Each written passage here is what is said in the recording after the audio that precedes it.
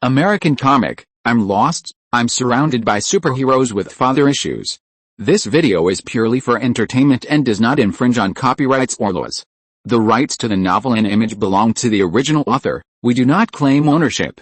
Don't like waiting and want to listen to this fanfic in full now? Subscribe to our Patreon, where you'll find the best fanfics. Chapter 476 Welcome to my world, Tom Riddle. God of Stories. Hearing Peter's words, Loki was stunned for a moment. Dad, are you saying that I will become a god who writes stories? He had heard Peter talk about the existence of the God of Stories before. Loki shook his head and said, No, I don't want to be a god. I am not interested in writing other people's stories. What I am willing to write is more about you and me, so, don't worry, Dad. Loki thought that Peter was worried that he would abuse the time stone and go back to the past to play some pranks, so he comforted him. Even if I go back to the past to change the world or something, I will never do anything to change and affect history. Peter was just asking casually and didn't take it seriously. After listening to Loki's loyalty, he coughed and said, Although the time stone cannot be used in this world, we can't predict what will happen in the future. Rhea, who was dealing with fried eggs next to him, raised her head curiously and asked him, What is the time stone? This Kryptonian who escaped from the Phantom Dimension has been following Kara to learn to adapt to the environment on Earth, and occasionally goes to Metropolis with Kara to fight crime. However, perhaps because she developed her lonely and ruthless style in the Phantom space, when she was fighting crime, she beat criminals to vomit blood many times, and was even wanted by the police, so Kara didn't dare to take him with her now. So most of the time during the day, Rhea became a farm steward to help Peter with the farm, or occasionally transport rice and drive a tractor to the field to harvest, just like a thorough farm steward. The fourth steward after Martian Manhunter, Nick Fury, and Vixen, and the only white person among the four stewards. Now hearing about the time stone, Rhea immediately opened her eyes and asked curiously. One of the Infinity Stones, Peter got the gems from other multiverses. It is said that after collecting 6 Infinity Stones, you can snap your fingers and destroy half of the life in the universe. Kara, who was sitting next to her, explained to her, Peter was almost defeated by a purple sweet potato named Thanos to collect all 6 Infinity Stones. If he hadn't used the time stone to turn defeat into victory, you probably wouldn't see him now. Seeing Kara slandering him wantonly, Peter glared at her unhappily. You know everything about my power, Kara. Everything is under my control, including Thanos' collection of all 5 gems. Everything is a prearranged script. I only need to write the ending. Really? Kara naturally didn't believe Peter's words. She put down the milk in her hand and raised her eyebrows. You were pulled into the Phantom space by General Zod's device.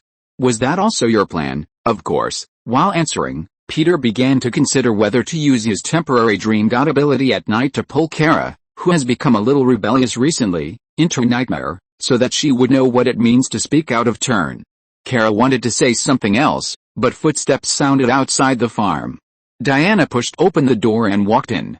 Seeing that Peter's family was having dinner, Diana, who was exhausted, greeted everyone. It seems that I came at the right time. Do the Amazons need breakfast? Raven, who was sitting next to Peter, saw Diana sitting down without hesitation and asked her curiously. Amazons are not aliens. Diana touched Raven's hair and then looked at Zatanna. I heard that there were some accidents in the magic world. Zatanna didn't expect Diana to suddenly ask her about the magic world. Yes, some very serious things, at the same time. Winter's Manor. In this manor where Peter's family once fought against the 3-Palace Demon, almost all the important people in the magic world gathered. Jason Blood, the host of the Demon Etrigan, sat in the living room and said to the magicians in a serious tone, Something took advantage of the opportunity to get here, something ancient and powerful, and it seems to be immune to all our attacks. The origin of the Demon Etrigan is a bit mysterious and can be traced back thousands of years.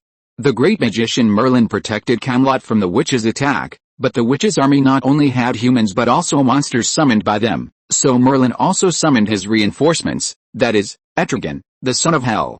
In order to protect Camelot, Merlin forcibly used the body of Jason Blood, who was still a soldier at the time, as a container to seal Etrigan in his body. It was also because of Etrigan that Jason had a series of abilities such as immortality, which allowed him to live to the present day and be active in Gotham City for a long time. Jason Blood, wearing a brown windbreaker, stared at the flames in the fireplace. It targeted us for some unknown reason, but now it is looking for someone, or something. We have always been keeping to ourselves and guarding silently in the darkness, but now the darkness is beginning to devour us." As he spoke, he looked at the many magicians in the room. Clara Ryan, a wizard with an orange cat on his shoulder, sat cross-legged on the floor. He was a magician who grew up in a magic society in another dimension, and was also the son of the witch who Peter and Zatanna had defeated before. The pale dead man stood in front of the crowd of magicians, wanting to say something but stopping. The dead man was originally a circus acrobat who was brutally murdered. Later, he was given the ability to resurrect any creature, which helped him find the murderer and eventually found a goal to help humans survive. "No matter what, we have to find a way to resist this unknown darkness." Jason Blood paused for a moment and said to the magicians, "Otherwise we will encounter a catastrophe." The gorilla detective sitting on the sofa stood up after listening for a while. "I think we need more help." "Who?" The witch boy Clara Ryan folded his hands in front of his chest and asked him, "Who else do you think can help us?" "I know someone," the dead man suddenly interrupted and said. "I know that the vitality of magic has not been cut off. I know that there is a group of magicians who have not been affected." After attracting everyone's attention, the dead man said, "Do you remember the previous battle of Metropolis? During that period of time, I was in that city and witnessed a battle that almost destroyed the entire city." He talked about the battle that everyone remembered vividly. During that battle, 2 magicians appeared. No, maybe more than 2. Their magic power does not seem to belong to this world, and it is even more powerful than Kryptonians. The dead man's body floated in the air. That seems to be a magic power different from all our magicians.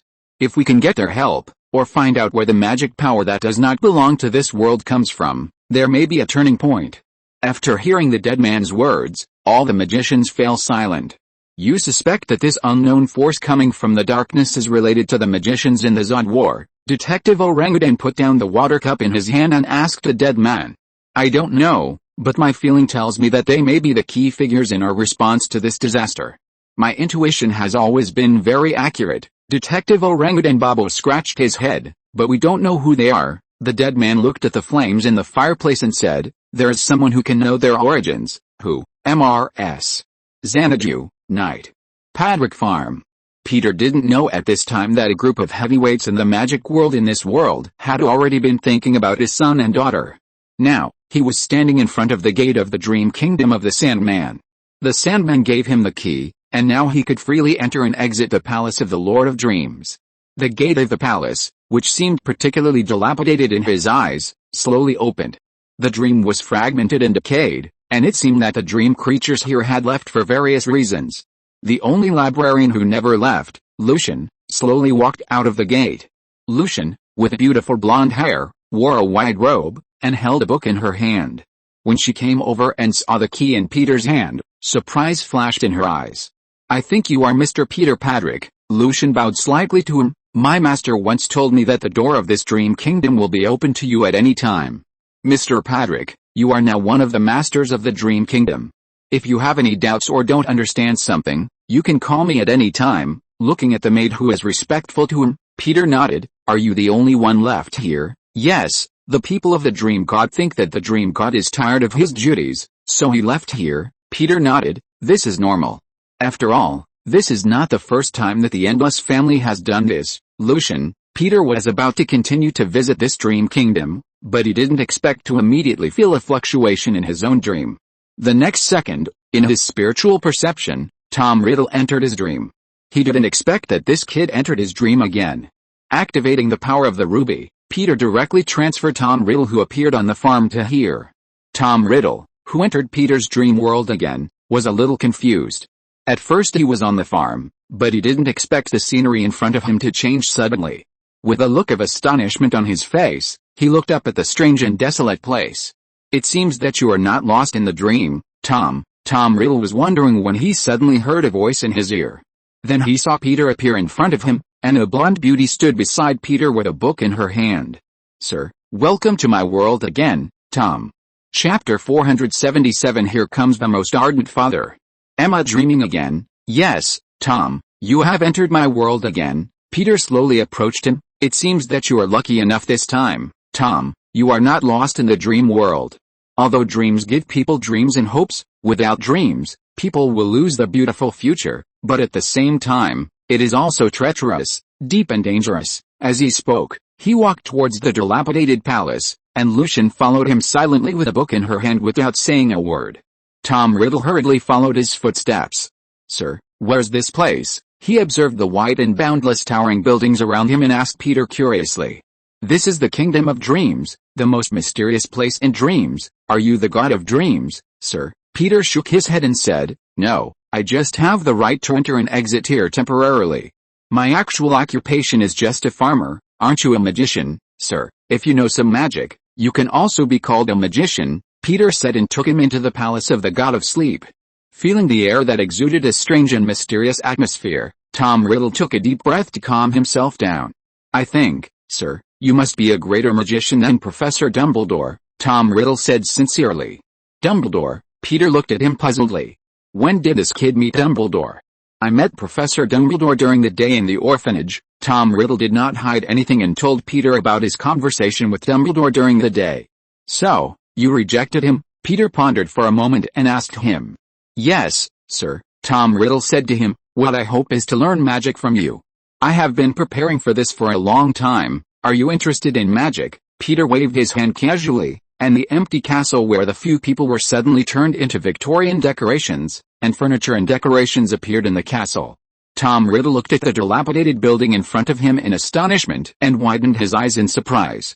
"Yes, I like to delve into these incredible things." Tom Riddle calmed himself down. "I get up early every morning. Although many of my peers think this is unnecessary, I always believe that success will not come to those who stay in bed. I have been enlightened to willpower and determination since I was very young," he said to Peter in his unique London accent. "Sir, at that time I realized that the world would only surrender to those who dare to get up early. I would do a short exercise and let my thoughts drift freely while walking in the orphanage grounds." Peter listened to Tom Riddle's words and fell into a brief silence. He thought that the bedridden children at home, Star-Lord and Raven, should listen to Tom's words. He is worthy of being the future Dark Lord. This kid started to roll up at such a young age, and it is really not easy to succeed. Although he failed completely later, if Harry did not have the aura of the protagonist, he would probably have been overturned by him. Sitting on a luxurious chair in the castle, Peter looked at him. "Your thirst for knowledge exceeds that of most people, Tom." After praising him, Peter slowly said to him, "But there is one thing I have to tell you, Tom. The world I live in is completely different from yours." "Another world?" "Yes, this world is different from yours. There is no difference between muggles and pure-blooded wizards. The wizards here hide in the dark. But they are not too far away from humans. More importantly, the wizards here rarely use wands." "No wands?" Hearing this, Tom Riddle frowned slightly. He had already heard Professor Dumbledore talk about the relationship between wizards and wands. Hearing that the wizards in Peter's world did not need to use wands, he felt a little uneasy. He didn't know if his magical talent would work here. Peter glanced at him and continued, "Yes, the essence of magic in this world is to make something possess the power of God through some means. The core of magic is to achieve it through mental power. Mental power is a kind of matter and the carrier of human consciousness. Trained magicians can guide mental power from the body and act in the outside world to create magic. No need to use a wand. In this world, magic is used in various forms, including chanting, spells, tools, rituals, ceremonies, and so on." Peter stroked his beard with one hand and introduced to him, "Chanting is to cast magic through language or singing. Spells are cast through text, images and magic circles. Tools are cast through the use of magical objects. Rituals are cast through certain actions. Rituals are performed through sacrifices and magic circles, sometimes accompanied by chanting and rituals. In addition, magic can be directly bestowed by God through curses and blessings." After listening to Peter's introduction, Tom Riddle pondered for a moment. "I think it's just a difference in the medium. I believe that everything achieved with the help of mental power is magic, sir." With his extraordinary talent for magic, he immediately started to associate and guess. "As long as I give you time, I can also control the magic in your world," he said to Peter confidently. "I once sneaked out of the largest library in the UK and studied some magic knowledge written by muggles, as well as the intricate mysteries behind it, exploring every page and every sentence. I think, as long as I am given enough time, I will figure out the difference between the magic in the two worlds." "Yeah, of course I believe you." Peter touched his hair. "However, some unexpected situations have occurred in our magic world, and some dark invasions have caused magic to go out of control." Peter told him about the turmoil that the magic world is experiencing now. But don't worry, Peter pointed forward casually, and the scenery in front of the two suddenly changed. In Tom Riddle's astonished eyes, the castle in front of him turned into a library with no end in sight. You said that a wise man can rule the world. I think that's right, Tom. Here, we have all the books of the human beings in our world, and also books related to magic written by humans. You can read and study at will. Peter took 2 steps forward, picked up a book at random, flipped through 2 pages and said to him, "Really? Sir?" Even though Tom Riddle had always been gentle, he still couldn't control his emotions when he saw such an incredible and shocking scene. He suddenly felt that a world full of infinite possibilities was unfolding before his eyes. Of course, Peter smiled at him. The power of the god of sleep includes all the literary works in the world. In the dream kingdom of the sleep demon, all the books in the world are hidden. It was only when Peter entered this kingdom that he learned that here, there are all the books created in the world from ancient times to the present. He also heard the story of the sleep demon and Shakespeare. The sleep demon once reached a devil's deal with Shakespeare himself. He gave Shakespeare inspiration, and Shakespeare had to create and perform 2 works for the sleep demon himself, one of which was A Midsummer Night's Dream. The original work of A Midsummer Night's Dream is centered on the wedding of Theseus, the Grand Duke of Athens, and Hippolyta. It tells a comedy story about a group of people who were randomly matched by fairies in the forest. Pulling his thoughts back from A Midsummer Night's Dream, Peter looked at Tom, who was excitedly flipping through the book, and sighed slightly. If Tom Riddle is really a father's worry, I'm afraid this kid will be the most stubborn one. I don't think any of his other sons and daughters can be more stubborn than him. The next day, early in the morning. After Diana got up in the morning, she knocked on her door. "Good morning, Diana." Peter opened the door slowly. "Good morning, Peter." Diana glanced into Peter's room. "You forgot something last night, Peter." After seeing that there was no one else in Peter's room, she breathed a sigh of relief, but soon her face became tense. "What did I forget?" Peter looked at her puzzledly. "Did he promise her anything last night? You didn't bring me into your dream world." Diana was very concerned about Peter not pulling her into his dream last night. Although she turned into Lolly the day before yesterday and was held by Peter in her dream and did some bad things, she was still full of curiosity about the dream world. She originally thought that Peter would pull her in again tonight, but she didn't expect that he would not call her. "Do you want to become a Lolly and be held by me and fly around?" Peter asked her with his eyebrows moving. Hearing Peter mention his embarrassing things, Diana raised her fist in shame and anger and swung it at Peter. However, she did not aim at Peter's face, but at Peter's door. With a bang, Diana smashed Peter's door hard, making a hole directly. "This is your punishment, Peter." After Diana smashed a hole in Peter's door, she proudly waved her fist at him. "Next time you have evil thoughts towards the younger me, I will punch you in the face, Peter." "If I didn't have evil thoughts towards the younger you, would I have evil thoughts towards the adult you?" Peter fell into deep thought. Azu and Raven, who had just woken up upstairs, heard the noise and rushed over to check the situation. They saw Peter, who was lost in thought. "Dad," Azu looked at Diana, who left arrogantly, and asked him, "Are you okay?" He thought his father spent the night with Diana and made her unhappy. "It's okay, Diana." Peter said to Azu, "She feels that she has been taken advantage of." Chapter 478, Padrick Farm 9 3/4. Loss. Raven immediately looked at her father alertly. "What loss?" "Dad." Seeing Diana smash the door, Raven was a little unhappy, but for Peter's sake, she didn't say anything. But if there was any conflict between her father and Diana, she would definitely stand on Peter's side. Children should not ask about adult matters. Peter touched Raven's hair and said. Raven was in a bad mood all morning after listening to Peter's words. She decided to release all her anger on Mark when she played chess with him later. Mark has been interested in chess recently and has been pulling her to play. In order to take care of the other party's emotions, Raven felt that she had been holding back. Now, she wanted to let the other party be completely dominated by her terror. After breakfast, Diana and Zatanna went to investigate the matter of magic out of control. Peter stayed on the farm because he was worried about the arrival of the father Sorrow. However, he still gave the 2 grains of sand to the 2 and asked them to call him when they were in danger. Just in case, he asked Kara to go with him. "Why are you interested in magic, Diana?" Zatanna asked Diana curiously on the way out of the farm. "Because I am also a member of the magic world," Diana wrapped her windbreaker and looked at the road ahead. She thought of a scene she experienced in her childhood.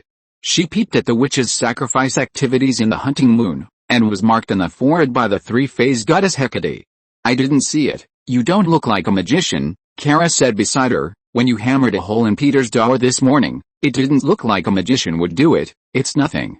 An ordinary woman can do it when she is angry. Diana looked calm about hammering Peter's door. Then can you tell me what happened to you last night? Seeing Kara's gossiping look, Diana was a little speechless. It seems that she shouldn't let Kara come with her. This lady's gossip heart is not light, especially about Peter. Diana coughed and changed the subject. She said to Zatanna, who is silent, Zioza, I am eager for an answer now. I want to know why these things happened in the magic world. I want to fight against them. Can you help me? Seeing Diana's serious expression, Zatanna hesitated and folded her hands on her chest. Sorry, Diana, I don't know much, but there is someone who should be able to help us. She thought of an important person. An hour later, the three of them came to a small town called Suren in Massachusetts. Standing on the seashore, looking up at the sky covered by dark clouds, Zatanna wrapped her scarf tightly. The surrounding wind kept whistling, and a lighthouse stood in front of the three people. This is a monument to the power of order, used to commemorate and protect. While walking towards the lighthouse, Zatanna explained to the two, people call it the Tower of Destiny, but in fact it is a door, a rift between our reality and other dimensions.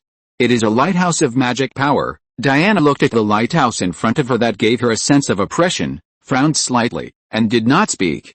Walking to the lighthouse, Zatanna shouted inside, Destiny, we beg you to show up here. While calling Destiny, she explained to Diana and Kara, Kent Nelson is the last incarnation of Dr. Fate. He has obtained the divine power of Nabu, one of the members of the Lord of Order. With this power, he may be one of the most powerful wizards in our real dimension. The Dr. Fate mentioned by Zatanna is a title used by many superheroes. Dr. Fate's duty is to fight against a Lord of Chaos and his agents as the agent of the Lord of Order. As Dr. Fate, Kent Nelson's power comes from the Helmet of Fate given by Nabu, the Lord of Order.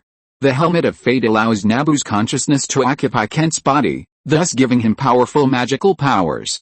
Diana listened to Zatanna's explanation of Dr. Fate and asked her, so, he's a wizard? Kara next to her complained, can't an almighty wizard even afford a doorbell? As soon as she finished speaking, a portal flashing with golden light suddenly appeared in front of the lighthouse. Zatanna glanced at the two and walked into the lighthouse first. The three entered the lighthouse and found that the interior was a huge space. The stairs slowly went up, forming a deep and wide space. Dr. Fate, wearing a black uniform, a golden cape, and a golden helmet of fate, covered his face tightly, leaving only his eyes exposed, and floated in the air looking at the three people. There are very few visitors I am willing to let in, but I see that you are in urgent need of answers. Dr. Fate looked down at the three people and made a dull voice. Zatanna greeted them, nice to meet you, Mr. Kent. I've heard about your deeds from my father. I'm deeply honored. Dr. Fate's attitude was very friendly. Magic is under attack, and I know your purpose. Diana stepped forward and asked him, can you tell us what's going on? Chaos, Wonder Woman, we are facing chaos. Dr. Fate slowly said to the three of them, since the beginning of time, the world has been barbaric and dark. The first people appeared in our world. They are scientists, explorers, Prometheus, and they hope to bring order to the world. The Prometheans discovered a power and introduced it into this world to achieve their own goals. This is the first magic in the world. They are the lords of order, great prophets. This power is indescribable, but their bodies cannot maintain it, so they gather themselves into artifacts that can focus and contain it. Dr. Fate told the three people about the origin of the Lord of Order. But it was too late. The power began to overflow. Magic spread like a disaster on the earth.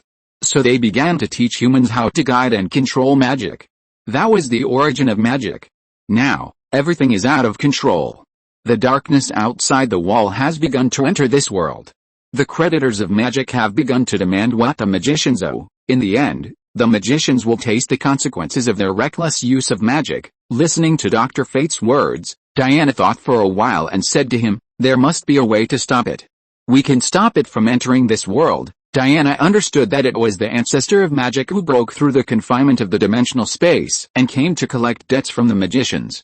Dr. Fate shook his head and said to her, no, it's too late. You can't stop it. I don't quite believe what you said. Kara stood up and said, "Whatever the darkness you are talking about, we will stop it." "You?" Dr. Fate turned his eyes to Kara.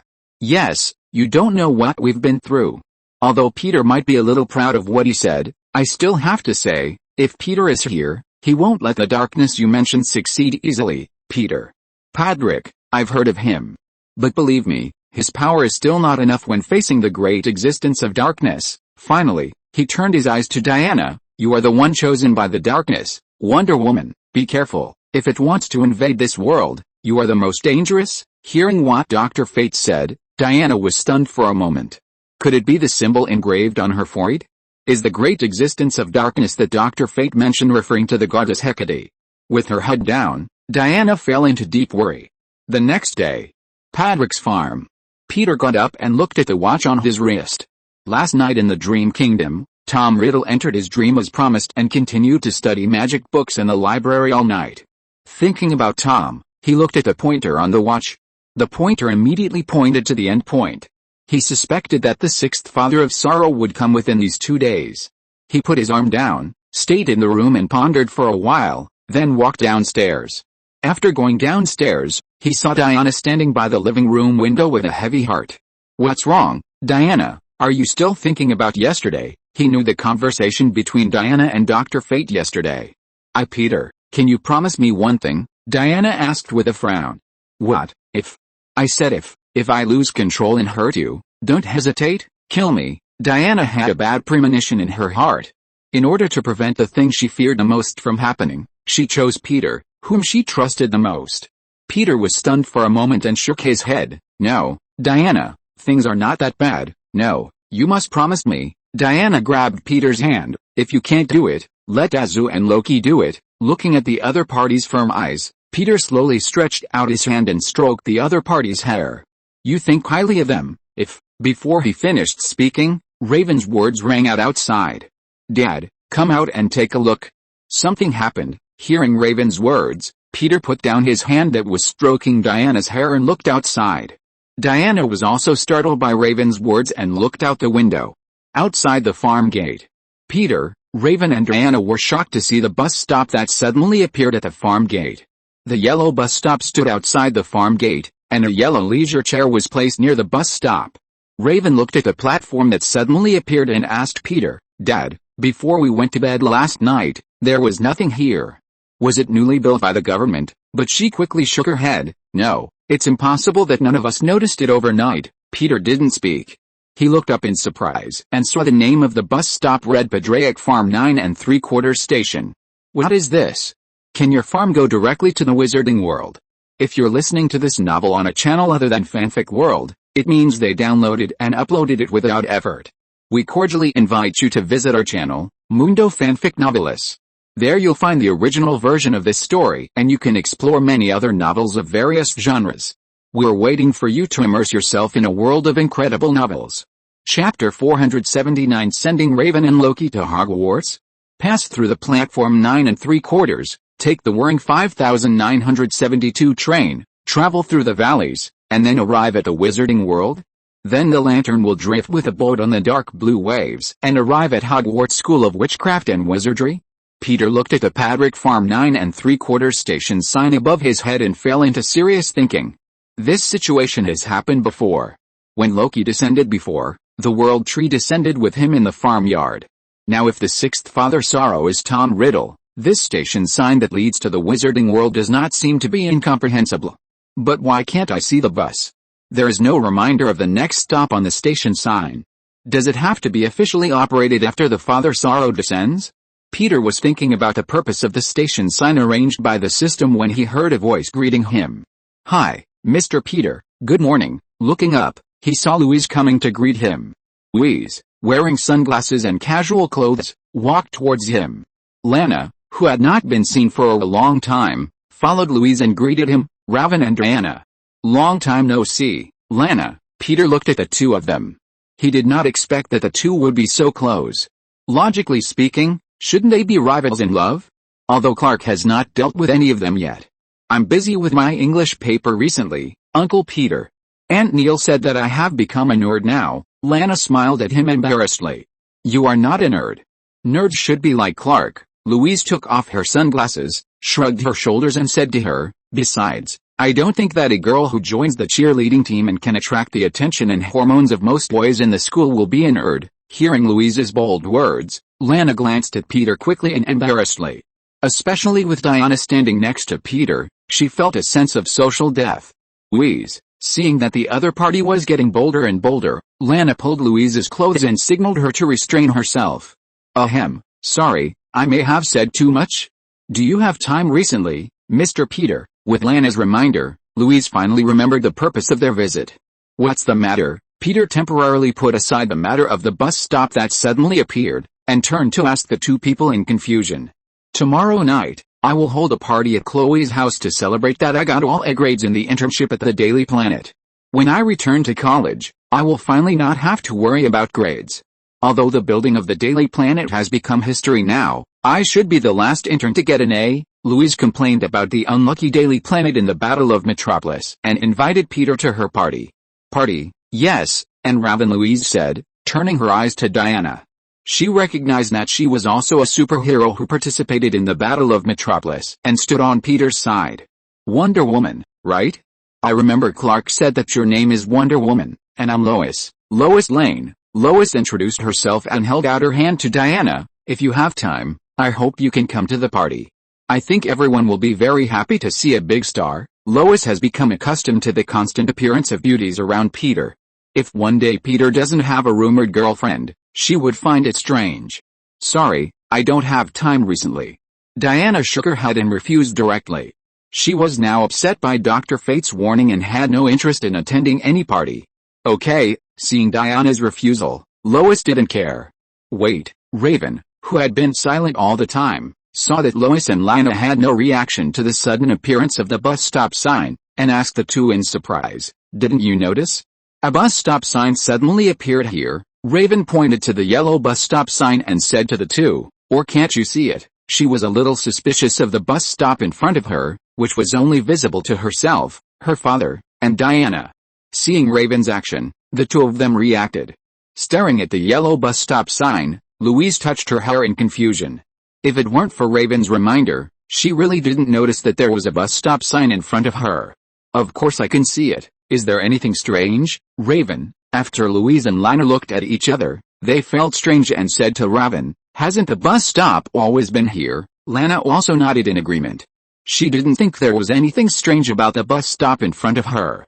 Seeing Louise and Lana's disapproving look, Raven was immediately numb. "Louise has just come to Smallville not long ago and may be a little unfamiliar with this area, but didn't you Lana come to the farm often before?" Seeing that Louise and Lana's expressions did not seem to be false, Raven quickly figured out what was going on. Obviously, the bus stop that suddenly appeared at the door of the farm seemed to have some kind of magic, or was cast with magic, so that ordinary people could not notice it. Even if they noticed it, they would not notice anything wrong. "Dad," thinking of this, Raven looked up at Peter. Peter knew that it was the system that was causing trouble. He stroked Raven's hair and shook his head gently at her. "Don't worry, we'll talk about it when we get back." At noon, it was lunchtime. Azu put down the roast duck in his hand and looked at the bus stop sign outside in confusion. The roast duck was bought by Persephone from the newly opened Chinese restaurant Lu Lingguan in the town. She didn't know how to cook it, so she even spread butter on it. Although she thought the taste was a bit strange, Azu didn't think there was anything wrong. "Dad, you said the bus stop sign suddenly appeared overnight," Azu asked him with some doubt. "Didn't you make this?" Since Peter has a ruby, he can easily project objects in human dreams into reality, and can even create things in reality, so Azu suspected that it was made by his father. "Do you think I'm that boring?" Peter glared at Azu. "I wouldn't just make a bus stop sign without any vehicles passing by." Raven sat next to Peter and calmly put the greasy roast duck on the plate into Peter's plate. "You never know, Dad. Maybe a car will come tomorrow." Peter pretended not to notice Raven's little action and said seriously, "Well, maybe a night bus will come tomorrow and take you to some corner." Night bus, in the Harry Potter series, an emergency passenger transport for witches or wizards in trouble. Raise your wand, and with a deafening bang, the car will suddenly appear and take you to any place on land you want to go. Raven, considering that her father could really do such a terrible thing, Raven quietly took the greasy roast duck from Peter's plate and secretly stuffed it to Mark. Peter, stroking his chin, ignored Raven's action. Suddenly, he had an idea in his mind. If the Padraic Farm platform 9 3/4 that suddenly appeared could lead to the Harry Potter world, Raven and Loki could be sent to Hogwarts to go to school. Although the magic limit of the Harry Potter world may not be as high as that of the DC world. After all, the DC world, or the Marvel world, can borrow the power of various high-dimensional demons. Since the Harry Potter world cannot borrow the power of dimensional demons, the magnitude of spells and forbidden techniques seems to be inferior to the magicians in these two worlds. And there are very big differences between the two in terms of magic system, casting posture and the most essential magic elements. But the systematic education of various branches of magic in the Harry Potter world is not available in the DC world. In addition, even if the magic of the two worlds is different in nature, Raven and Loki are different from the magicians in this world. They did not use the power of the ancestors of magic, but called on their own magic power in their bodies. So the magic of the two worlds is universal, and there should be no problem. Think about Raven holding a wand and shouting "Avada eats big melon" to people. Although the style of painting is a bit strange, it is not impossible. Peter picked up the juice at hand and fell into deep thought. Instead of letting Loki and Raven, especially Raven, learn general cultural knowledge in Smallville Elementary School and high school, it is better to send them to Hogwarts.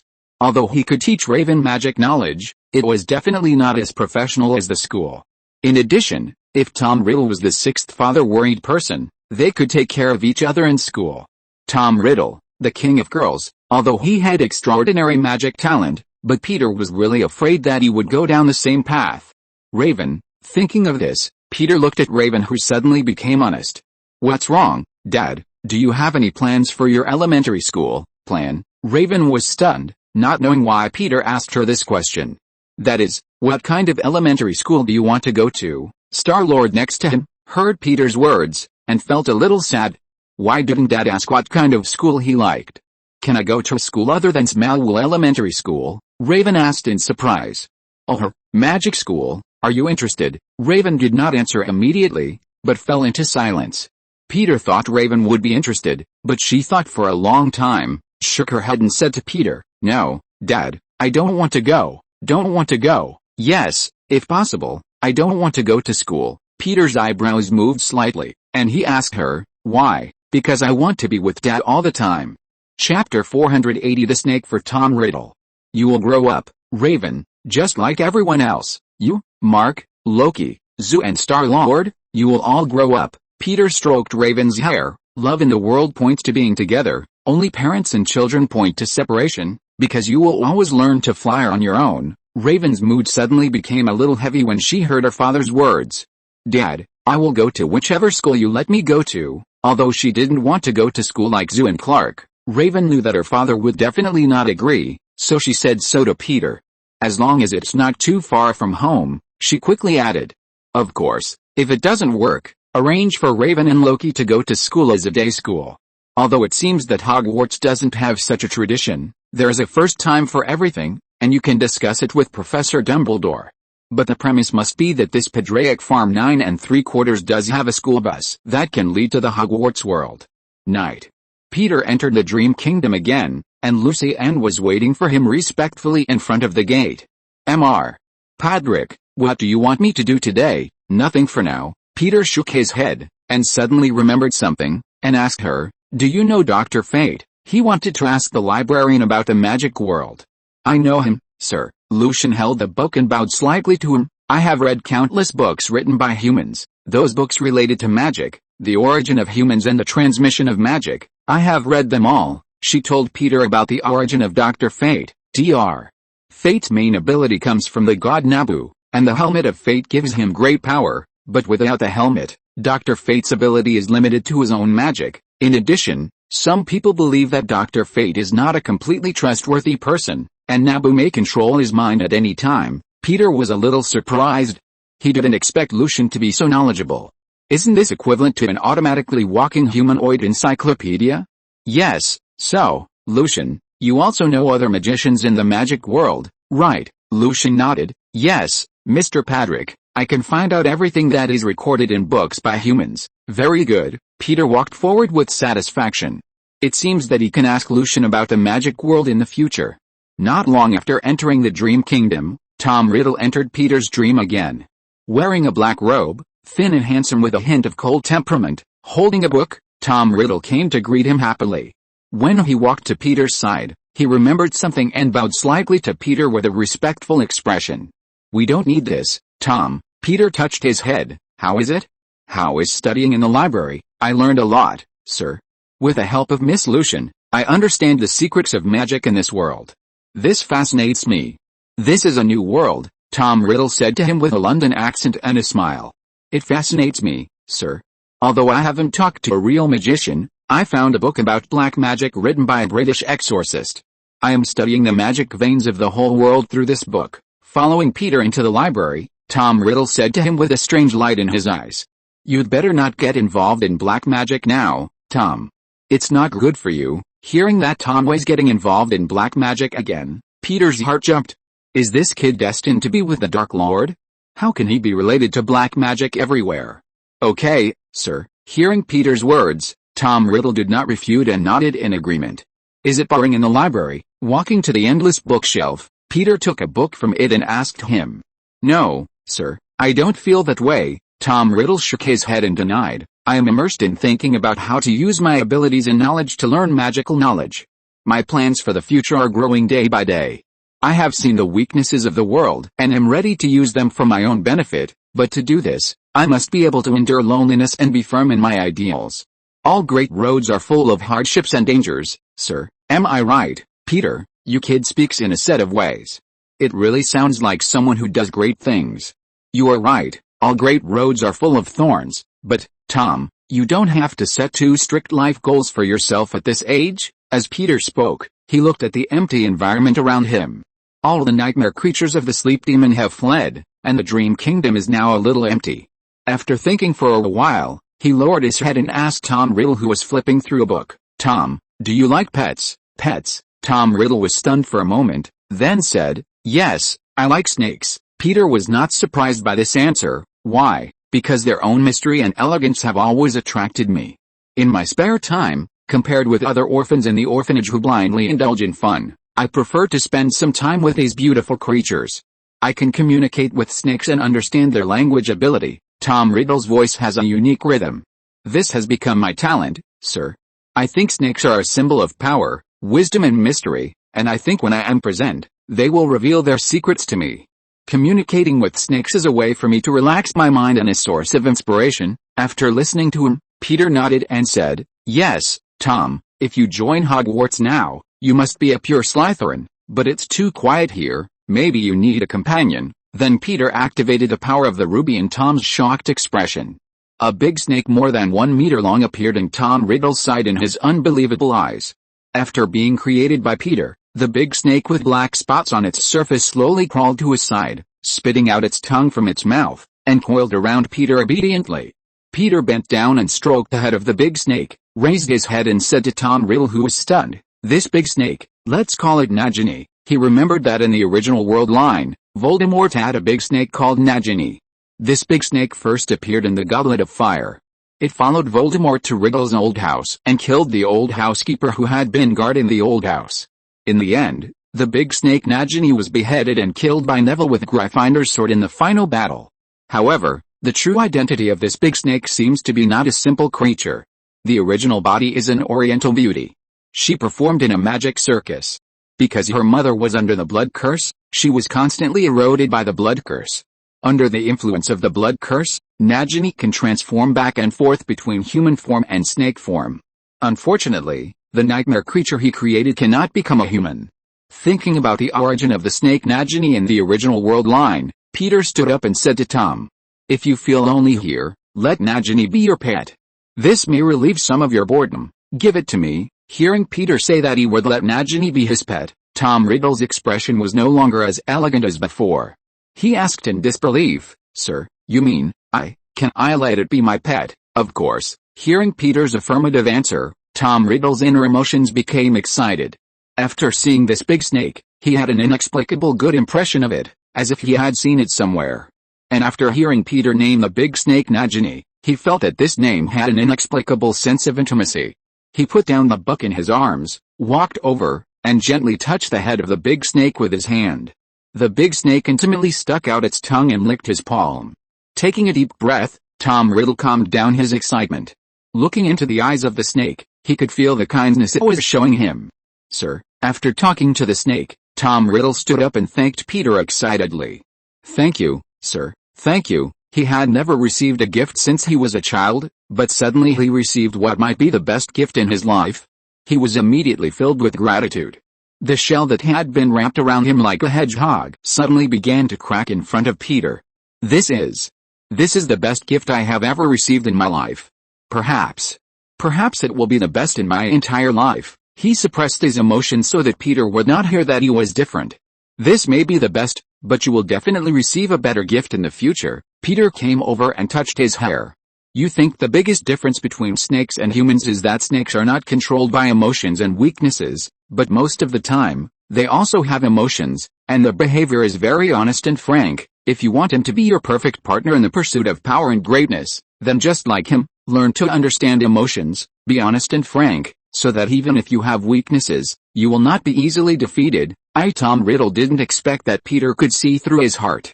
He did have the idea of pursuing greatness and power, and the reason why he liked big snakes was that snakes are not controlled by emotions and weaknesses that he couldn't tell. He didn't expect Peter to see and understand his heart. A warm current flowed through his heart, and he wanted to ask Peter, "Can you adopt me?"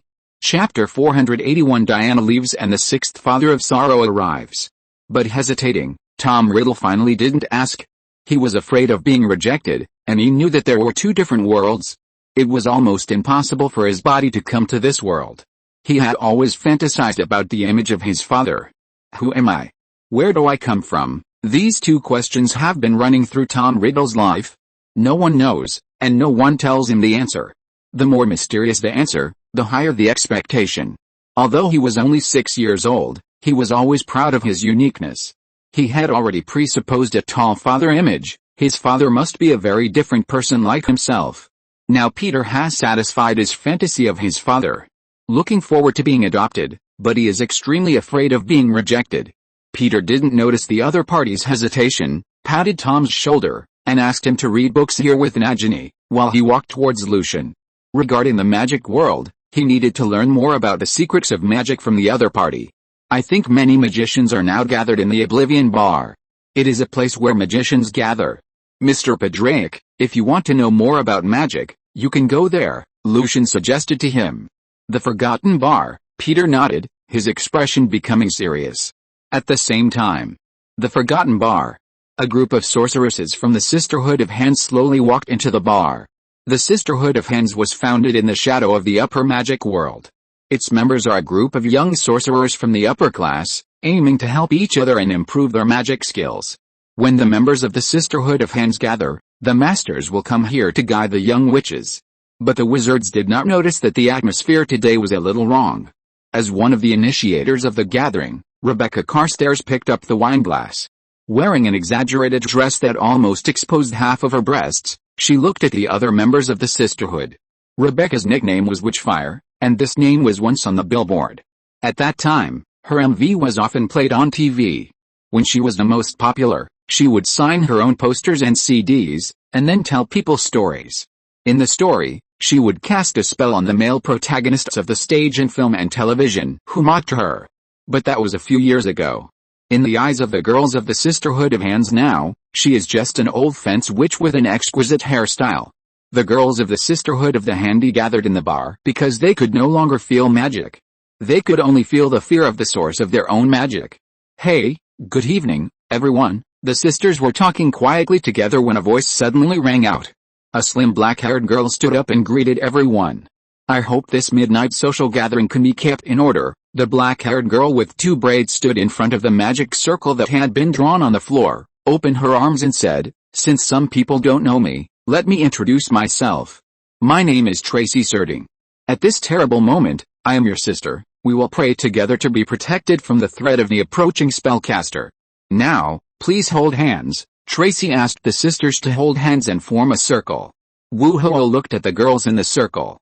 She took off her sunglasses as she sat at a bar, feeling a little bored. A memory suddenly came to her mind. It was a dream she had when she was a child.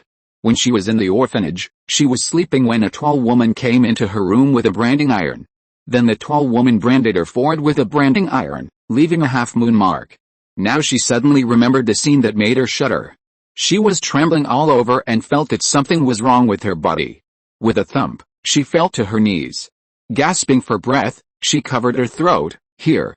There is something here. Hearing the voice of Wu Ho, the girls of the sisterhood cast their eyes over. Please, please, run. Wu Ho desperately squeezed out these words from her mouth. As soon as the voice fell, her body changed drastically. Silver energy overflowed from her body, the half-moon symbol on her forehead began to appear, her eyes turned black, and terrible black blood kept flowing out. The whole body exuded a terrifying aura, and the flames on the shoulders of the witch burned fiercely. The flames boomed and spread out of her body. The frightened girls retreated one after another. You guys, Witchfire's voice suddenly changed, and a voice that frightened the girls came out of her mouth. You call yourselves witches, you pray for my name, my power, but now you squander it in vain fantasies. You have long forgotten the three-phase goddess you serve. The flames spewed out with her roar. This magical world has failed me, I will burn it to ashes, and then create new things on it. You are useless. As Witchfire roared, the flames roared and rushed towards the girls in the bar. Tracy Serding saw the horrifying scene in front of her, and her eyes were bloodshot as she tried to save the girls of the Sisterhood of the Hands. No. Standing next to Tracy, holding her wrist, Night Shadow, a tall woman with purple curly hair, grabbed her and stopped her from saving people. It's too late, hurry up. Tracy, the scene was in chaos. The flames released from Witchfire's body were not ordinary flames. The magic flames instantly swept most of the people in the bar. The sisters desperately used magic to escape. Some succeeded, but most were engulfed by the flames. Wails and screams of terror rang out in the bar.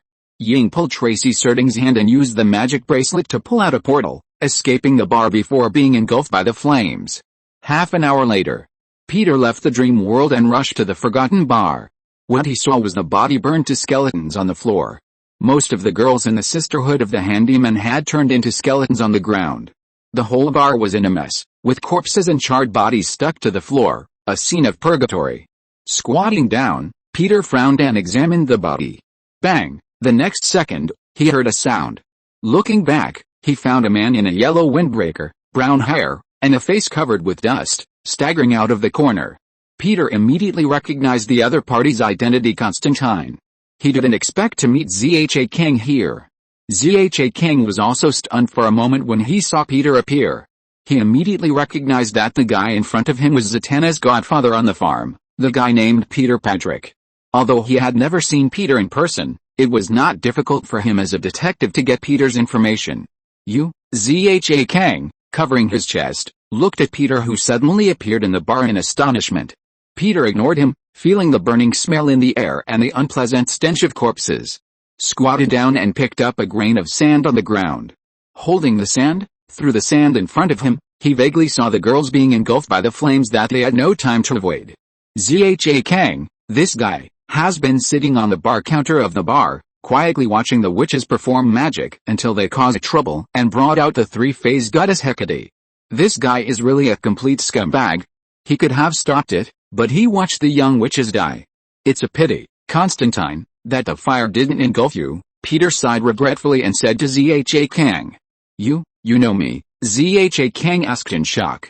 Of course, you are Zatanna's friend, of course I know you. Peter stood up. The tri-phase goddess is taking back her magic. I'm afraid you won't be so lucky next time, but who knows? After all, good people don't live long, bad people live forever. Peter was not interested in staying here either. He sneered at the other party and turned to leave. Wait, Constantine saw Peter wanted to leave, and wanted to ask who he was. Unexpectedly, Peter opened the door and disappeared. Even if he wanted to catch up, he couldn't catch up. Damn it. The next day, at Patrick's farm, the day passed in a flash and soon came to night. Azu, Raven and others went to Louise's party. Only Peter, Zatanna and Persephone were on the farm.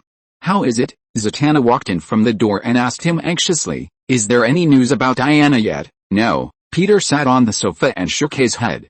In the morning, Peter told Diana and Zatanna about the scene in the forgotten bar.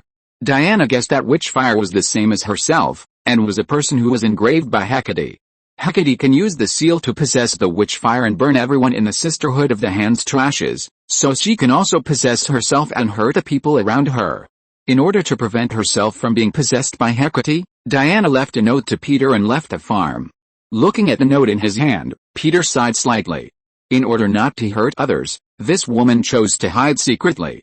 We can solve the problem together, she doesn't have to hide, Zatanna said with a heavy heart.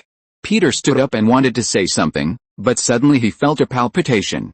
He looked down at the watch on his wrist, and the pointer had pointed to the end. He frowned, and didn't expect that the Father Sorrow would come at this time. What's wrong? Seeing Peter's expression, Zatanna asked puzzledly. Nothing, we looked at the weather forecast recently, there is no meteor shower in Smallville, right? Peter asked Zatanna. Yes, does it mean that there will be another baby like Clark coming with a meteor shower soon? Zatanna looked at him suspiciously. No, this is probably not a meteor shower. Peter had just finished speaking when he heard a faint roar outside, as if something was approaching the farm. The three looked outside and found that a thick fog had spread outside the farm. Chapter 482, Am I Voldemort's eighth Horcrux? Is it foggy? Zatanna looked outside the farm with a puzzled look, frowned and said, I remember that the weather forecast for Smallville tonight is sunny. Persephone, who had been silent, walked to the door and opened it, and fog immediately poured in from outside. She couldn't help but shudder, and said to Peter, Peter, this doesn't seem to be an ordinary fog. I know. Peter nodded, looked down at the watch on his wrist, and said to the two of them, wait here, I'll go out and take a look, I'll accompany you. Persephone was worried about Peter, so she took a flashlight and followed him outside. Although Persephone rarely spoke as a transparent character on the farm, she had a lot of feelings for Peter and Raven. Raven and Peter rescued her from the underworld and took her in, which made her very grateful. Peter did not refuse, and asked Zatanna to wait in the room. He and Persephone came to the station outside the farm together. The fog at the station was particularly thick, and the light from Persephone's raised flashlight could not penetrate the fog. She saw two lights in the distance. It seemed to be the headlights of a moving car, dispelling the thick fog. In Peter's astonished eyes, the roar of a car engine came to him, and then a yellow double-decker school bus came out of the fog. There was no driver in the driver's seat, and the unmanned school bus stopped in front of Peter with a creak. Persephone was also stunned by the sudden appearance of the school bus in the fog. As far as she knew, this bus stop that suddenly appeared at the farm had never been visited by any car before. Now a strange school bus appeared in the fog, and she immediately cast a vigilant look. The school bus stopped at the gate of the farm, and half a minute later, the door slowly opened. The next second, Tom Riddle, carrying a backpack, got off the car in a daze. After jumping from the car to the ground, he saw Peter standing at the door, his eyes lit up, and he breathed a sigh of relief. Sir, Tom Riddle's originally tense heart finally let go after seeing Peter. Peter was not too surprised when he saw that the person coming was Tom Riddle. Sure enough, the sixth father worried was this kid. But it was normal. If it wasn't Tom Riddle, I'm afraid this guy wouldn't have easily entered his dream. What Peter was wondering was how the system sent the other party here. After all, the other party was not like Azu and Loki, who were in the baby state before, and had no ability to resist. Tom, how did you get here? Peter asked him puzzledly. Tom Riddle came over, put down the backpack stuffed on his shoulders, suppressed his excitement, and said to Peter, I don't know, sir. I heard from Mrs. Cole this morning that someone adopted me. He was also confused, thinking of the incredible scene he experienced in the morning. I wanted to refuse, but Mrs. Cole said the adoptive name was Peter Patrick, which is your name, sir. Then I prepared everything. Although I felt it was a little unbelievable, I really thought you were going to adopt me. After that, a car stopped at the door of the orphanage. I got on the school bus and found that there was no driver. He looked at Peter with curious eyes. Sir, is this the car you sent? I know you have strong magical attainments, and it is not difficult to achieve this kind of thing. Looking at Tom Riddle's admiring eyes, Peter was silent. Can he say that this is the system's trick? Taking a deep breath, Peter wanted to say something else, but suddenly felt a slight dizziness in his head. A huge amount of information suddenly poured into his mind.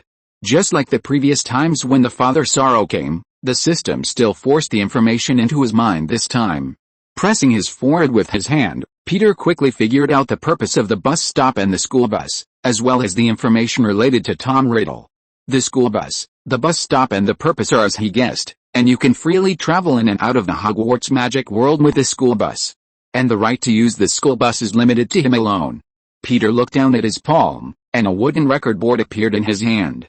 After the word terminal station on the record board, write down any place in the magical world you want to go to, and the school bus will quickly take you there. Ignoring the limitations of spatial distance and dimensional space, the school bus can send people in the school bus to any place in the Hogwarts world at will. In a sense, this school bus should be regarded as an extraordinary artifact. After owning these two school buses, it is not difficult to send Raven and Loki, or even Tom Riddle to Hogwarts to study abroad. Looking up and looking at the double-decker school bus, Peter narrowed his eyes. This time the system was unusually generous. In addition to giving him a magic car, it also gave him a large sum of money, 60,000 gold galleons stored in Gringotts Bank in the Hogwarts magical world. As far as Peter knows, the exchange rate in the Hogwarts world is 27 copper nuts equal to 1 silver sickle, and 17 silver sickles equal to 1 gold galleon. As for the purchasing power of gold galleons, when Harry Potter first met Ron in the first grade, he used 1 gold galleon to buy all the snacks on the train, regardless of their value. Ron only brought a rice ball, which means that Ron's pocket money for the whole semester was only a few silver sickles.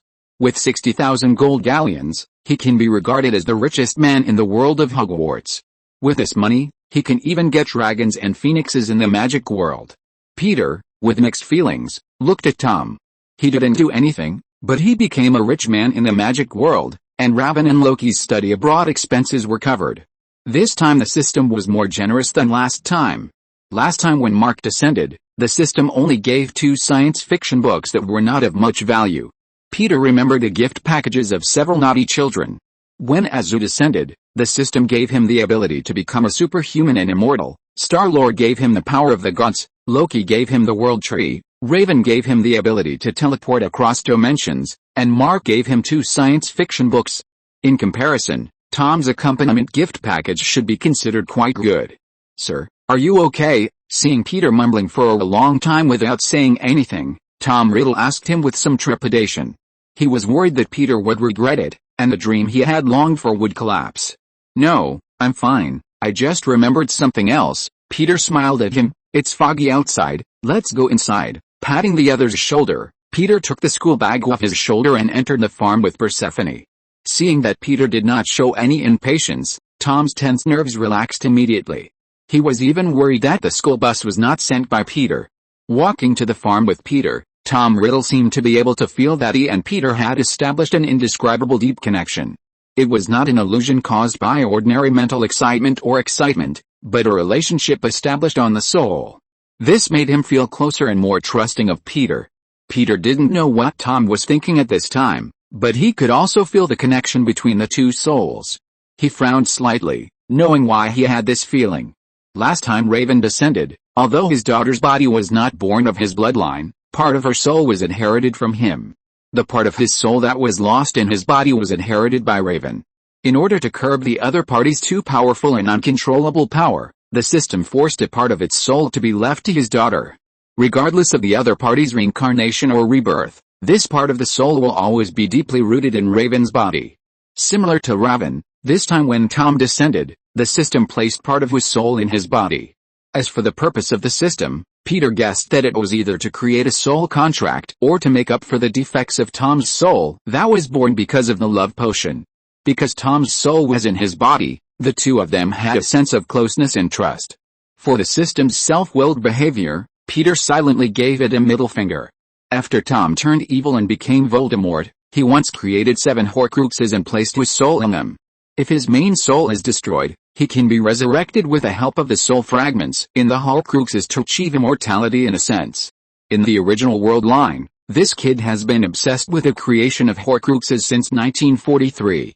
Peter remembered that in his 6th year, he found Slughorn, the professor of Hogwarts potions at the time, and learned the possibility of creating a large number of Horcruxes, so he split his soul into 7 parts and created 6 Horcruxes. As for the 7th Horcrux, it was Harry Potter himself.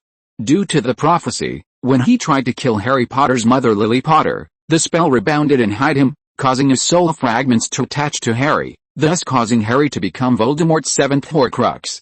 Now that part of Tom's soul is in his body, Doesn't it mean that he has also become his Horcrux? Thinking of this, Peter suddenly fell into deep thought. What if Tom turns evil in the future, and a savior pops up to destroy his Horcrux fragments? Will he kill himself? Looking up, Peter looked at Tom, who was trying to behave like a gentleman as elegantly as possible, but still couldn't hide his excitement, and shook his head slightly. No, since he adopted the other party, he naturally wouldn't follow the original trajectory. Living room.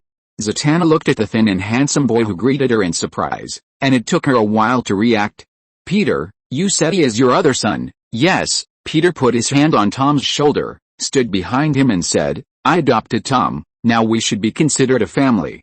Chapter 483 Tom Riddle's Diary. So, are you a Kryptonian or a Martian, considering that Peter already had 5 children before, and each of them had an unknown mother? Zatanna seriously suspected that Peter's sons were all picked up from the farm. As for whether Star-Lord and the White Wolf girl, Loki and teacher Martha were mother-son relationships, she expressed serious doubts. Even though Star-Lord swore that Kelly, White Wolf, was her godmother, Zatanna suspected that this was a trick used by Peter. The two had nothing to do with Star-Lord and Loki at all, and everything was just to cover up Peter's behavior of picking up a baby on the farm. As for why the baby grew up in Peter's farmland, Zatanna is now investigating. No, I'm not a Kryptonian, nor a Martian. I'm Tom Riddle. Tom cast a glance at Peter, and then changed his words and said, Tom Riddle Padraic, I'm from London, so you are from Earth? A British person on the other side of the Earth? Zatanna asked in surprise. Yes, Tom smiled at her.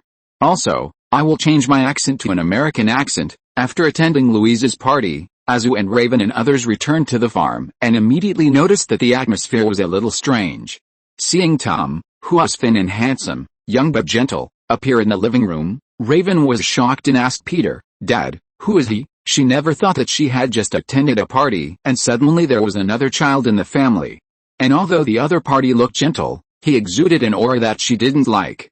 I'm Tom Riddle Padraic. Hello. Tom extended his hand to Raven. But Raven didn't shake hands with him directly, but cast an inquiring look at Peter.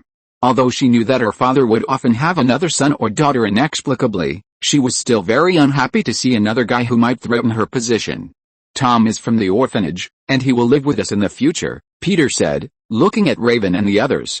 Raven looked unhappy.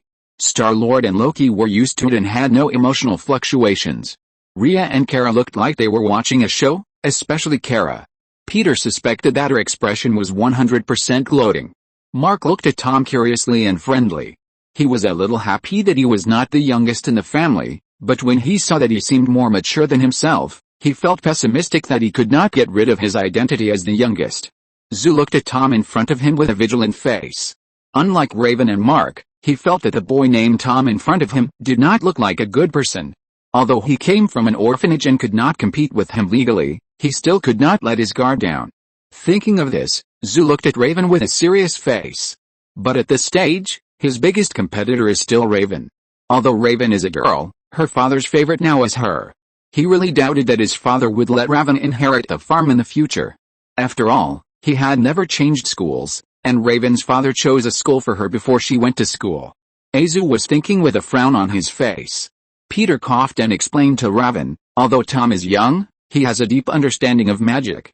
Raven and Loki, you can discuss magic with each other. I will, Dad. Raven gave Peter face and did not refute, but still frowned and asked Tom, are you British? That was in the past. Now I am American, Tom said, neither servile nor arrogant. Really? But I heard that British magicians are all shameless guys like John Constantine. Raven asked him unceremoniously, is that true, Raven? Seeing that Raven was aggressive right from the start, Peter gave her a look that showed that she was going to stop. It's okay, Dad. Tom followed up with a snake stick and changed MR to Dad. He smiled at Raven in a gentle manner and said, I'm sorry, I don't know who John Constantine is, but I believe he can't represent everyone.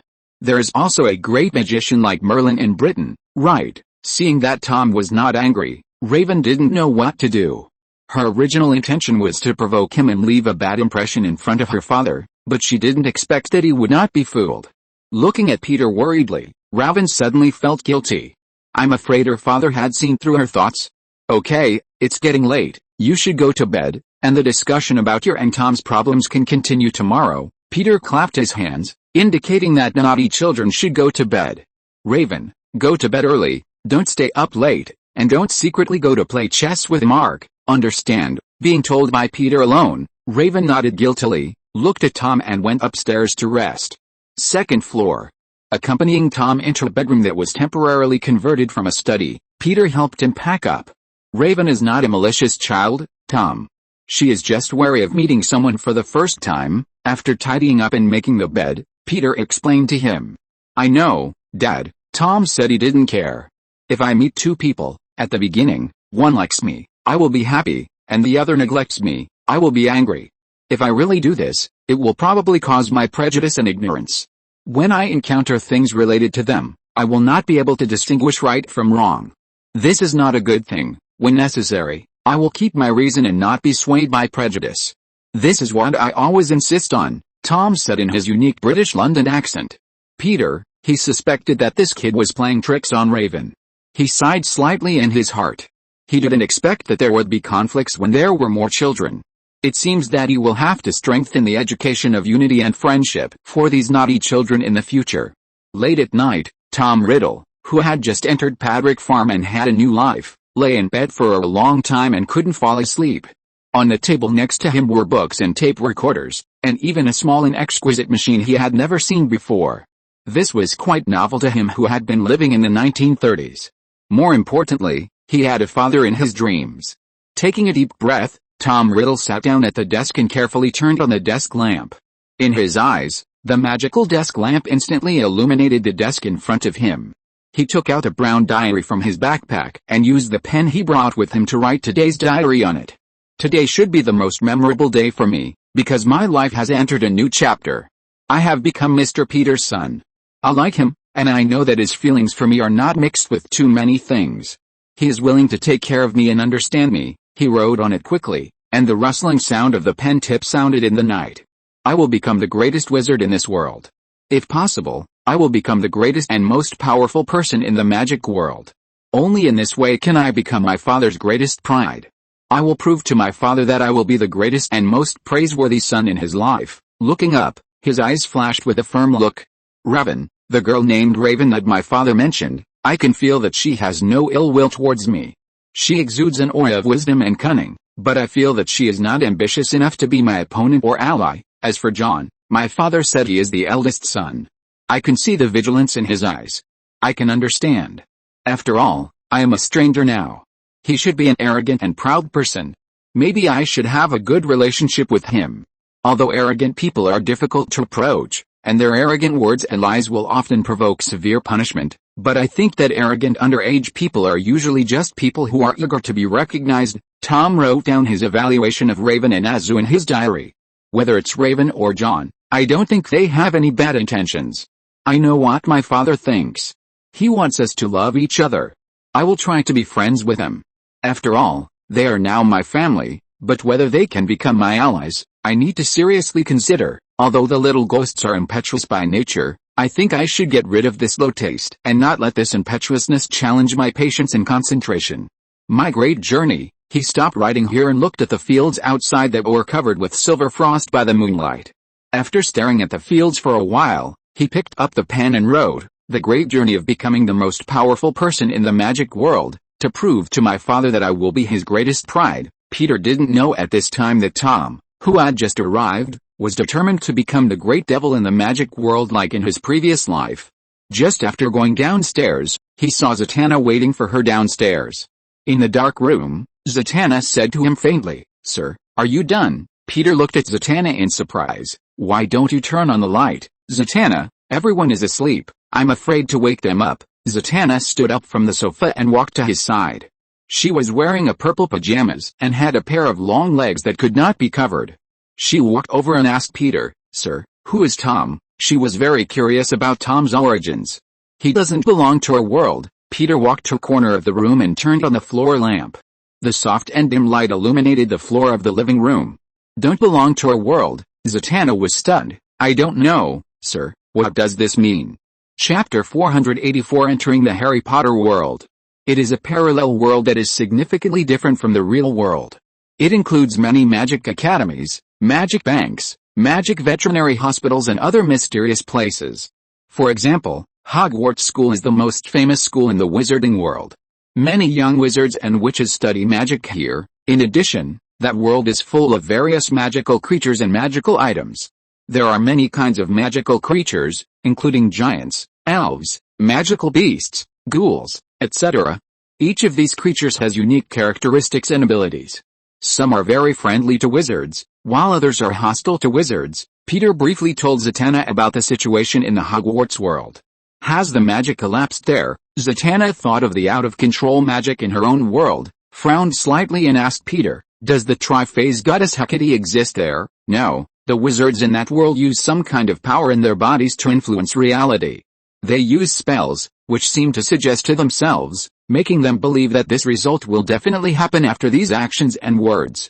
It sounds a bit idealistic, but they can indeed change reality and release magic in this way. It's blood power, right? Zatanna immediately thought of the way to cast magic in the Hogwarts world. Yes, wizards have one more gene than ordinary people, which should be the reason why they can cast spells. Hearing this, Zatanna fell into deep thought.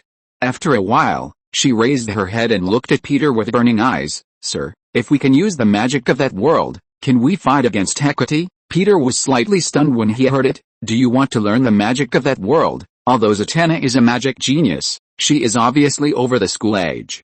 It should be impossible for her to study with Harry Potter and Hermione. No, I just want to learn about the magic of that world. Maybe it will be a little enlightening to me. Zatanna said her thoughts, although the most important thing now is to find Diana. If she insists on hiding, I'm afraid we really can't find her in a short time, so I think we can give it a try. Well, that's a way. Peter pinched his chin and nodded.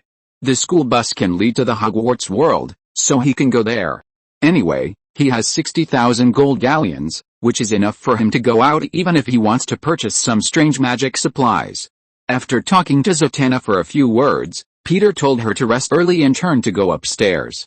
Zatanna took a step closer to him and called him, Sir, what's the problem? Zatanna, turning around, seeing the other party's expression of wanting to say something but not knowing how to say it, Peter walked down the stairs and asked her. You just told me that Tom lived in an orphanage before. What kind of child do you think he is, now? Tom.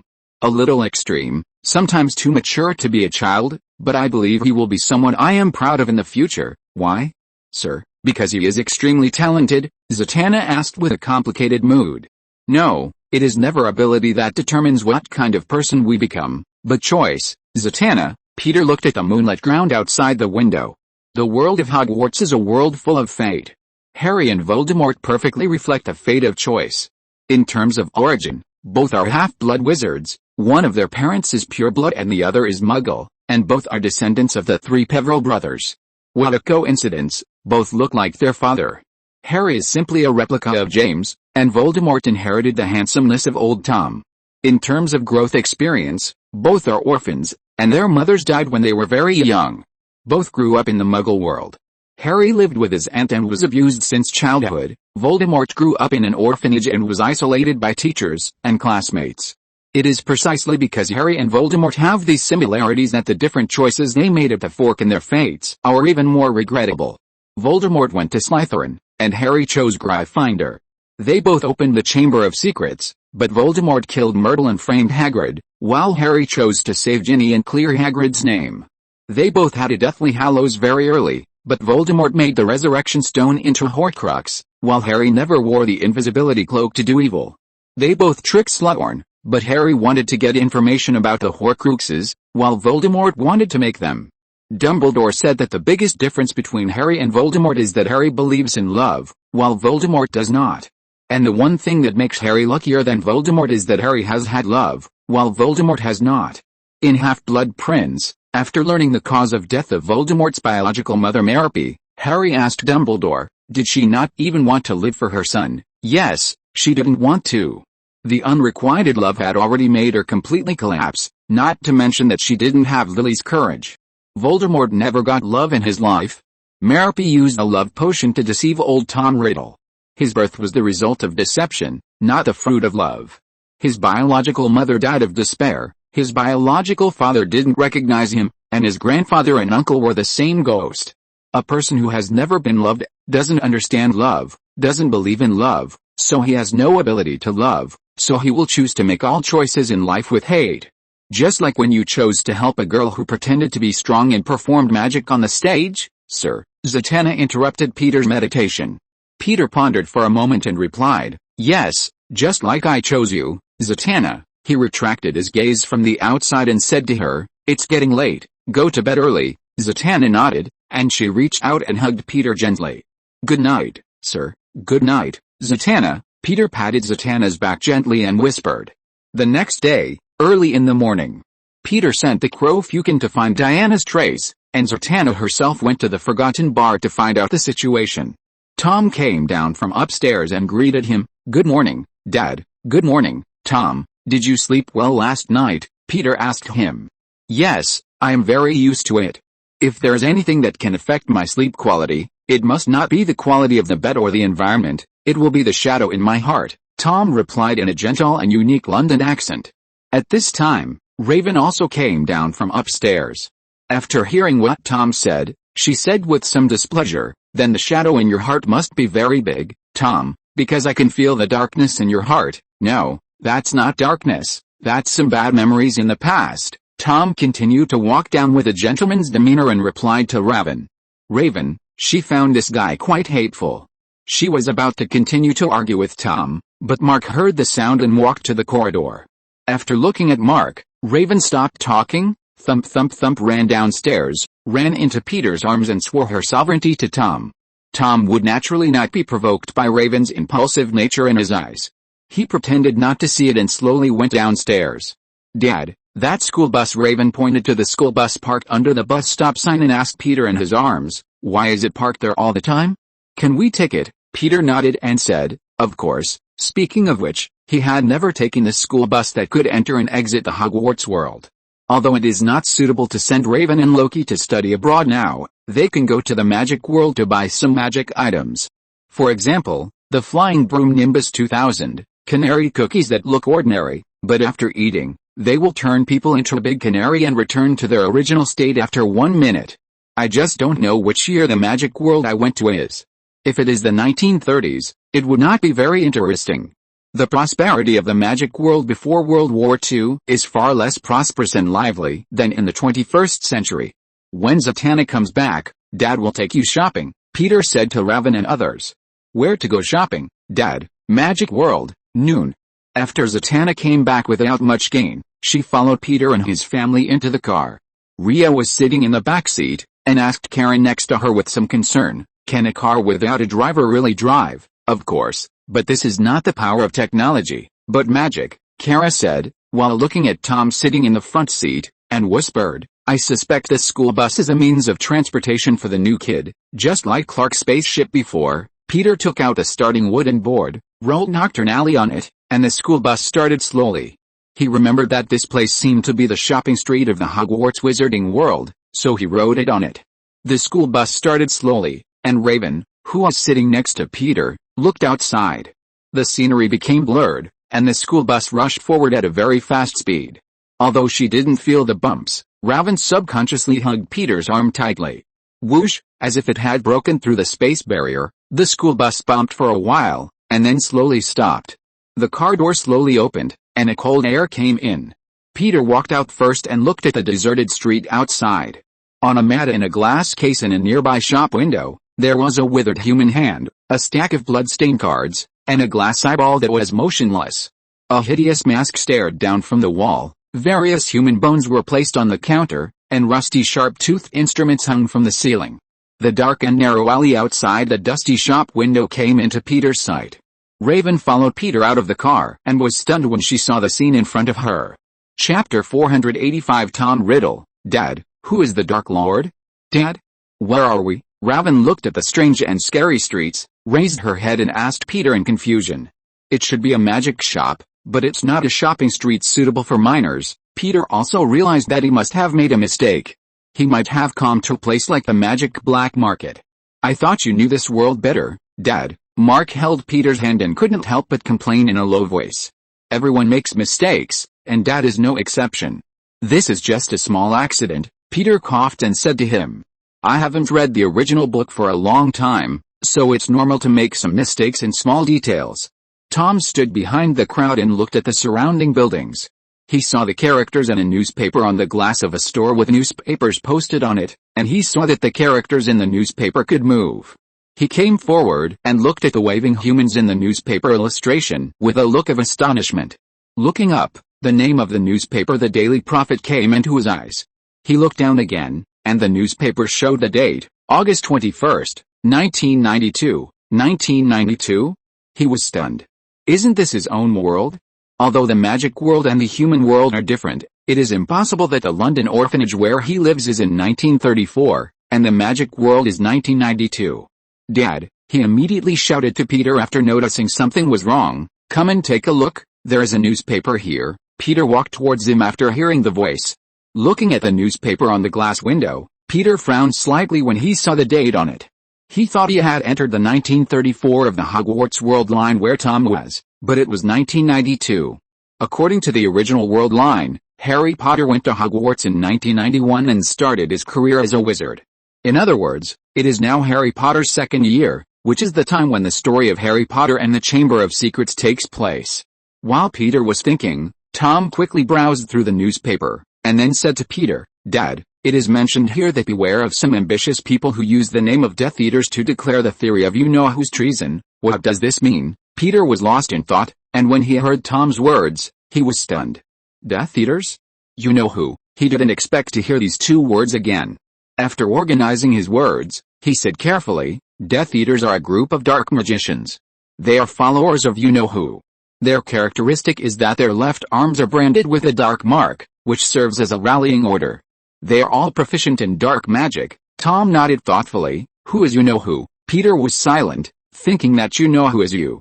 Because Voldemort's reputation was so fierce, even after his death, people in the magic world did not dare to call him by his name, but called him you-know-who. The name you-know-who is concise and obscure, avoiding directly mentioning Voldemort's name. I wonder what your expression will be when you know that the big devil that everyone in the magic world is shouting and beating is you. However, Peter stroked the beard on his chin and fell into deep thought. Voldemort in 1934 was adopted by himself, but Voldemort in this world still committed evil deeds and was killed by Harry Potter, according to the original plot. In other words, this world has not changed because of Tom Riddle's disappearance. Voldemort still exists. And the world still develops according to the original plot. It seems that it is the same as what I guessed. Although the system went back to the father's sorrow when he was a baby and took him away, changing the development of the world line, it only extended a parallel universe at this point in time. The main universe where the father's sorrow baby is located will not change. Just like the Marvel world and the Black Robe world, although Azu and Loki were sent to me when they were babies. But when I went to these two worlds, the people of the country and Loki in that world still grew up according to the original trajectory. The Marvel and Black Robe main universes did not change much because the system went back to the past and hijacked Azu and Loki. The same is true for the current Harry Potter world. Although the system went back to 1934 and sent Tom Riddle to me, it only extended a universe without Voldemort on the world line of 1934, and did not affect the Harry Potter main universe. Thinking of this, Peter sighed slightly. Sure enough, his system is a time and space thief. I don't know if I and the system will be wanted by the Time Mutation Administration. Incredible. Zatanna came close to Peter, looking at the moving newspaper on the glass window, her face full of surprise. It can actually move vividly. Zatanna was trying to figure out how the newspaper moved, but Raven had already pushed open the door and entered. Inside the store, Lucius Malfoy, with pale skin and cold eyes, was looking at the goods in the store. Seeing that his son Draco Malfoy kept trying to reach out and touch the goods, he glared at him. Don't touch anything, Draco. Draco Malfoy, one of the people who hated Harry the most in the Hogwarts world, took his hand away from the glass eyeball in a huff. I thought you were going to buy me a gift, Dad. I meant to buy you a broom for the competition. Malfoy's father tapped his fingers on the counter. But I'm not a member of the school team. What's the point of buying a broom? Malfoy said to his father unhappily. Harry Potter won a Nimbus 2000 last year, and Dumbledore asked him to represent Gryffindor School in the competition. He doesn't deserve it at all, but because he has some fame, because he has a stupid scar on his forehead, Malfoy was very dissatisfied with Harry Potter who is in the limelight. Everyone thinks he is so good, The great Harry Potter and his scar, and his flying broom. You have said more than 10 times that you are dissatisfied with Mr. Savior. Malfoy's father looked at him. Stop your grumbling. If your grades can surpass that girl born in a Muggle family, you can complain at will. When he wanted to continue to teach his son a lesson, the door was pushed open with a creak. The dim environment in the store became clear. Lucius Malfoy squinted and looked towards the door. He saw a beautiful girl who looked about 10 years old, wearing a white shirt and a plaid skirt, push the door in. The noble and mysterious aura emanating from the other person made him think that she was the child of a pure-blooded wizard. Immediately after the mysterious girl, another adult followed in.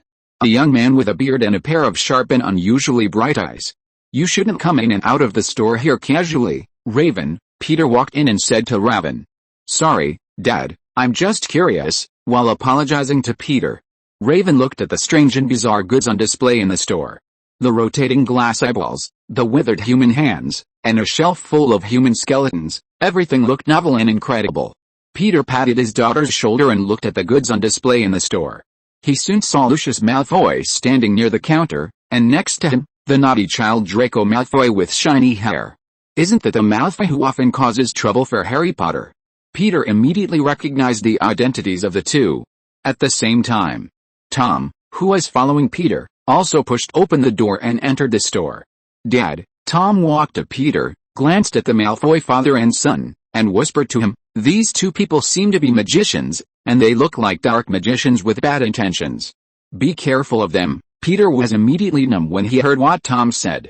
Aren't the two people opposite your most loyal Death Eaters? Although the father and son seem to do things to pit you. Father Lucius Malfoy broke the prophecy ball Lord of the Department of Mysteries, and the unsatisfactory Elmwand prevented Lord of the Great from showing his skills in the Seven Potters attack. All the assassination plans of his son Draco were seen through by Dumbledore, and he also helped to destroy the Crown Horcrux, and even gave the wand to the Potter for free. Lucius Malfoy, who was complained by Peter, was stunned when he saw Tom appear. As a member of the Death Eaters, he seemed to see his master in an instant. When Voldemort appeared and declared that he would purify the magical world, Lucius stood on Voldemort's side without hesitation. In the First Magical War, Lucius became Voldemort's second in command. In order to realize his family's dream, he even disregarded the safety of himself and his family. As a loyal believer who had followed Voldemort for several years, he felt a breath similar to Voldemort's the moment Tom appeared. Although it was extremely weak, he could feel the breath that made him tremble and dared not move. Who is that? Has the Master resurrected? No. Impossible. He was obviously dead. How could he still appear here? But the breath that made him tremble in fear was not fake. He swallowed his saliva and looked at Tom. He had black hair, cold black eyes as deep as the sea, a straight nose, thin lips, and a thin and handsome face. Although he was young, his eyes were exactly the same as Voldemort's. The black pupils flashed a stern and deep look, giving him a cold and inviolable temperament. These eyes completely reminded him of the former Dark Lord. Tap. Tap. Tap. Tom stepped on the floor and followed Peter to the counter. He noticed something was wrong with Lucius Malfoy. He frowned and couldn't help but look at Malfoy twice. Draco Malfoy, who was selecting goods next to him, also noticed something was wrong with his father. Seeing his father's face turn pale and his body tremble slightly, he also became nervous. Then he followed his father's gaze and saw several strangers with strong auras walking towards the two of them. If you're listening to this novel on a channel other than Fanfic World, it means they downloaded and uploaded it without effort. We cordially invite you to visit our channel, Mundo Fanfic Novelis. There you'll find the original version of this story and you can explore many other novels of various genres. We're waiting for you to immerse yourself in a world of incredible novels. Chapter 486. There's someone in the closet, Dad. Seeing his father sweating profusely, Malfoy thought that his father was affected by Peter, who was walking towards him. He mustered up the courage to stand in front of his father and nervously looked at Peter, who was walking towards him. What surprised him was that Peter walked directly in front of him with Raven and Tom. Squeak, the door was suddenly pushed open, and Zatanna and others followed into the room. Draco Malfoy could easily see that these people were together. Looking at his father's nervous look as if he was facing a great enemy, he swallowed his saliva and guessed the origins of these people in his heart. Who could be the person who could scare his father? Perhaps it was because he heard more and more footsteps. The owner of the store soon appeared from the backstage. A hunched man appeared behind the counter, stroking his greasy hair with his hands. The greasy-haired boss who appeared first noticed the dazed Malco and his son. Mr. Malfoy, it's a pleasure to see you again, the boss greeted Lucius Malfoy in a tone as greasy as his hair. It's a great honor, and Master Malfoy, welcome. What can I do for you? I must show you the goods that have just arrived today. The prices are very fair. No, I am not buying anything today, Mr. Borgin. I am here to sell things. You can serve other customers first. Lucius Malfoy glanced at Peter and Tom and said.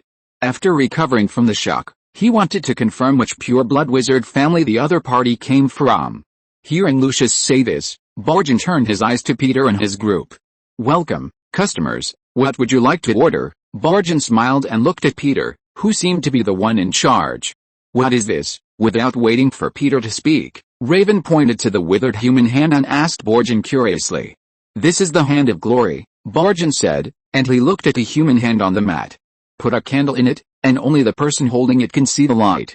It is the best friend of thieves and robbers. Sir, your daughter has good eyesight, Borgin introduced it and said to Peter. Peter was stunned and looked at the so-called hand of glory. The best friend of thieves and robbers is called hand of glory? Your black joke is quite humorous. Sir, how much does it cost to buy it? Raven asked curiously. She was quite interested in this hand of glory. In the future, she can use this thing to secretly wander around the farm without being discovered by others. At this time, Raven had completely forgotten that if she really wanted to hide herself, no one would find her at all. 380 galleons, miss, since you are our first customer, I can give you a discount of 30 galleons, Borgin said that he could give Raven a discount. Peter next to him frowned after hearing the price. This useless thing is so expensive? Although he has 60,000 gold galleons, he can't afford to make it like this. He wanted to refuse out loud, but seeing Raven's pleading eyes, Peter finally nodded in agreement. Seeing Peter nod and agree to buy it for her, Raven immediately came over and hugged Peter's arm happily. Thank you, Dad. Can I spend money here with the Gringotts bank voucher? Peter asked the other party if he could use the Gringotts voucher to spend money. The 60,000 gold galleons given by the system are all in Gringotts, and he doesn't have a penny of this world's currency on him now.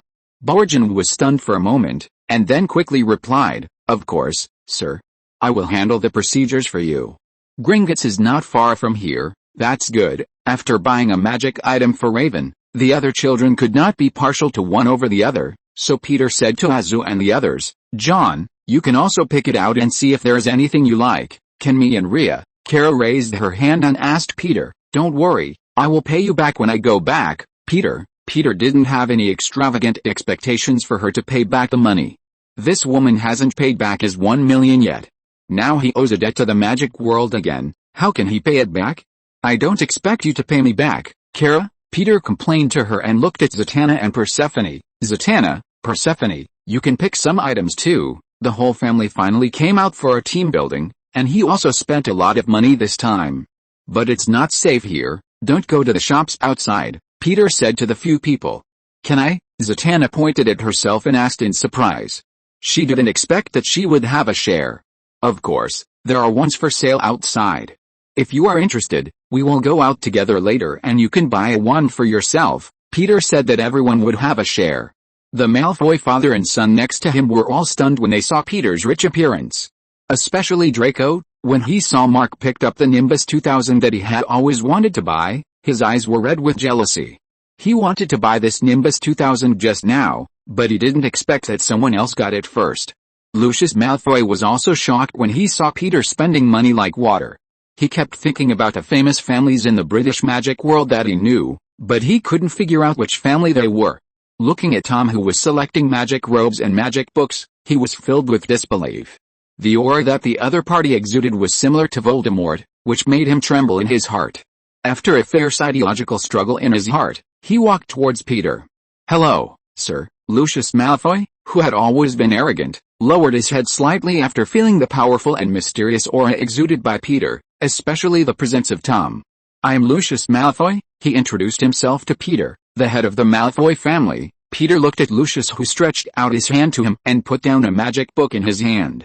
Sorry, I have never heard of this family. Peter looked at him and said in a faint tone, Perhaps you can introduce me to the history of your family." Looking at the vague and arrogant look that Peter cast at him, and the arrogance in his words, Lucius's face suddenly flushed.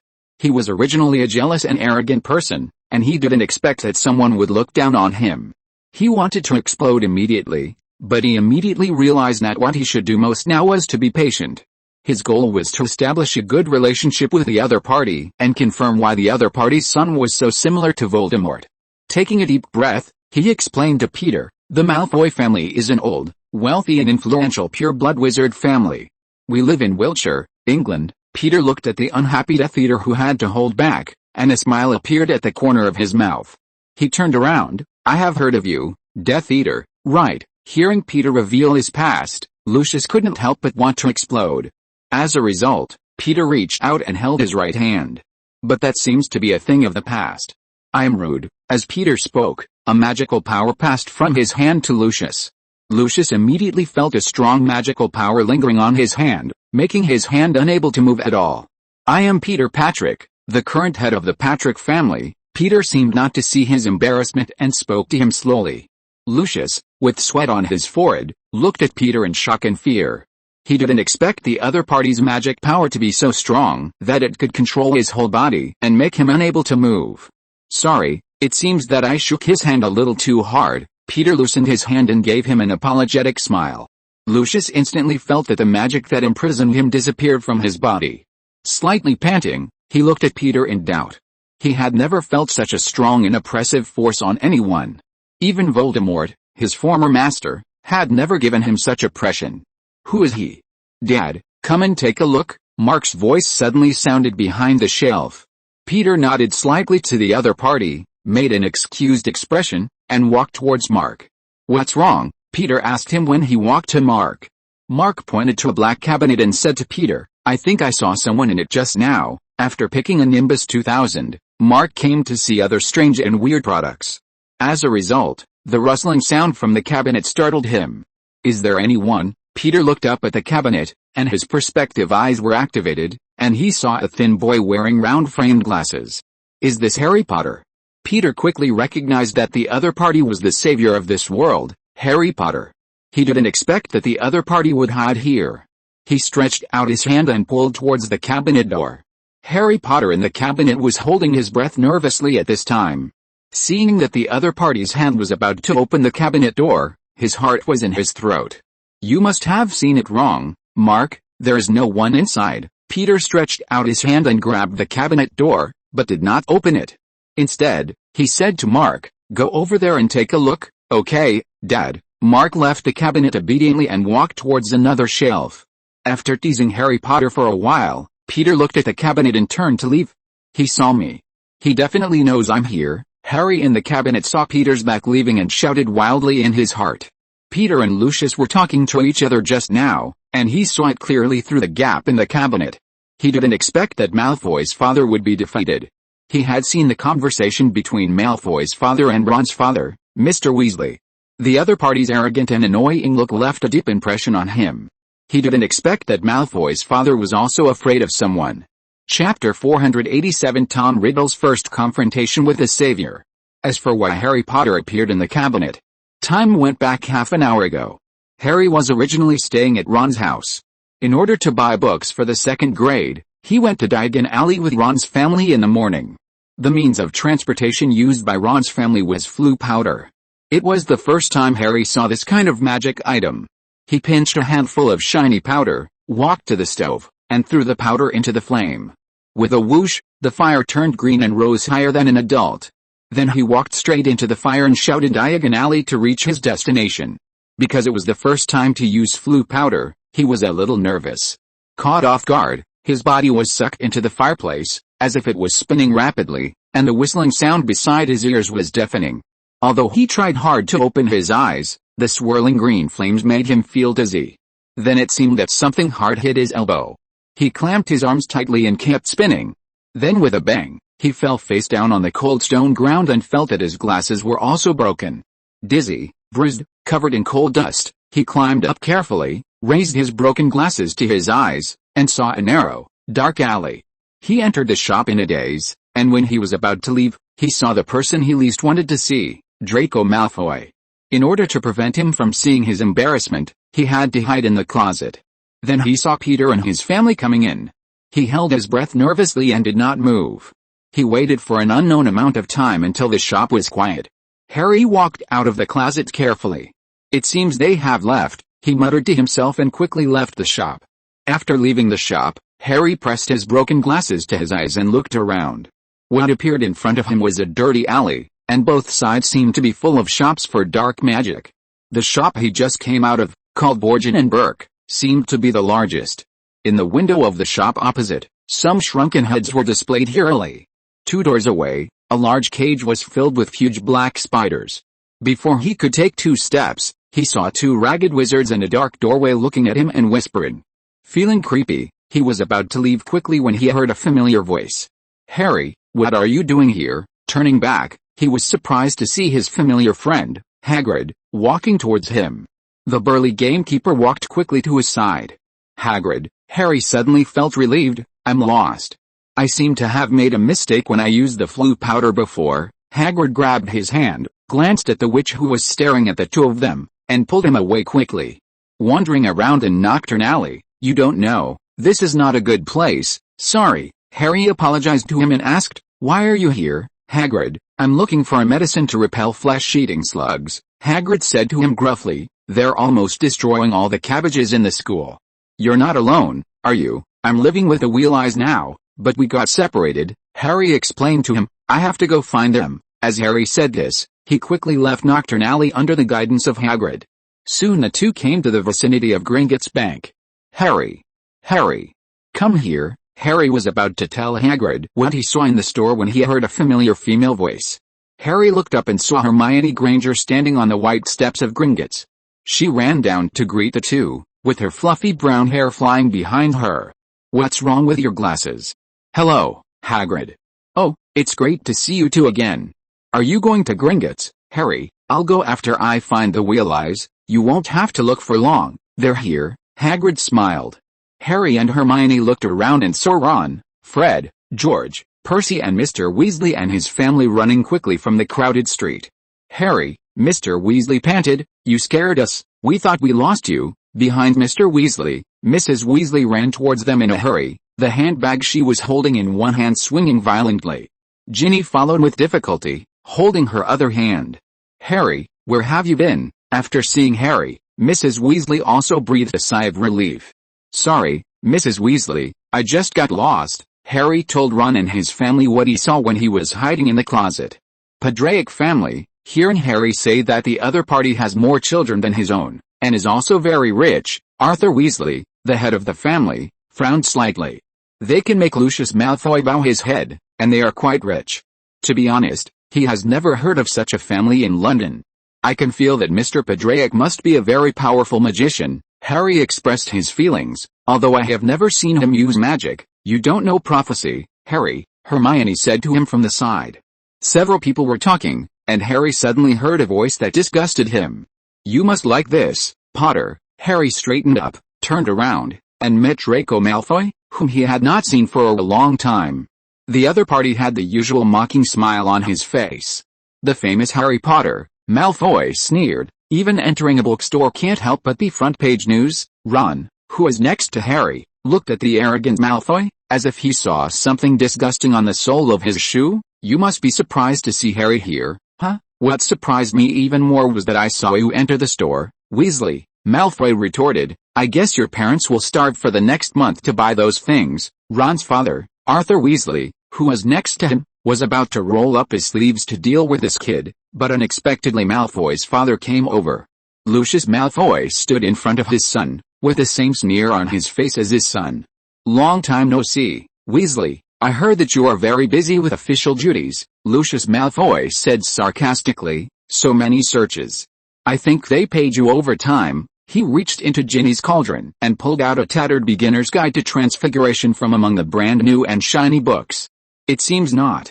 My God, what's the point of being a scum among wizards if you can't even get a good reward?" Arthur Weasley listened to the other party's ridicule and his face turned redder than his son Ron.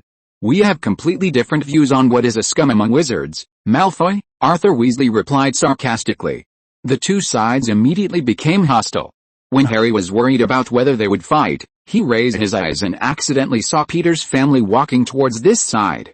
Raven, who had finished her big shopping, was happily holding a pile of books, magic robes, and hands of glory. After seeing Lucius Malfoy and his group, she stopped and looked at Peter. Dad. Peter patted her shoulder and walked to his daughter. Mr. Padraic. Seeing Peter appear, Lucius Malfoy no longer paid attention to the Weasley family and walked quickly to his side. I didn't expect we would meet here. Peter nodded and looked at the Weasley family, Harry, Hermione, Ron trio, and the giant Hagrid. He was slightly surprised. He didn't expect to see the three protagonists here. It's quite a coincidence. Are these people your friends, Mr. Malfoy? Peter asked, looking at the Weasley family. To be precise, they are just colleagues. Malfoy looked at Arthur Weasley coldly, and they are colleagues who don't get along well with each other. Really? Peter nodded and walked in front of the Weasley family. Hello, Mr. Weasley. Looking at Peter's outstretched hand, Arthur Weasley was slightly stunned and quickly shook hands with Peter. He knew that the person in front of him should be the Peter Patrick that Harry mentioned, the one who could make Lucius Malfoy afraid. I have heard of Mr. Weasley's name, the Misuse of Muggle Artifacts Department of the Ministry of Magic, right? Weasley coughed and adjusted his mood. Yes, I am in the Misuse of Muggle Artifacts Department, sir. After Peter briefly talked to the other party, he looked at Harry Potter and Hermione next to her. This is Miss Hermione. Seeing Peter greet her before Harry, Hermione's heart was suddenly filled with a little pride. She raised her head slightly, stretched out her hand to Peter, and tried to imitate the tone of an adult. Nice to meet you, sir. Although she didn't know why the other party knew her, she was still full of pride and complacency in her heart to be recognized by such an influential figure as Peter. You are Harry, right? Harry Potter, our savior, sir. Yes, it's nice to meet you, sir. Harry greeted Peter nervously. At the same time, he looked at Raven, Loki and Tom and others. When he saw Tom, the cold and deep look in his eyes made his heart jump suddenly. The scar on his forehead suddenly hurt. Tom didn't know that he had made Harry Potter uncomfortable. At this time, his eyes were fixed on Ginny, who was following behind his mother. Just now, he saw from a distance that Lucius Malfoy took advantage of not noticing and stuffed a diary into her cauldron. What shocked him was that the diary looked almost exactly the same as the one he was writing in. He had a feeling that it was his own diary. Chapter 488, regarding the issue of children going to study at Hogwarts. Tom looked at Lucius Malfoy calmly. It was obvious that this guy was not a simple person. He must have had a purpose for stuffing notes similar to his diary into the cauldron of the Weasley family's youngest daughter. Perhaps he could get that diary and compare it with his own diary to find out some important information. Tom frowned slightly and fell into thought. On the other side, Hagrid, who was standing next to Harry, cast his eyes on Tom. He always felt that the child in front of him looked familiar. Scratching his somewhat sloppy beard and staring at Tom's cold eyes, a pair of cold and emotionless eyes suddenly appeared in his mind. It was him, the mysterious man. The eyes of Tom Riddle, when he was the student council president at Hogwarts, suddenly appeared in his memory. Hagrid and Voldemort were students in the same class at Hogwarts. At that time, Hagrid secretly raised a terrible big spider. Tom knew about this and then framed Hagrid. Tom misled everyone and made the teacher think that the big spider raised by Hagrid was the murderer of Myrtle. Hagrid was expelled and his wand was broken. Although he later secretly kept the broken wand and put it in his pink umbrella. Of course, Dumbledore did not believe that Hagrid's pet would be the murderer. But even if he was the headmaster of Hogwarts, he could not suppress the fact that a girl was killed in school. As a result, Hagrid was identified as the murderer of Myrtle by the Ministry of Magic. Because Hagrid has the blood of a giant, he was discriminated against in the magic world. So even if Hagrid was found guilty, in order to take care of him, Dumbledore left him to take care of the Forbidden Forest, and later he became a faculty member of Hogwarts. Although Hagrid did not know who framed him at the time, he recalled and pondered many times afterwards, and gradually guessed that it was Tom Riddle of the same class who framed him at the time. Thinking about what happened that year, Hagrid unconsciously walked to Tom. When he reacted, he was already standing in front of Tom. Not knowing how to start, Hagrid scratched his hair. Hey kid, have we met before? I mean, do you know where you're from? You look like an old friend of mine. Hagrid's beetle-like eyes narrowed, and he forced a smile on his face. He wanted to find out who the other person was and what his relationship was with Voldemort. I'm Tom Padrick, from Padrick's house in Smallwood. Tom collected his thoughts and replied to Hagrid in his unique London accent. Hagrid's surprise became even more intense when he heard Tom's accent. He didn't expect that the other person's accent was exactly the same as the one he remembered from Tom Riddle. Looking at Tom's cold eyes, he swallowed nervously. He had to go back immediately and tell Headmaster Dumbledore about this. Lucius Malfoy and his son kept their eyes on Tom and Hagrid. After hearing the conversation between the two, Lucius frowned and fell into a state of deep thought.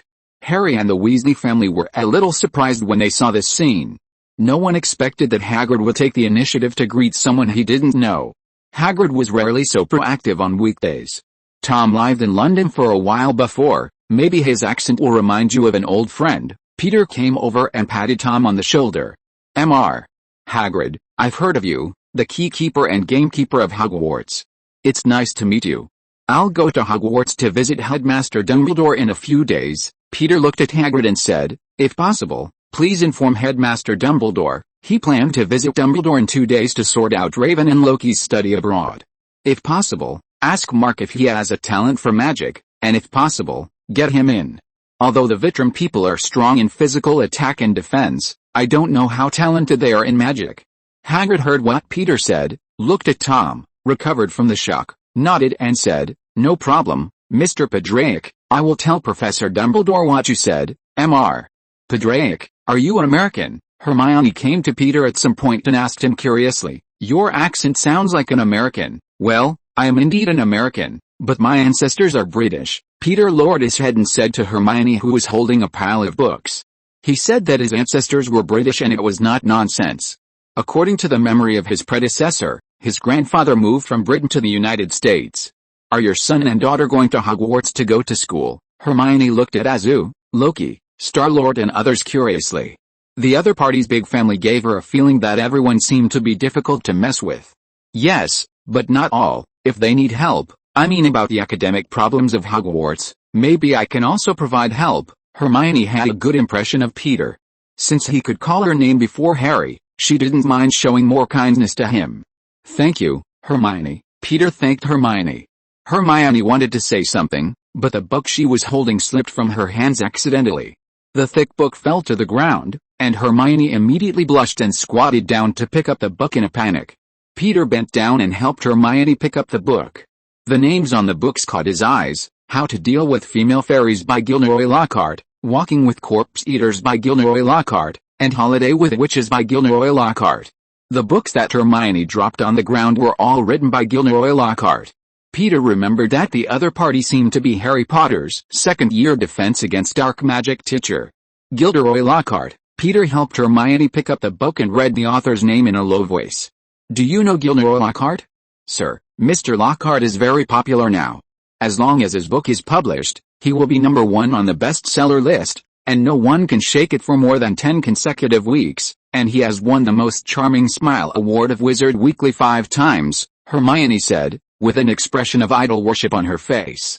Some idols look gorgeous in their clothes and decorations, but unfortunately, Peter shook his head.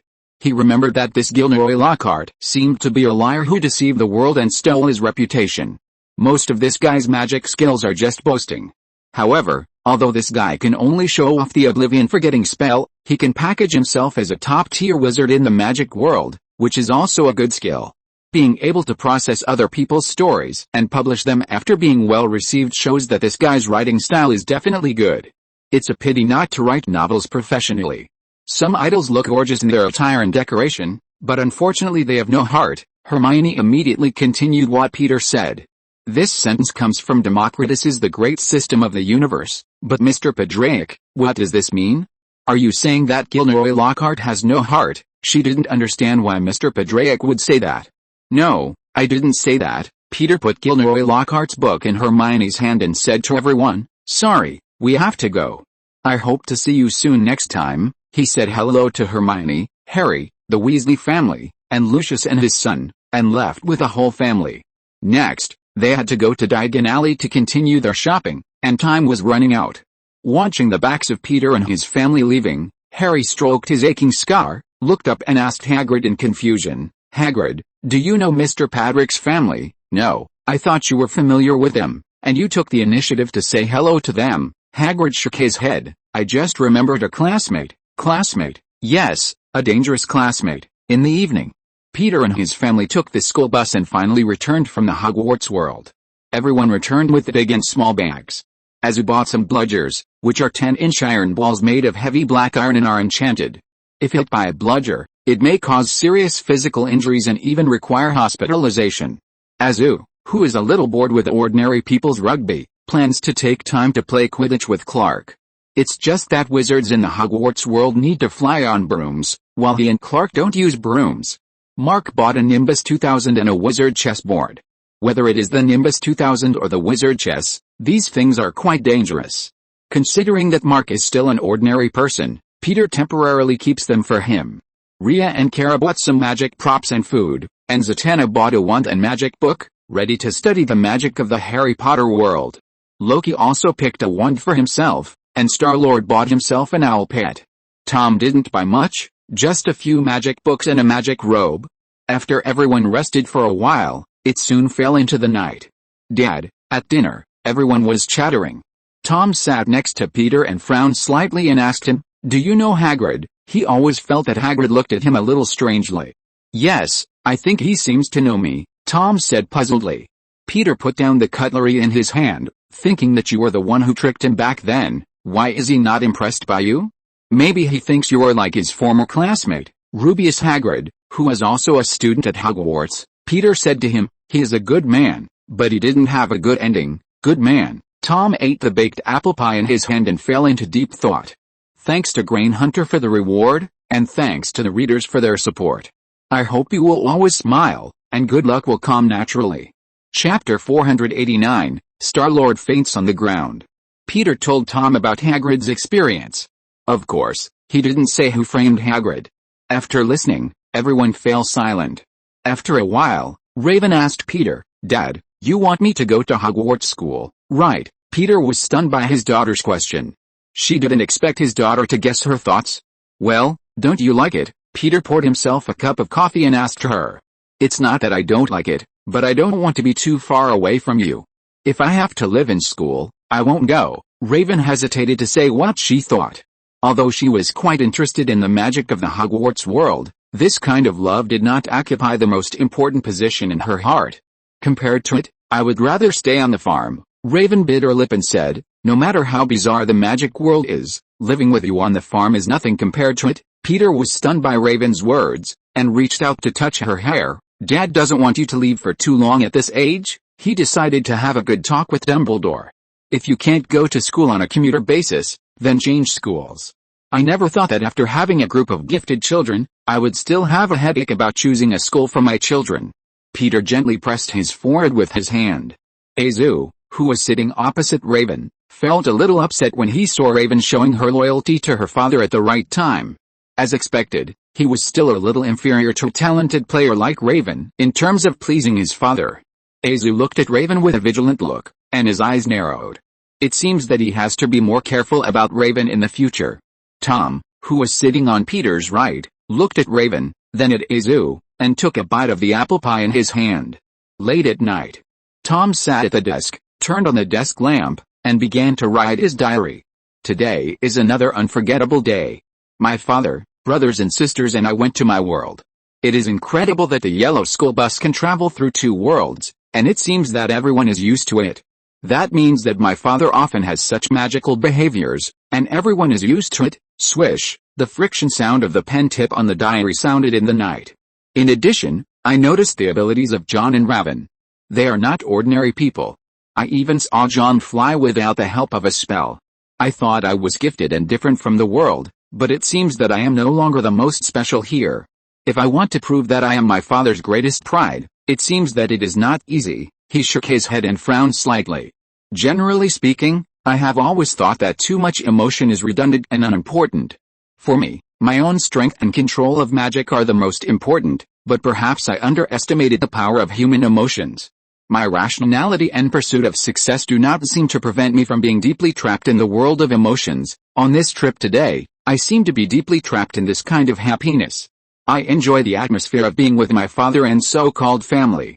This is wrong. For me, what is more important is to cultivate my own magic skills and build my future on the basis of knowledge and power." Tom stopped writing here, and a trace of confusion appeared on his face. Looking at the ground outside the window filled with moonlight, Tom suddenly found that the great goal he had always insisted on seemed to be affected by emotions. At first, his goal was simply to prove himself to his father, but now he likes the process a little bit and doesn't care much about the result. No. This is wrong.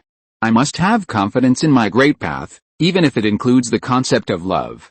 My ambition will become my true partner, and the path of power will be my primary goal. I want to be the one who controls the wizarding world, whether it is this world or the world of Hogwarts, to prove my extraordinariness to my father." After thinking for a while, Tom continued to write other topics in his diary. "As for Hagrid, I am impressed by him. According to my father's description, this big guy, naive, and full of nonsense, he thinks he is the guardian of nature and a giant who is kind and generous. But in my opinion, sometimes he can be the short board of the barrel." Tom commented on Hagrid. "His credulity and naivety will make him fragile inside, and he will easily become the target of those who know how to use language loopholes to deal with others, so I don't think it's strange that he will be framed." Taking a deep breath, after writing the last word in the diary, Tom stood up and moved his wrist. His cold eyes stared at the objects on the farm, and his thoughts extended outward. Thinking of Peter's plan to let Raven go to Hogwarts School of Witchcraft and Wizardry, he also had such an idea. If he could go to Hogwarts, maybe he could get the diary that Lucius Malfoy stuffed into Ginny's hand. Looking at the night outside, he fell into deep thought. The next day, Peter had just gotten up when Zatanna came to him and asked about Diana. "We don't know where Diana is yet. Maybe I should contact some colleagues in other magic circles," Zatanna said worriedly. "Although it is risky for me to use magic now, I have learned several spells from the Hogwarts world you mentioned. Maybe this can work and avoid Hecate's gaze." Zatanna said that she studied all night last night and mastered several magic spells from the Hogwarts world. "You can do it so quickly." Peter looked at her in surprise. Could it be that Zatanna is a super genius, not only proficient in irony magic, but also able to easily master the magic of the Hogwarts world? "What spells have you mastered, Zatanna? You can show me." Peter asked Zatanna to show him the new spells she had learned. "Are you sure?" Zatanna held the one she bought from the black market yesterday. According to the shopkeeper, it was made of 12¼ inches of yellow ash wood, with a female unicorn hair as the core, and the whole was very flexible. She tried it and it was indeed able to cast magic according to the spell. But it was difficult to master that feeling, unlike the antiphonal magic she used, which she had already mastered. According to the description in the book, she concentrated her mind and made her mind reach a certain harmonious resonance, and then she barely got the knack of casting spells. "Of course, you can cast a spell on me, and I can try out your learning results," Peter shrugged and said. Although there are many powerful magic effects in Hogwarts, he did not believe that Zatanna could master it so easily. "Then you have to be careful, sir. You might really get hurt," Zatanna said confidently. "Then come on, I'm looking forward to it." Peter told her that he really wanted to taste the feeling of being hurt. The two stood in the corridor. Zatanna took a few steps back and faced Peter. She took out her wand and took a deep breath. Looking at Peter's encouraging eyes, she raised her wand and tried to find the feeling of yesterday. Dizzy, as Zatanna chanted the spell, she pointed her wand at Peter. However, to her embarrassment, the wand did not react at all. The spell did not work, and no magical energy was emitted from it.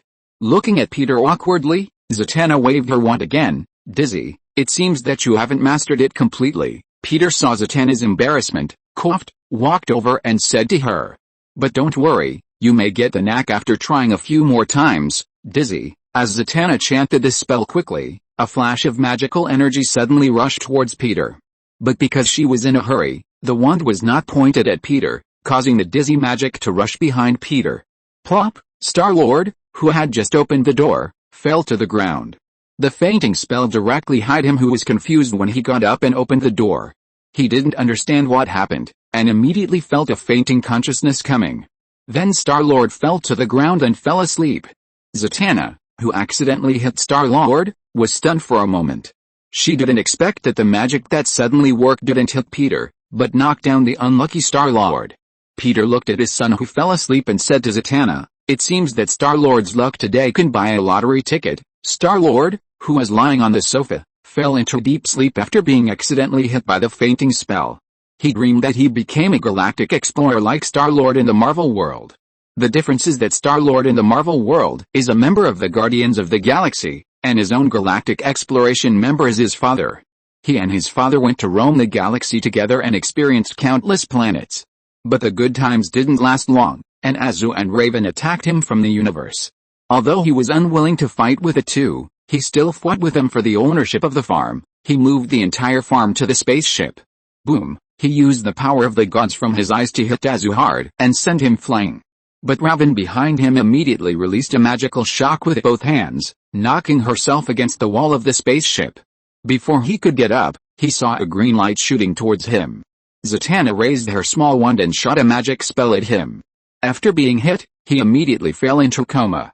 Falling to the ground, although he was already in a coma, Star-Lord still felt something soft touching him. Huh? Star-Lord suddenly woke up from his sleep and opened his eyes. What he saw was a snow-white owl. It was the owl he bought from Hogwarts World yesterday. Rocket Raccoon, the owl, named Rocket Raccoon by him, gently put its head close to his face to show intimacy. Chapter 490, Convincing Dumbledore and Successfully Enrolling. Are you okay, Star-Lord? Seeing that Star-Lord had woken up, Zatanna came over and asked him worriedly. I'm fine, but my head feels heavy. Star-Lord touched his forehead and said. After checking that Star-Lord was fine, Zatanna breathed a sigh of relief. If a descendant of a great wizard like herself accidentally hurt someone with magic, especially Peter's son, she felt that she would never be able to wash away the shame in her life. At the same time, Harry Potter World, Hogwarts. Dumbledore had just finished talking with Hagrid. Hagrid told him in detail about his encounter with Peter's family. He couldn't believe what Hagrid said about seeing a child similar to Voldemort. Voldemort's soul had been scattered and it was impossible for him to be resurrected. But Hagrid swore that the other party gave him the same feeling as Tom Riddle when he was the student council president. He knew Hagrid. Although the other party looked scary and kept strangers away, he was actually a kinda old child. He couldn't lie. Touching his shaggy beard, Dumbledore fell into deep thought. The Padraic family. He had just used detection magic to investigate the magic world in the United Kingdom and the United States, but he had not found such a family. The Padraic family that Malfoy feared. Could it be that Lucius Malfoy knew something? Dumbledore tapped the desk gently with his hand. Knock. Knock. Knock. The door of the principal's office was knocked. Come in. With a creak, the door handle was pushed open and Professor McGonagall pushed the door in. She said with a confused expression, Professor, someone is visiting you outside. Visiting? Yes, he said his name is Peter Padraic, and Hagrid has already told you. Is it him? Dumbledore was stunned for a moment, then nodded. I see, Professor McGonagall, please bring him to my office, outside the gate of Hogwarts. Peter had just got off the yellow school bus. Although he didn't know the location of Hogwarts, he only needed to write Hogwarts on the name of the bus terminal, and the school bus would automatically take him there. Standing on a damp and flat piece of land under the shadow of the castle, Peter looked at the oak main door in front of him. The door slowly opened, and a black-haired female magician in emerald green robes appeared at the door. Professor McGonagall, Peter greeted the professor who had just opened the door for him. He recognized her identity just now. Professor McGonagall, formerly known as Minerva McGonagall. A half-blood witch, graduated from Hogwarts School of Witchcraft and Wizardry. After graduation, she became an employee of the Department of Law Enforcement of the Ministry of Magic. Later, she applied to return to Hogwarts as a professor of Transfiguration, and was promoted to vice president, participated in the resistance against Voldemort's forces, and later served as acting principal and principal. Although she looked serious, she was also a fair mentor who treated the four colleges equally. She also severely punished students from her own college for violating school rules, even if they lost the college cup in the end. Professor McGonagall looked at the yellow school bus next to Peter in surprise. She could faintly feel the powerful magic contained in the school bus. Mr. Padraic, please follow me. Peter thanked her and followed her into the school. Professor McGonagall pushed the door back completely and entered the surprisingly large entrance hall. The torches illuminated the stone walls, the ceiling was unimaginably high, and the carved and smooth marble staircase led to the upper floors. Then Peter followed Professor McGonagall through a floor full of colorful flags. He could hear hundreds of noisy voices coming from the entrance on the right. Other students of the school had already arrived to prepare for the new semester. Peter looked around and always felt like a father who is worried about choosing a school for his children. Soon Professor McGonagall took Peter into Dumbledore's office. The decoration of the headmaster's room was very delicate, full of magic and history. Various portraits and family emblems were hung on the walls of the office, showing the glory and history of the Dumbledore family. The light in the room was soft and warm, and the lights on the bookshelves and the flames of the fireplace set off each other, creating a warm and mysterious atmosphere. Dumbledore sat behind the desk, waiting for Peter. After seeing Peter enter, he stood up. Mr. Peter Padrick, it's nice to see you here. Dumbledore extended his hand to Peter. Curious about Peter's identity, he showed his kindness. Hello, Professor Dumbledore, sorry to bother you. Peter extended his hand and shook hands with the other party. I am a hospitable person. I know some people describe me as a serious old-fashioned person. Dumbledore smiled and said, in fact, I even wanted to attend the young people's party, but I was afraid that my identity as the headmaster would disturb the young people's good mood, so I never went. That's a big regret. Peter naturally didn't believe the words of this old fox. Although this old guy looks kind, he never shows mercy when calculating people. He is a shrewd and far-sighted guy. In order to win in the end, he even used his life to set up a game to frame everyone. But this is understandable. Dumbledore made mistakes when he was young and frivolous, and then he was afraid of repeating the same mistakes all his life, and he kept making up for his previous mistakes. In a way, he used Harry, but he also got to know Harry seriously and gave him his love and apology. Would you like to try some candy, Mr. Padrick? Dumbledore took some candy out of the jar and handed it to Peter. Thank you. Peter thanked him and took the candy. When I was young, I happened to be a person who would vomit when I smelled the smell, and now I have lost interest in them, but I think it's still good to eat a toffee, Dumbledore said as he put the brown candy into his mouth and chewed it and said to Peter. I like the taste of toffee too. Peter didn't beat around the bush and said to him directly, Professor Dumbledore, I think you should know my purpose. Dumbledore put down the candy in his hand, shook his head and said to him, Sorry, Mr. Padrick, I don't know your purpose, but I guess it should be related to your child. Peter nodded and said, Professor, you should be able to feel that the magic emanating from me is different from that in your world. As he spoke, he looked outside. As he activated the magic power of the rune, the transparent glass, which was illuminated by the warm and bright sunlight, suddenly condensed into ice crystals, and the sunlight shining in was dimmed. In fact, I am from another parallel world, so you can't find any trace of me in this world anyway. Watching Peter's magic and listening to him talking about the parallel world. Even though Dumbledore had made many guesses, he was still stunned. Two completely different worlds are two completely different magic systems. The magic in your world is more inclined to spiritual power, which seems to be a more idealistic power. As Peter spoke, he removed the rune magic on the glass and looked back in, but now, there are some problems with the magic in our world. I know the greatness of Hogwarts and the teaching philosophy of Professor Dumbledore, so, I hope to send my children to your school to learn magic. Peter paused. Of course, this should be a fair deal, Professor. If you want to understand the magic in our world, I can tell you, or you can send exchange students to our world. Thinking about the Harry Potter trio entering the DC world as exchange students, Peter was a little excited. Dumbledore was stunned for a moment, and asked Peter, You are also a powerful wizard, right, Mr. Padrick? No, I only know a little about magic. It's not like knowing a little, Mr. Padrick. Dumbledore stood up and looked at the scenery outside the window. I am willing to believe you, Mr. Padrick, but it sounds like a joke. If you don't believe it, I can prove it to you. I can take you to my world, Professor. Peter said that he could take him to experience it. I am looking forward to it, but now maybe we can talk about your son. Dumbledore's eyes flashed with a memory of the past, mixed with regret and regret.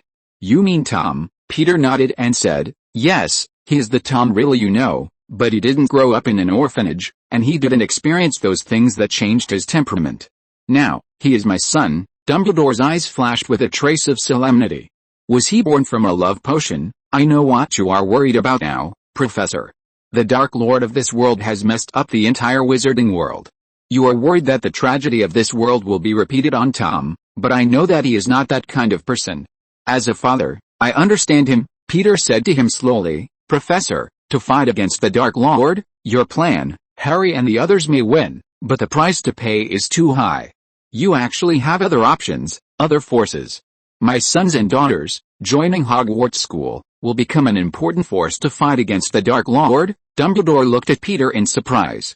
He didn't expect that the other party knew his plan. He was lost in memories, with a hint of cloudiness in his eyes, and said to Peter, "During that period, Tom Riddle gradually became addicted to the dark arts and lost himself. I knew all this but did not stop him. Instead, I drove him out of Hogwarts. I was lucky enough to think that the excellent little Tom would survive, but the fact is that not everyone can resist the darkness. I was stubborn and always thought I was right." He glanced at the school emblem on the wall, and after a while, he said to Peter, "Now, do you want me to do it again, Mr. Patrick?" Chapter 491 Tom Riddle on a Moonlit Night. "That's what I mean, Professor," Peter said to Dumbledore with a serious expression. "Voldemort is Tom Riddle of the past, but Tom Riddle of the present is not Voldemort. On the contrary, I think he's even an important figure in dealing with Voldemort." Peter expressed his thoughts. "The difference between them is the perception of love. Voldemort has never felt love. His mother used magic to give birth to him, and then he was abandoned by his father, and then abandoned by his heartbroken mother. He only cares about how others can serve him, so he will never understand the nature of selfless behavior like Harry's mother." Peter paused for a moment and continued to Dumbledore. "He also can't understand that love for a person can overcome all obstacles, let alone the benefits of the deep friendship that Harry has with Ron and Hermione. He missed something extremely valuable." Peter looked out the window. "Not only is it a great pity to lack love in life, but also because love is a very powerful magic. Tom now can feel what love is. Although I haven't adopted him for a long time, I know him. He tries to understand love and is willing to accept this kind of feeling." Peter looked at Dumbledore, who was lost in thought. "Professor, I believe you must be very regretful that you didn't find out in time that Voldemort's heart had been corrupted by darkness. Now, my son Tom Patrick is another Voldemort who has not yet taken the dark path. Let him enter the school. You can make up for the regret of the past." Dumbledore pondered for a while, fixed his eyes on Peter and said slowly, "You are right, Mr. Patrick." He took off his glasses. "Love is the greatest magic in the world." A trace of tenderness flashed in his eyes. "Do you know, Mr. Patrick, there is a room in the Department of Mysteries that is always locked. There is a power in it that is more magical and terrifying than death, human wisdom, and the power of nature. It may also be the most mysterious of the many topics that need to be studied in the Department of Mysteries." Dumbledore smiled at Peter. "Mr. Patrick, you said you don't understand the magic of our world, but I think you understand it better than most wizards in our world. I promise you, Mr. Patrick, your children, including Tom, I welcome you on behalf of Hogwarts, but," he paused and said to Peter, "the premise is that your children have wizard blood or magical talent, as long as they pass the corresponding tests and assessments, of course." Peter nodded in response. He was not worried about Raven and Loki's magical talent. The only one who might have some problems was Mark. "This kid is just an ordinary person at this stage. I don't know if he can pass the admission assessment." "Just one question, Principal Dumbledore," Peter continued to discuss with the other party. "I know that all students in Hogwarts live on campus, but I hope the professor can make an exception. You said that your children don't live in Hogwarts." Dumbledore shook his head. "Impossible, Mr. Patrick. Boarding school has always been the school rule of Hogwarts. This is not only for the safety and learning management of students, but also in line with the educational environment and tradition of the British wizarding world." After he finished the above words with a serious expression, his expression soon relaxed again. "But, Mr. Patrick, if you can convince the head of the Ministry of Magic, I will give you the biggest green light. Such as making a special clause." As he spoke, Dumbledore picked up a strange-tasting bean on the table and put it in his mouth. But soon his old face wrinkled tightly, with an expression of eating shit. He was lucky enough to eat a strange bean with a taste of booger. Peter pretended not to see Dumbledore's eating shit expression and coughed. "Thank you, Headmaster Dumbledore. I will try my best to persuade the person in charge of the Ministry of Magic." This old guy didn't want to take responsibility. It seems that he can only ask the people in the Ministry of Magic. He just met Arthur Weasley and Lucius Malfoy, both of whom work in the Ministry of Magic, and he can ask them for help. The people in the Ministry of Magic are all a bunch of good-for-nothings, and it shouldn't be a big problem if he just spends some money to bribe them. "Mr. Patrick, it's the school bus, right?" Dumbledore finally swallowed a strange bean with a taste of booger. After adjusting his mood, he asked Peter, Your school bus is unusual, Mr. Parkrick. Even I can't see through the magic contained in it. I think that's why you said your children can go to school on foot, right? Yes, it was given by a friend who is countless times more powerful than me. He even helped me get here. He said system as a friend. I would like to meet your friend someday. There will be a chance. Peter smiled at him politely. After leaving Hogwarts, Peter quickly returned to Padrick Farm. On the farm, Raven and Mark were playing chess. Star-Lord and Azu went to school. Rhea and Kara were nowhere to be found, and the living room became quieter than before. Dad, after seeing Peter come in, Raven and Mark greeted him and started playing chess again. Peter took a look at the chess they were playing and found that Raven moved the pawn on the chessboard forward and killed Mark's queen directly. It was not a kill in the sense of chess, but a step forward, swinging the weapon directly to chop the queen into pieces. Peter was stunned when he saw this scene. Isn't this the wizard chess that Mark bought? Because it was too bloody and violent, Peter confiscated it on the pretext of not suitable for children. Unexpectedly, these two naughty kids started playing again. Raven, Mark, Peter walked towards the two people and caught the people playing chess on the spot. What are you doing? The two people who heard Peter's voice realized that they were caught on the spot. Who took the chessboard out of my room? Peter asked a nervous brother and sister who stood up. Sorry, Dad, it's Mark, who lowered his head, glanced at Raven and whispered, I did it, Dad. You don't look like a child who can lie. Peter looked at Raven, who also lowered her head to admit her mistake. I took it out, Dad, not Mark. Raven looked up and apologized to Peter in frustration. I wanted to try it, so I took it out of curiosity. No, Dad. Mark mustered up the courage to say to Peter, actually, I wanted to play with a wizard flag, and my sister took it out to help me get into the room. Really? Peter glanced at Raven, who was biting her lips and blushing a little. He reached out and touched his son's hair. Next time you want to play, just tell Dad directly. Don't let your sister help you. He knew that what Mark said was probably true, and he didn't blame Raven. Instead, he whispered to comfort her, if you like it, Raven, Dad will buy you one tomorrow. Really? Raven, who was originally a little regretful and self-blaming, immediately became better after hearing Peter's words. Really? Dad, of course. Excited Raven hugged Peter. I love Dad the most. Upstairs. Tom was standing at the corner of the stairs. He was about to go downstairs, but he happened to see this scene.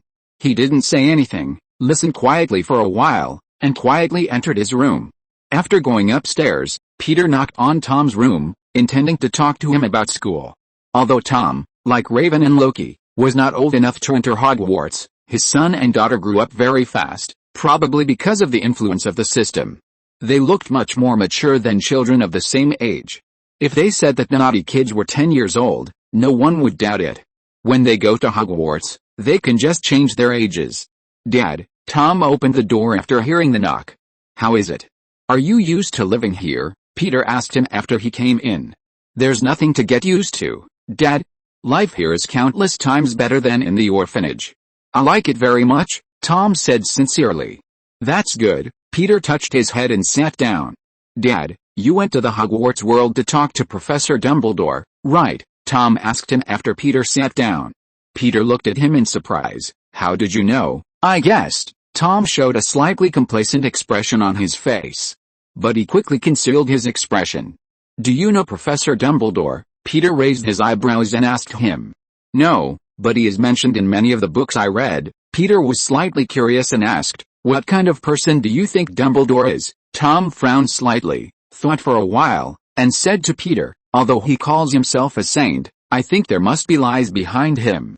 He is the power and authority of Hogwarts. He sees himself as the guardian of morality and justice. He interferes in other people's affairs, but never considers the consequences of his intervention. He sits on the throne of arrogance most of the time, and maybe one day he will be driven off the throne. Peter was stunned when he heard Tom's evaluation of Dumbledore. An interesting and unique evaluation. Peter did not comment and asked him, what do you think of Lucius Malfoy? I've read about his deeds in books. He seems arrogant and ambitious, Tom said in his London accent. He tried to gain power and influence in the wizarding world. Although he has a cunning air, I think his arrogance and conceit will make what he does boring and restrictive. Chapter 492. Those who stab me in the face will be rewarded, even if you point out my father's shortcomings. In my opinion, he is too bound by his family, which makes him unable to exceed his expectations. I am bored with such a superficial lifestyle. However, Dad, you cannot ignore his influence in the British wizarding world, Tom said his evaluation of Lucius Malfoy while reminding his father. Peter was immediately numb when he heard the boy's speech. It seems that no one is a positive character in your eyes. There is no one who can catch your eye, right? Coughing, Peter asked him, what kind of person do you think Dad is? He wanted to hear how this boy evaluated himself. Tom heard Peter's death question and lowered his head to think. After a while, he said to Peter, you are very good to me, Dad, and you are also a great father. What about the shortcomings? Peter looked modest. Don't worry, Dad will never be unhappy, nor will he be dissatisfied with you. Those who criticize me in person will be rewarded, just say it. Faced with Peter's persuasion, Tom chose to play dumb. No, maybe in the eyes of others, Father, you have shortcomings, but in my eyes, you are not demanding at all. Really? Peter didn't quite believe what the kid said. Yes, he stared into Peter's eyes, and a trace of determination flashed in his cold eyes.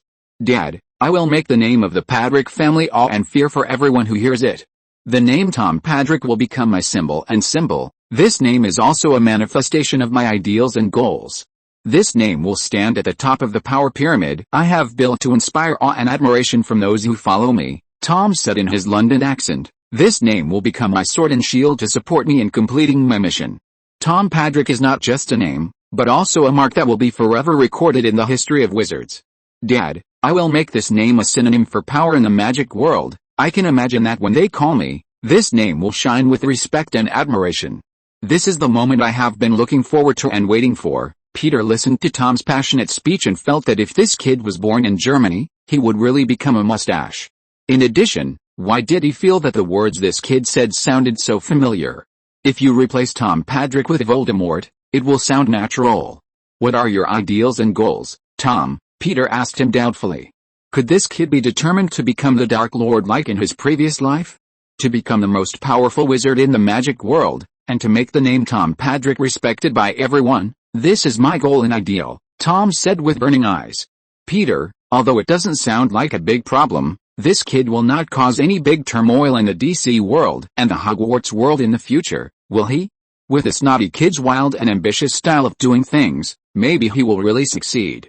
You sound good, but, Tom, you don't have to bear too much pressure. Peter patted his shoulder. You should know that I don't expect you to become great people. Just live your life safely and smoothly. If you put too much pressure on yourself, your life will be very difficult. Tom, I understand, Dad, but as a member of the family, you have to bear the corresponding responsibilities. Tom smiled slightly. Don't worry, Dad, I know what I am doing. Peter was completely silent, and a serious sense of frustration arose in his heart.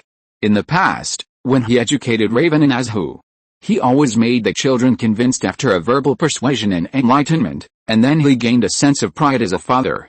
Why can't he win over this naughty child now? It seems that he has met his match this time. Adjusting his mood, he patted Tom's shoulder. It's good that you understand. I know you are smart and sensible. Tom, just remember that whether you succeed or fail, or achieve nothing, it will not affect my view of your value. You will always be my pride. In the evening, Clark and Lois came to Padrick's farm from school. Clark has been spending almost all his time at school recently because he is busy with his thesis. After a busy day today, he finally got it done. You said, there is another child in your godfather's farm. This is the first time Lois has heard Clark talk about this. She widened her eyes. Clark, you never told me about this. Sorry, I forgot. Clark apologized to Lois. Although I want to say that this is not a strange thing. There are already enough children in the godfather's family, and there is nothing strange about having one more. Tom, Clark said that he has adapted to this. At first, when Raven and Mark came, he was still surprised, but now he is numb. Fortunately, he is not interested in inheriting the godfather's farm, otherwise it would be his turn to have a headache now. Thinking about Zeus' tragic experience, he even sympathized with him a little. It was simply a sure field. Think about 6 or 7 children fighting for Peter's attention. The important thing is that these are not ordinary children. Lois complained about Peter's family. She felt a little sorry for Peter now. John is a Superman but arrogant, Loki is scheming, Star-Lord doesn't look like a reliable kid, Raven sticks to her father every day and sees everyone as an enemy. Well, the only one who looks like a normal child is Mark. And now there is another one in the family. I don't know how chaotic the future will be. Lois complained about Peter's sons and daughters. Actually, they are not as bad as you say. Clark wanted to defend his brothers and sisters. Unexpectedly, Lois's indiscriminate attack soon affected him. And you, Clark, you act like a nerd in school, clumsy. You are obviously a Superman who saved the world. I have to ask your father and Peter when I have time, how they taught you to be like this. Facing Louise's complaints, Clark was not angry, but shrugged his shoulders slightly and said, I think I am fine this way, and my godfather also said that he likes me this way. Hearing this, Louise suddenly looked at him with resentful eyes. I was wrong, Clark. What? Taking a deep breath, Louise said to him, 6 or 7 children fighting with each other, and you have to be added. You also care about your godfather's opinion of you, otherwise you wouldn't say he likes me this way. Clark thought about it, wanted to refute but couldn't find any reason. In the end, he could only smile bitterly and was silenced. Half an hour later. On the farm, Louise looked at Tom, who had just greeted her. She always felt that the other's eyes were cold and deep. Although he was young, he seemed to be able to see through a lot of things. She whispered to Clark, what do you think of him? Clark had just helped Persephone take out cookies from the oven. Seeing Louise standing in the kitchen instead of dealing with the ingredients at hand, he asked his opinion. He shook his head and said, I think Tom is a little lonely, but he is very willing to help others. He helped me solve a difficult problem in my thesis before, you said. He can understand high school English papers, Louise asked in shock. Yes, Tom is very smart. He likes to study. He just read the high school English textbooks for a day and understood the general idea. That's still shocking. Louise looked at Tom and found that he was standing in front of Peter and talking to Rhea in a gentle manner. Tom, who behaved like an English gentleman, seemed to feel that someone was watching him. Turning his head and seeing Louise, he smiled at her. Although it was a smile, Louise felt an unreasonable chill surrounding her. Second floor. Loki did not go downstairs and stayed in the living room with everyone. At this moment, he was using his wand to flip through a thick book. The wand Loki bought in Nocturne Alley was made of apple wood. After a few days of familiarity, he had already learned how to use the wand. Looking at the ash tree outside the window, Loki wanted to use the branches of the ash tree to make a wand for himself. Then, he cast his eyes on the book in front of him that he bought from the black market. This book was written by a wandering poet, about his experiences in the wizarding world. Voldemort. After flipping through a few pages of the handwritten book, Loki soon found a mysterious name on it. The book said that Voldemort had attempted to rule the wizarding world more than a decade ago, and for this he set off a bloody massacre. He called himself Voldemort, thinking that with this name he could really leap over death as Voldemort, French, the origin of Voldemort's name, meant. His followers, called Death Eaters, seemed to be able to keep death away from them.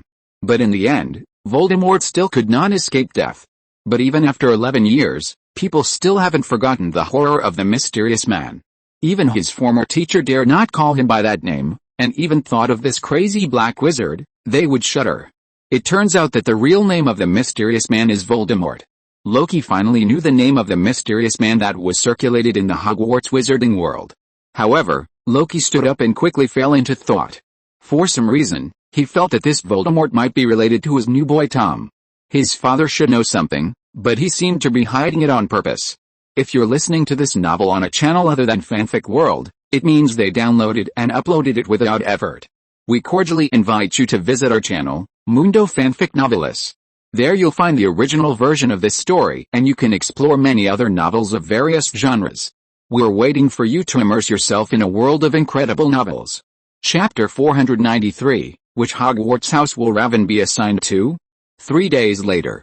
With the help of Weasley and Lucius Malfoy, Peter finally settled the matter with the Ministry of Magic after spending 4,000 galleons and solving the admission issues of Raven, Loki and Tom.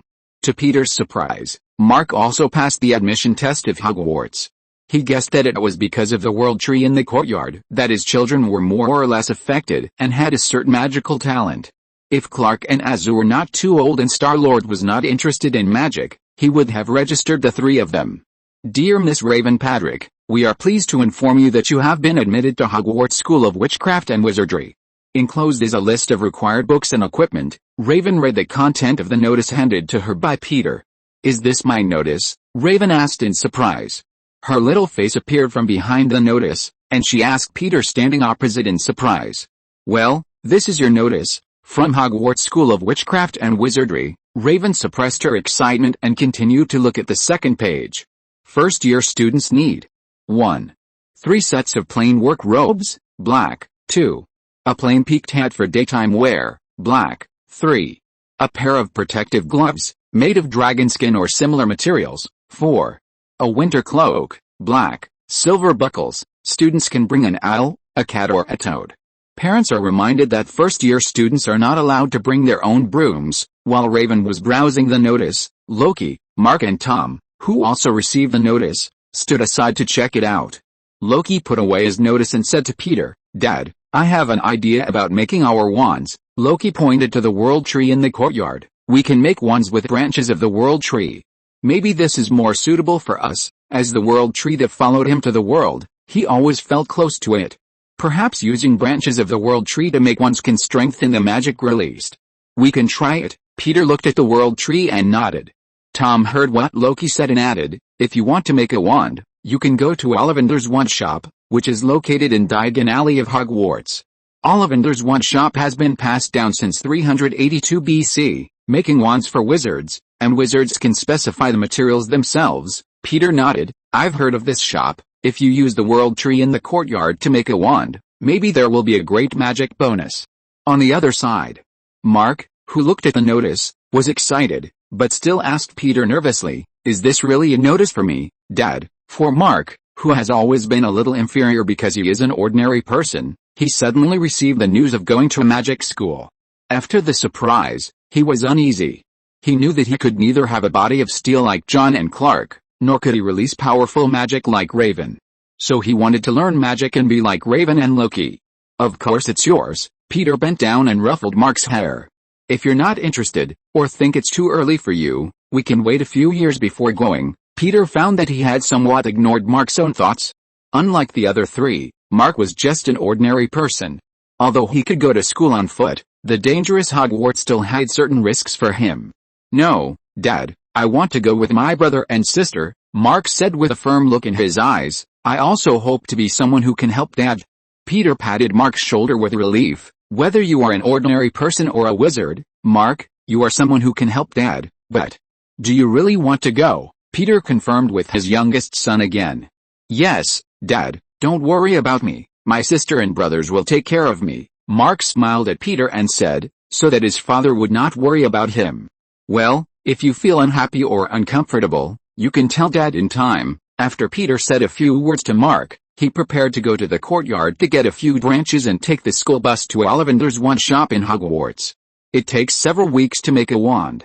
School is about to start, so I have to book it in advance. 2 days later, Peter took the whole family to Hogwarts on the school bus. Today is the first day of school. He accompanied Raven and the others to see what college they would be assigned to. "It's a pity that I'm too old to go to school." Sitting on the flying school bus, looking at the scenery passing by quickly below, Kara said to Peter with some melancholy, "Otherwise, I would also enter this incredible magic school, and Rhea, Clark, if we can all enter Hogwarts, we can form a Kryptonian Orphan Magic Alliance together." Kara started talking nonsense again. "No, I'm not interested." Rhea, who was sitting next to her, frowned and said she was not very interested in such children's things. The school bus quickly arrived at Hogwarts while several people chatted. Peter took his family to visit Dumbledore first. Time quickly entered the night. The opening dinner was held in the brightly lit and magnificent hall. Professor McGonagall first gathered the first-year students in a room. Raven and the other 4 were not here with Dumbledore. "Welcome to Hogwarts," Professor McGonagall said loudly. "The opening dinner will begin soon, but before that, you will be assigned to your respective colleges. The assignment ceremony is very important, because now that you are here, your college is your home in Hogwarts. You will attend classes, live together, and play games with other students in the college. The sorting hat will test you next, and the assignment ceremony will begin in front of all the teachers and students in the school in a few minutes. I suggest that you use this waiting time to dress yourself up." After looking at the nervous freshman, McGonagall turned and left the hall. The senior students were sitting in front of 4 long tables. There were thousands of candles floating in the air above their heads, illuminating the entire hall. The tables were filled with glittering golden plates and goblets. There was another long table on the stage in front of the assembly, where the teachers were sitting. In the second grade, 4 long tables were filled with rich food. Looking up at the magic ceiling, it was magnificent. Harry and Ron sat next to Hermione, who was quietly putting away Sailing with Vampires. "It's a party now, Hermione. If you want to read, now is not the right time," Ron said vaguely with his cheeks full of food. "Eat your food," Hermione glared at him. "Ginny is here." Seeing the first-year students lining up, Harry quickly patted Ron. Hearing that his sister was coming, Ron quickly swallowed the food in his mouth and looked at his sister. Ginny was among the new students lining up. Her red hair, which was unique to the Weasley family, was particularly conspicuous in the crowd. Professor McGonagall was ready to put the famous sorting hat on each new student on the stool. Every year, this dirty magic hat with patches and worn corners was responsible for assigning new students to the 4 colleges of Hogwarts. "Hey, that's Mr. Padraic," Hermione spotted Peter's family walking towards them. Harry looked up and saw that Headmaster Dumbledore was also coming with Peter. Dumbledore was holding Raven's hand and walking towards the new students while talking. "I've never seen Headmaster Dumbledore bring people here in person, if they are new students." Hermione looked at Raven, who was about the same age as her but attracted everyone's attention as soon as she came up, and said a little unhappy. "You said the girl next to Headmaster Dumbledore. We met her last time. She is from Padraic's family. Don't you think she is cute?" Ron, who didn't notice Hermione's mood, was glared at by Hermione as soon as he finished speaking. Dumbledore, who was being discussed by Harry, kept his eyes on Tom. He was extremely sure that the Tom in front of him was the Tom Riddle he knew. Could it be that the Tom Riddle in the parallel world was really different? Just now, through the conversation with him, he realized that he had the gentleness, modesty and calmness of Tom Riddle, as well as his inner arrogance and coldness, as well as a bit of aloofness from the world. But he seemed to be a little different from the Tom Riddle he knew. He could see that the feelings of this Tom in front of him for Peter were not false. Could it be that he really knew what love was? Dumbledore was thinking, and Professor McGonagall had already started to arrange the sorting. She led the freshmen to the platform and asked them to face their seniors, with their backs to the teachers, and stand in a row. Thousands of faces staring at them were like pale lanterns in the shining candlelight. Then Professor McGonagall quietly placed a 4-legged stool in front of the freshmen. Peter gave Raven, Tom, Mark and Tom an encouraging smile. "Go line up." Everyone in the Great Hall stared at the hat and fell into dead silence. Suddenly, the hat twitched, and a crack like a human mouth appeared on its edge. Then the hat began to sing, "Maybe you think I'm not beautiful, but don't just trust your eyes. If you can find a hat smarter than me, you can do anything to me, Peter. This hat is really good." The sorting hat sorted the freshmen into different houses one by one, and after each sorting, there would be a cheer from below. Soon it was Raven's turn. Chapter 494 Dumbledore's Trick. Raven. "Padraic." Professor McGonagall called out Raven's name. Dumbledore, who was sitting at the main seat at the banquet, put down the wine glass in his hand, stroked his beard and cast his eyes on Raven. The teacher sitting nearby also looked at Raven, wanting to see which house this girl favored by the headmaster would be assigned to. Raven sat on the chair and glanced at Peter nervously. Peter raised his glass and gave her a cheering look. Taking a deep breath to relax herself, Raven closed her eyes. The hat blocked her vision, and then a small voice sounded in her ears. "Well, a magical girl. You are a smart and loving girl. You are resourceful and strong-willed, but your heart is full of provocation to authority. Your love will only be devoted to those you respect. It is paranoid and dangerous." The sorting hat said its evaluation of Raven. "You are ambitious, but this ambition will bring you enough troubles. Your heart gives people a mysterious feeling, which makes people elusive. At the same time, your inner world is extremely complex, full of various emotions and thoughts. Well, deep in your heart, you seem to have a sensitive and fragile side. You are confused and uneasy about your identity and power, and you often struggle in your heart. It is a difficult choice, but I seem to see a ball of darkness. At the deepest part, it is dangerous and full of black ominous power. Well, darkness and paranoia." Then, after a pause, the sorting hat shouted, "Slytherin." Hearing that Raven was sorted into Slytherin, the senior students of Slytherin College applauded and cheered. Malfoy boasted to the 2 followers, "I know her. I knew she would be assigned to our house." Professor Snape, who stood next to the headmaster and leaned against the wall without saying a word, stared at Raven and clapped his hands expressionlessly. Snape was tall, with straight hair, Cold and deep eyes, sallow complexion, and a hooked nose, which made people afraid to approach him subconsciously. He was quite satisfied that Raven, a student who exuded an obscure and deep magical aura that even he could not see through, was assigned to Slytherin College.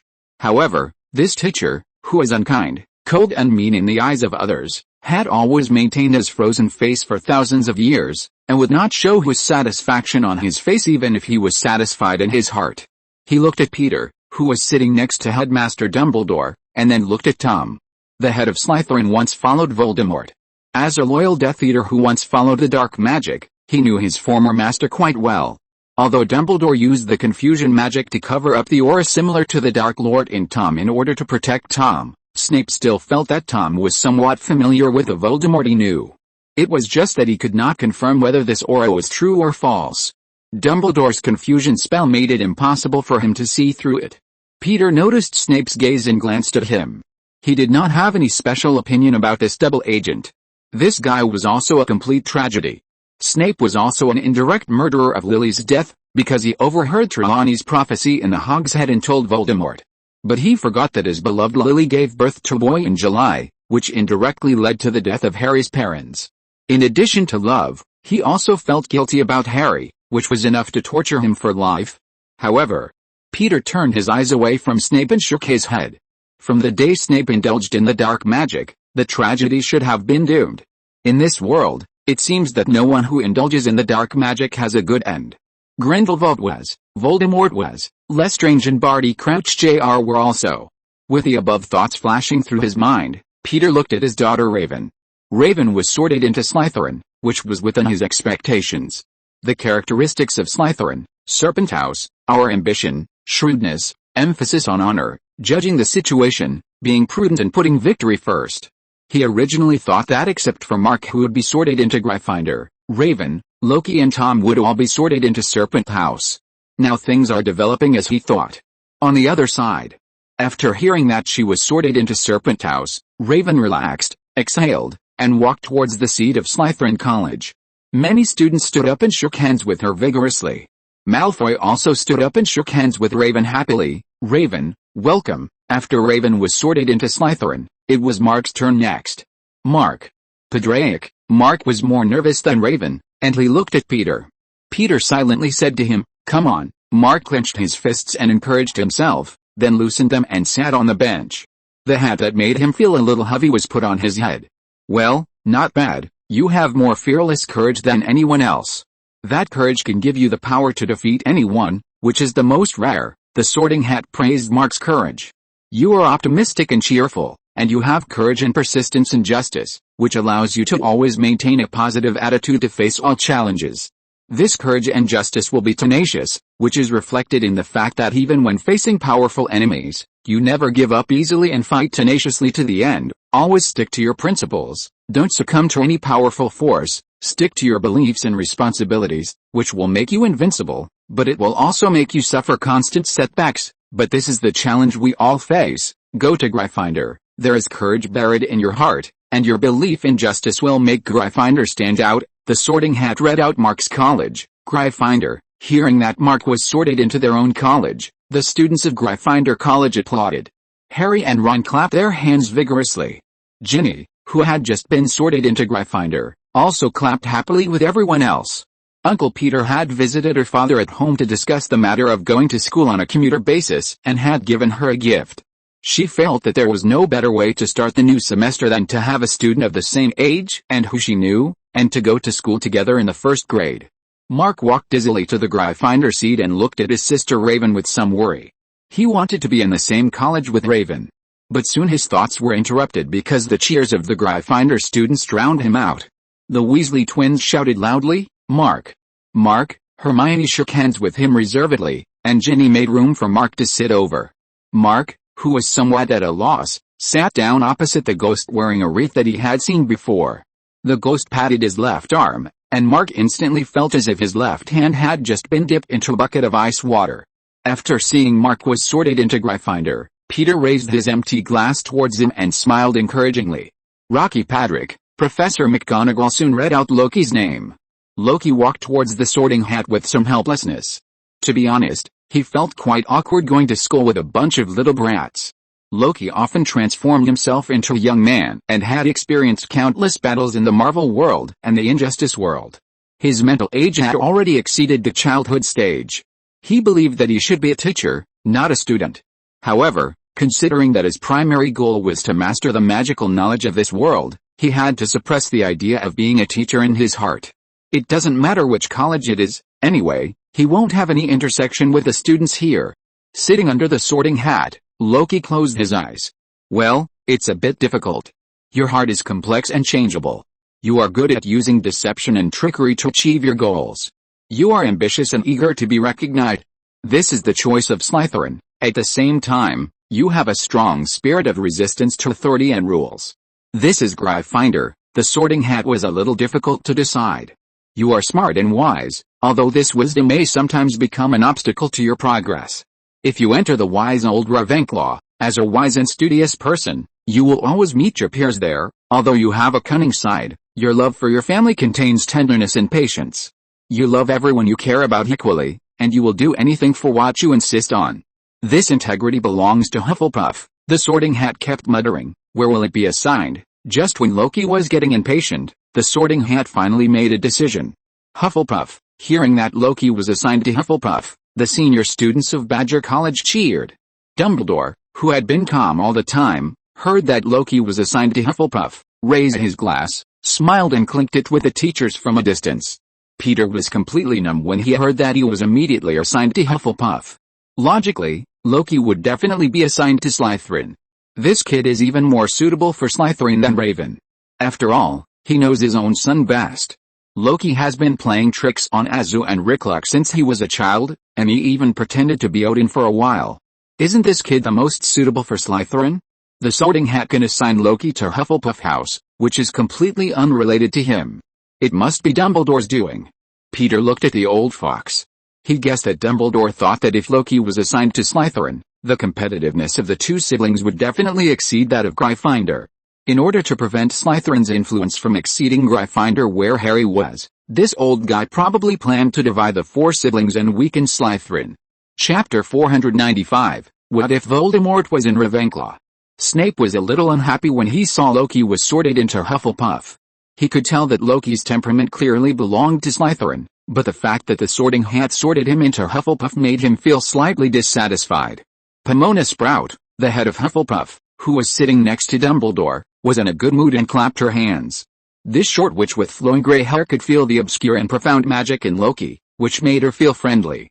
Her initial target was Raven, but now that Loki was sorted into her own house, the result was not bad. Loki was not dissatisfied when he heard that he was sorted into Hufflepuff. He had no interest in hanging out with these little brats, and being sorted into a leisurely and inconspicuous house was just convenient for him to act. Loki, with a calm expression, walked towards the Hufflepuff seat. The Hufflepuff students applauded and cheered loudly to welcome Loki. The representative of the college, Cedric Diggory, the most famous senior in the college, stretched out his hand to shake hands with Loki. Cedric, who would later represent Hogwarts in the Goblet of Fire, smiled and said to him, "Welcome, classmate Loki." At the main banquet, Peter clapped his hands gently while looking at Cedric, who was shaking hands with Loki. He had some impression of this Cedric. The senior of Badger College, the former prefect and the light of Badger College, was handsome and unrestrained, and even Fleur would be attracted to him. He was upright, kind, brave, loyal, fair, and humble. In the selection of the Goblet of Fire, Cedric was selected as the champion of Hogwarts School. When Harry became the fourth champion of the Triwizard Tournament, students from other colleges wore the Potter Stinky Shit badge because they misunderstood that Harry used despicable means to become a champion. He persuaded his friends to take off the badge. When Harry told Cedric what he knew about the first competition, Cedric continued to carry forward the qualities of fairness and harmony, reminding Harry the decryption method of the second project in order to seek fair competition. In the third project, Cedric was about to win the trophy first, but was unfortunately entangled by a giant spider. When Harry helped him get rid of the giant spider, he thought that Harry was the final winner, so he used all his perseverance to let Harry take the trophy and gave up the honor that Hufflepuff College had not received for hundreds of years. Unexpectedly, the trophy was stolen and replaced with a door key, dragging the two to the real Hangleton Cemetery, where Pettigrew, who had been waiting for a long time, killed Cedric. Thinking of the information he remembered in his previous life, Peter frowned slightly. It would be a pity to let Loki contact this Cedric. It's a pity for such a talent to die, and it's a bit of a waste of talent to be a vampire. It's better to manage a farm for yourself. Next, it's Tom Patrick. Hearing Tom's name, the whole hall was silent. Dumbledore took off his glasses and cast his eyes on Tom. Snape was leaning against the wall, but when he heard Tom's name, he stood up straight. His eyes followed Tom's gaze. Tom's confident and cold temperament immediately attracted the attention of everyone present. When Professor McGonagall saw Tom coming, her movements were a little unnatural, and she looked at Dumbledore. Dumbledore raised his head slightly and gave her a gentle look. Hagrid, who was standing at the food distribution station in the hall, stared at Tom's slow pace. The other person's figure gradually overlapped with the figure of Tom Riddle he knew. Hagrid's breathing also became heavier. Harry seemed to feel the solemn atmosphere at the scene. He looked at other people with some uneasiness. He found that most of the teachers around Principal Dumbledore had serious expressions. Myrtle, who had become a ghost standing behind him, looked terrified and her body kept shaking. It's him. It's him. He's back. Myrtle, who was filled with fear, murmured in fear. Harry wanted to ask Myrtle what she was talking about, but she ran away. Tom, who was about to sit on the stool to be sorted, seemed to feel Harry's gaze. He turned his head and gave Harry a cold look. Harry was caught by the other's gaze and immediately felt a chill surrounding him. Then he felt a scar on his forehead, and there were waves of burning and stinging pain. Harry immediately covered his forehead and lowered his head. Seeing that his friend was uncomfortable, Ron immediately supported his arm and whispered to him, "What's wrong with you, Harry?" "Nothing, it's just that the scar hurts again." "Don't worry, Ron, it will be fine soon," Harry said to Ron while enduring the pain. Professor McGonagall glanced at Dumbledore and put the sorting hat on Tom. "Well, it's really strange. This is the first time I have felt such a contradictory student." The whisper of the sorting hat sounded in Tom's ears. "Maybe, child, we have met before." Perhaps realizing that what he said was wrong, the sorting hat quickly changed his words. "No, that might be my illusion. You have the shadow of a child I sorted before, which made me misunderstand. Let me see. Well, you are so special. You have a strong ambition and desire to lead, which will make you rise quickly and become a powerful wizard. At the same time, you do not obey authority, and you have a strong desire to prove yourself. The shrewd and powerful Slytherin may be suitable for you. You who are eager for power and eager to prove yourself, maybe you can make sincere friends here, but those cunning and insidious people will stop at nothing to achieve their goals." The sorting hat changed the subject here. "At the same time, you are shrewd, wise and knowledgeable. Your knowledge will lead you into new areas. Compared with the other shadow, your emotions are hot and strong. The wisdom, knowledge and hot emotions influence each other to allow you to enter a new stage of life. You are dressed in black but can see through the darkness, with eyes that see through the world and agile thinking. Perhaps Ravenclaw is suitable for you." The sorting hat hesitated and whispered, "Which one do you want?" "Both Slytherin and Ravenclaw are suitable for you. You will achieve extraordinary results in either one." The sorting hat seemed to be in a dilemma. On the other side, Snape cast his eyes on Dumbledore with a serious look. He wanted to know what Dumbledore was thinking at this time. The student in front of him, no matter from which aspect, reminded him of the former Dark Lord. Seeing that the sorting hat could not make a decision for a long time, the students below also started to discuss. The teachers of the college also cast their inquiring eyes on Dumbledore. Just when everyone was puzzled, the sorting hat finally made a decision. Ravenclaw. In the Ravenclaw seats, the senior students clapped their hands happily. Since Ravenclaw College, Eagle College, is characterized by intelligence and knowledge, it is mostly girls. Many girls saw a handsome iceberg-like boy assigned to their college and applauded to welcome him. Gilderoy Lockhart, who teaches the second-year defense against the dark arts, also graduated from Ravenclaw. After seeing Tom being sorted into his former house, this guy who only knew how to cast the spell of forgetfulness clapped his hands with pride. He knew that Headmaster Dumbledore valued these 4 students, and now that the students who seemed to have outstanding magical talent entered his former house, he was sincerely happy. "Professor Dumbledore, I think Slytherin should be more suitable for Tom than Ravenclaw." Peter saw that Tom was sorted into Ravenclaw, and frowned slightly and said to Dumbledore. Compared with Ravenclaw, he felt that the educational environment of Slytherin was more suitable for Tom. Dumbledore put down his glass, smiled and said to Peter, "Slytherin is suitable for Tom in some ways. Ambition, desire for power, full of ambition, calm, elegant and self-sustaining, these are his characteristics, but we all know, Mr. Padraic, in some ways, a student's characteristics are not one-sided.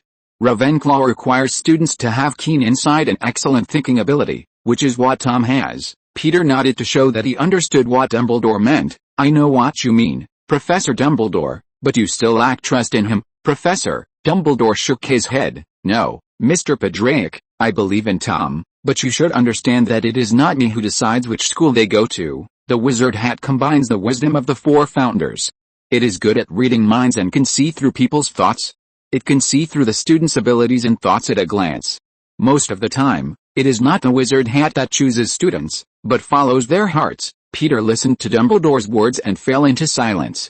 This old guy often sets traps for others, and he doesn't believe that the other party has not made any moves.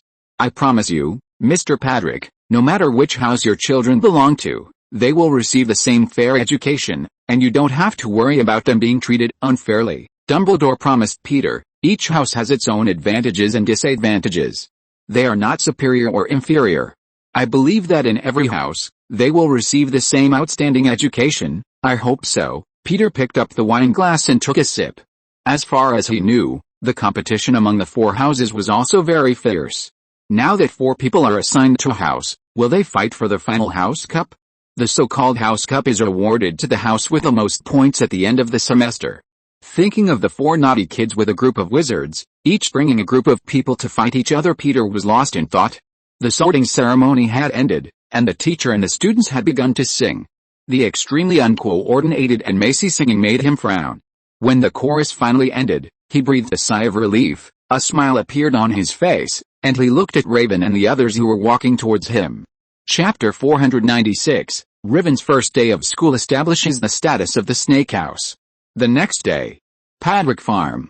At night, dinner time. Peter asked Tom and the others who had returned from the first day of school, "How was it?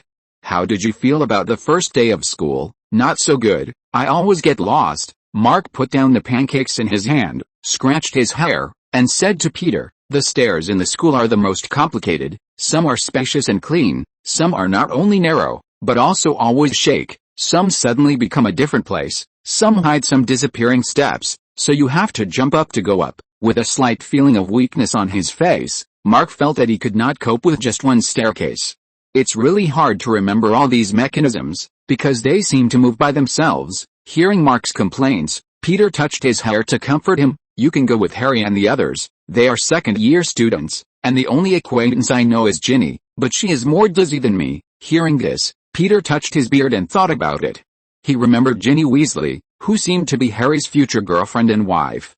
Could it be that Harry's future girlfriend will be stolen away by Mark? After coughing, Peter asked him gossipingly, "Are you close to Ginny?" "Yes, Dad, he has been with Ginny today, I saw it." Raven, who was sitting next to Peter, told Peter. Hearing Raven's told, Mark's face turned slightly red. He glanced at his sister and whispered, "Dad, I heard that Raven beat up Malfoy and his 2 followers." Raven, she didn't expect that her brother, who always followed her lead, would dare to complain to their father. She immediately glared at Mark. Peter was slightly stunned when he heard Mark say that. Is his daughter so tough? She beat someone up on the first day she came here. Raven, Peter stopped Raven's threat to Mark with his eyes, and at the same time looked at Tom and Loki, who didn't say a word. "Tom, Loki, is this true?" Loki put down the food in his hand. "Sorry, Dad, I was listening to the class the whole time, so I didn't know about this." Tom glanced at Raven. "I heard other students say it, but I didn't see it with my own eyes, so I don't know whether it's true or not." After hearing what Tom said, Raven apologized to Peter shyly. "Sorry, Dad, I didn't mean it. They were just annoying following me, so I couldn't help but teach them a lesson. But I knew the limit and didn't hurt them, I just made them a little embarrassed." After listening to Raven's explanation, Peter nodded. If what Raven said was true, Malfoy, the yellow-haired guy, was following her daughter. If he wanted to hide her daughter, it would be fair to beat him up. "It's good that you know the limit, Raven. Hogwarts has a punishment for fighting." Peter said a few words to his daughter. Although Peter was very satisfied with beating the yellow-haired guy, He still criticized the behavior of fighting in public. At least don't let so many people see it. Raven has experienced the Marvel world and the world of injustice, and her mental age is extremely mature. He believes that his daughter can handle these things. I know, Dad, Raven nodded to Peter. After dinner, Peter just entered the room. Zatanna knocked on his door. What's wrong, Zatanna? Peter opened the door and let Zatanna in with a heavy heart. Nothing, it's just that I haven't found Diana recently, and I always feel that bad things are approaching us, Zatanna sighed and said to Peter. You have been busy with Raven and Tom schooling at Hogwarts recently. I don't know how to tell you, it doesn't matter, things will always be solved, as long as we find Diana. As soon as Peter finished speaking, Zatanna's cell phone rang suddenly. Seeing the strange look from Peter, Zatanna explained with a somewhat unnatural expression, since I can't use the magic portal, some friends in the magic world and I are now using mobile phones to communicate. Technology and magic are not in conflict. After answering the phone and saying a few words, Zatanna's expression changed. What's wrong? Peter asked Zatanna, who was frowning. There's news about Diana. Where's she? The Oblivion Bar. Hearing this name, Peter frowned slightly. Diana's condition is not good now. We have to rush there quickly, Zatanna said anxiously. She can't control herself now. Peter nodded, pushed open the door and walked out, and saw Tom walking towards his room. Dad, seeing Peter was about to leave in a hurry, Tom asked him puzzledly, what happened? Some things in the magic world, you should rest early, and we will talk about anything tomorrow. Seeing Peter was about to leave, Tom stepped forward and said to him, Dad, I will go with you, maybe I can help. No, it's too dangerous, you are still too young now, Tom. Peter shook his head and refused Tom. Dad, I've studied the loss of control in the magic world. You mentioned Diana's loss of control and the burning of witch fire.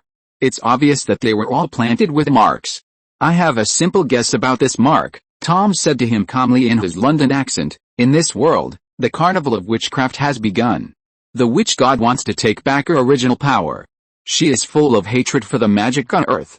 Her personality has become dark and radical. I guess these marks, each mark represents a power sealed by her, and every time she takes back a power, the witch god will become more powerful. Tom slowly took out his wand. Dad, take me to the scene, maybe I can see some truth and verify my guess. Don't worry, I will protect myself. Listening to Tom's words, Peter and Zatanna looked at each other. I really underestimated this kid. Just by speculation, you can have a guess about the truth? Okay, Peter didn't plan to waste time here anymore. He agreed to Tom's proposal to go to the bar with him. But in order to prevent Tom from encountering an accident, he brought Azu with him. One more person means more power. Azu can also protect Tom. In the Forgotten Bar, Diana was covered with dazzling and scorching light. The strong light exuded an irrepressible power, shocking the surrounding magicians and making them retreat continuously. The gorilla detective Bobo looked at the light released from Diana in horror, which was constantly impacting the surrounding existence. From Madame Shangdu, the gorilla detective, the dead, Constantine, the witch child and other magicians learned about the existence of Peter and his sons. Originally, the group wanted to seek Peter's help immediately. The magicians already knew that Peter's children were the unknown magical power they wanted to seek help from. Unexpectedly, they encountered the group annihilation of the Sisterhood of the Hands, and many young witches were burned to death by the flames of the witch fire in the bar. The magicians focused on this matter. Until tonight, an uninvited guest came to the Forgotten Bar. Wonder Woman didn't know why the switch was triggered, presenting this terrifying state. Constantine and the dead looked at Diana in shock, as if her blood was burning in front of her. The power emanating from the other party made Constantine even believe that Diana's power could easily crush him to death and destroy him in the blink of an eye. Bang! The door of the Forgotten Bar was pushed open heavily, and Peter arrived with Zatanna, Azu, and Tom. Peter was shocked to see Zatanna's body emitting strong light at the scene. Armor protection. Seeing the powerful magic energy released by Diana spreading here, Tom immediately released the protective spell he had just mastered. As he raised his wand and released the iron armor charm, an invisible stance immediately enveloped Peter. Peter looked at Tom in surprise. The first person this kid wanted to protect at the critical moment was himself. But what surprised him even more was Tom's talent. He didn't expect Tom to be able to release magic so quickly. He remembered that the iron armor charm was a spell of medium difficulty. However, although it was of medium difficulty, Many people working in the Ministry of Magic could not recite a decent iron armor charm. Seeing the danger at the scene, Azu quickly stood in front of Peter. "Diana, are you okay?" Peter patted Azu's shoulder, signaling him not to worry about his own safety and to protect Zatanna and Tom. He looked at Diana, who was emitting strong light all over her body. "Can you hear what I am saying clearly?" Diana, who was kneeling on the ground, raised her head. A half-moon mark appeared on her forehead, and black blood flowed from her eyes. I don't understand what happened to me, Peter. It's as if the burning light is running in my blood." Diana was still awake, with despair and pain in her eyes. I can feel so much power. I have never felt this way." Peter took a deep breath, resisted the iron armor curse cast by Tom, endured the erosion of powerful magic energy, and walked towards her step by step. Detective Orangutan and Constantine looked at Peter in shock. Zatanna and Tom were shocked by Peter's decisiveness. Zu tried to stop him. "Dad, it's dangerous, you can't go over." "It's okay, John." Peter resisted the erosion of magic energy, gave Zu a reassuring look, and walked to Diana step by step. The strong light carried magic that eroded the iron armor spell and hit Peter's body. "Empty your mind and focus on your goal, Diana." "Snap," Peter said, enduring the pain in his body and tightly grasping Diana's right hand that was emitting strong light. Chapter 497 Malfoy vs. Mark. Holding Diana's hand, Peter exposed his body to the wash of magic energy and encouraged her. "Diana, focus on your goal." "What do you want?" Diana, with strong light oozing out of her eyes and mouth, said to him with all her strength. "I want these monsters to return to their original places." As she spoke, the magic energy lingering around her suddenly rushed outward. Almost all the items in the nearby bar were destroyed by this powerful energy. "Very good, concentrate on your wish." Peter ignored the damage to his body caused by magic and held her hand tightly. "Then repeat the words to me." Peter held Diana's hands tightly and gave her strength. At the same time, he activated the exorcism rune in the rune. This exorcism rune is generally used to expel evil spirits or witches, or other unknown possessed spirits. Now Peter is using it to expel the power that does not belong to Diana's body. "I will expel you back to where you came from." As Peter spoke, the rune was constructed on Diana's right hand. Diana felt the power that Peter's magic gave her. She endured the discomfort and pain in her body, held Peter's hand tightly, and followed Peter's words. "I will drive you back to where you came from." Her expression gradually became ferocious. "I will drive you back to where you came from." Boom! Powerful magic burst out from Diana, and strong light shot out from her mouth. Looking up, Diana opened her mouth, and a powerful magical power burst out from her mouth and shot out. At the same time, an invisible shock wave swept around. Constantine and the gorilla detective were violently hit outward by this shock wave. Tom immediately released the armor spell again in front of Zatanna and Azu, constructing a protective barrier. The shock wave destroyed the items in the bar in an instant. A deafening sound rang out in the bar. Diana, who had released all her magic, recovered and fell to the ground limply. Peter hugged her, who had fallen into coma. Zatanna came over immediately and looked at Diana with a worried look on her face. "How is she, Peter?" "She has lost her intuition, and the mark on her forehead has faded." Peter used his hand to push away the hair between Diana's eyebrows. Looking at the other's white and smooth forehead, Peter hugged her and said to Zatanna, "The power that does not belong to her in her body has completely receded." The gorilla detective came over and asked in a low voice, "Have we won?" He has recognized that the man who made Diana normal in front of him is Peter, whom they have always hoped to help. He did not expect that the other party could resist the invasion of such powerful magic, and dispel the unknown power in Wonder Woman's body with just one person's power. What shocked him even more was that a child with powerful magic using a magic wand appeared next to Peter. This child did not appear at all in Madame Xanadu's prophecy. He now has no idea who Peter Padrick is. Zatanna didn't know the shock in the mind of the gorilla detective. She shook her head and replied, "It shouldn't be that simple. Peter only repelled her temporarily. I guess she will come back next time." "What should we do?" the gorilla detective asked worriedly. "There is a destructive power in her head. This power does not belong to her. It is dangerous and deadly to her." Peter took off his coat and put it on Diana. "You are the gorilla detective, right?" Peter hugged Diana and asked the gorilla detective. Yes. The gorilla detective swallowed and said, "Hide your magic for the time being. Don't let the person behind the scenes find you." After Peter said a few words to him, He looked at Constantine and the dead man who were shocked next to him. "Let's go." Peter hugged Diana and said to Zatanna, Tom and Azu. "Unbelievable, Padrick Farm." Zatanna, who had already returned, said to Peter, "The magic power emanating from Diana's body is so strong." Tom, who was standing next to her, glanced at Diana lying on the sofa and said to Peter, "Dad, I don't think we should regard the witch's mark as a blessing or a miracle. We can never understand the essence of this magic, nor can we understand the terrible price of the true power of this magic. Wonder Woman was awakened and released this terrible power because of the witch's mark. We have to build a firewall to isolate it from the outside. Now the magic of this world is being destroyed by it. Well, although it's not easy, you can see these, which means you have studied the magic of this world carefully." Peter touched Tom's hair with his hand. He wanted to say something else, but suddenly saw Diana slowly waking up. "You're awake, Diana." Seeing Diana waking up on the sofa, Peter came over and squatted down to check her body. "Peter, are you okay?" When she woke up and saw Peter, Diana immediately hugged him excitedly. She remembered everything that happened just now. She was overwhelmed with emotion when she saw that Peter had come to save her from despair without caring about his own safety. She was so important to Peter.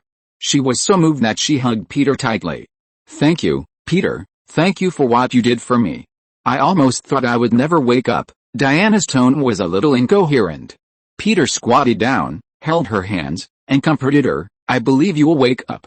No matter what happens, as the princess of the Amazon, you are not the kind of person who will be easily defeated. Also, don't leave without saying goodbye next time. Although I understand your thoughts, you can't do it alone." Looking into Peter's eyes, Diana felt a warm current flowing through her heart. "I'm sorry, Peter. I'm just afraid. I'm afraid of something in my body that I can't control." Peter shook his head and said to her, "Fear is human nature. You should know that. The important thing is that we can solve it together." Diana nodded and held Peter's hands tightly. "I know. I'm sorry, Peter." Tom, who was standing next to him, watched Diana and Peter's behavior and listened to their conversation. He suddenly felt that he was standing here and was a bit of a hindrance. The next day, Hogwarts World. Harry Potter met a fan of his. He was having dinner with Ron and Hermione and happened to meet Mark and Ginny. Seeing his sister and Mark together, Ron didn't have any thoughts. He walked over and said a few words to the two. Then when the two were about to go to the common room together, they met a boy with messy hair on the lawn. The other party was staring at Harry in a daze. He held an ordinary camera used by ordinary people tightly in his hand. When Harry looked over, his face was as red as a ripe apple. "Hello, Harry. I'm Colin Creevey." He was almost a little out of breath, and then took a tentative step forward. "I'm from Gryffindor, too. Do you think, could you, let me take a picture?" The other party raised his camera and said hopefully. "A picture? This will prove that I have seen you," Colin Creevey said eagerly, and then took a few steps forward. "I know all about your deeds. Others told me about how you escaped from the hands of that person and how he disappeared, and about the shiny scar on your forehead. A boy in my dormitory told me that if I use the right amount of chemicals to develop the film, the scenery and people in the photos will move." Colin Creevey took a deep breath excitedly. "This is amazing, isn't it?" He was very excited to see his idol. "Well, before I received the acceptance letter from Hogwarts School, I never knew magic could do this. My dad is a milkman and he doesn't believe it either. Now I want to take some pictures and send them to him. It would be great if I could take a picture of you." Colin Creevey looked at Harry pleadingly. "Can your friend take a picture for me, with me standing next to you, and you sign it?" "Signed pictures? Are you handing out signed pictures, Potter?" Before Harry could answer, a slapping voice came from behind him. Malfoy's sarcastic voice echoed in the yard. He put his hands on his hips and looked at Harry, followed by his tall, sinister henchman, Crabbe and Goyle. "Everyone line up," Malfoy shouted to the crowd. "Harry Potter is handing out signed pictures to us." "No, I'm not," Harry said angrily, his fists clenched tightly. "Malfoy," Ginny said angrily beside him, "you're just jealous of him." "I'm jealous of him," Malfoy sneered. As he sneered, more and more students gathered in the yard. "Why are you jealous of him?" "I don't want to have another scar on my forehead. I don't think splitting my head can make me look special." "Of course, I don't know whether others think so." Malfoy's younger brother laughed at the side when he heard what his boss said. "You'd better apologize for your bad breath, Malfoy." Mark finally couldn't help it and stood up and said to the other party rudely, "Mark, you'd better not meddle in other people's business." Seeing Mark standing up, Malfoy was intimidated by the power of the Padraic family and didn't dare to say anything harsh. But with so many people watching, he still frowned and said to Mark, "This is none of your business. Don't get involved with Potter, he will make you unhappy." He then cast his eyes on Peter and Ron. "Or, Harry, are you just a group of cowards hiding behind the first grade?" Chapter 498, Raven becomes the big sister of the snake courtyard. "Go eat slugs, Malfoy." Ron glared at Harry before he could fight back. Malfoy's younger brother Crabbe stopped laughing and cracked his knuckles, which were as big as chestnuts. "Be careful what you say, Weasley," Malfoy sneered. "You don't want to get into trouble again and ask your mother to come to school to take you away, do you?" He pinched his throat in a pretentious manner, imitating Ron's mother's voice, and screamed, "If you dare to take another wrong step." A group of fifth-year Slytherin students on the side heard Malfoy's imitation and burst into laughter. Because Ron got into trouble, his mother sent him a roaring egg. The roaring egg was like a radio, playing out Mrs. Weasley's scolding to him vividly. The students who were eating breakfast in the entire auditorium heard Mrs. Weasley's loud voice howling at Ron. Malfoy, Ron, who was completely enraged, was about to stand up and punch the other party. Malfoy easily dodged Ron's attack. Seeing that his attack was ineffective, Ron quickly reached into his robes and took out his wand, angrily saying to the other party, "You will regret this." He pointed his wand at Malfoy. However, before he could release the magic, Malfoy attacked first. A loud bang echoed in the playground, and a cluster of green light shot out from the other end of the wand and hit Ron's stomach. Ron immediately fell back and sat on the grass. Ron, are you okay?" Hermione immediately rushed over to check on Ron. "Oh ho ho." Ron opened his mouth and wanted to speak, but no words came out. He coughed hard, and several slugs fell out of his mouth and fell on his legs. "Haha." The people in Slytherin House immediately burst into laughter. Malfoy almost couldn't breathe with laughter. Crabbe leaned on his brand new broom, his body almost bent into a bow shape. Goyle lay on the ground with his face up, pounding the grass with both hands. Harry and his friends formed a circle around Ron, anxiously checking his condition. Ron's mouth kept spewing fat, shiny slugs, and no one dared to help him. "You are unforgivable." Mark could no longer tolerate the bad behavior of Malfoy and others. He raised his wand and gritted his teeth to cast a spell on Malfoy, Expelliarmus. The wand in Crabbe's hand was instantly removed by Mark. Mark cast a spell and instantly stunned Harry and his group. Hermione and others did not expect that Mark, who had just entered school, could learn this kind of magic. Malfoy saw Mark attacking him, and he was shocked and immediately took out his wand.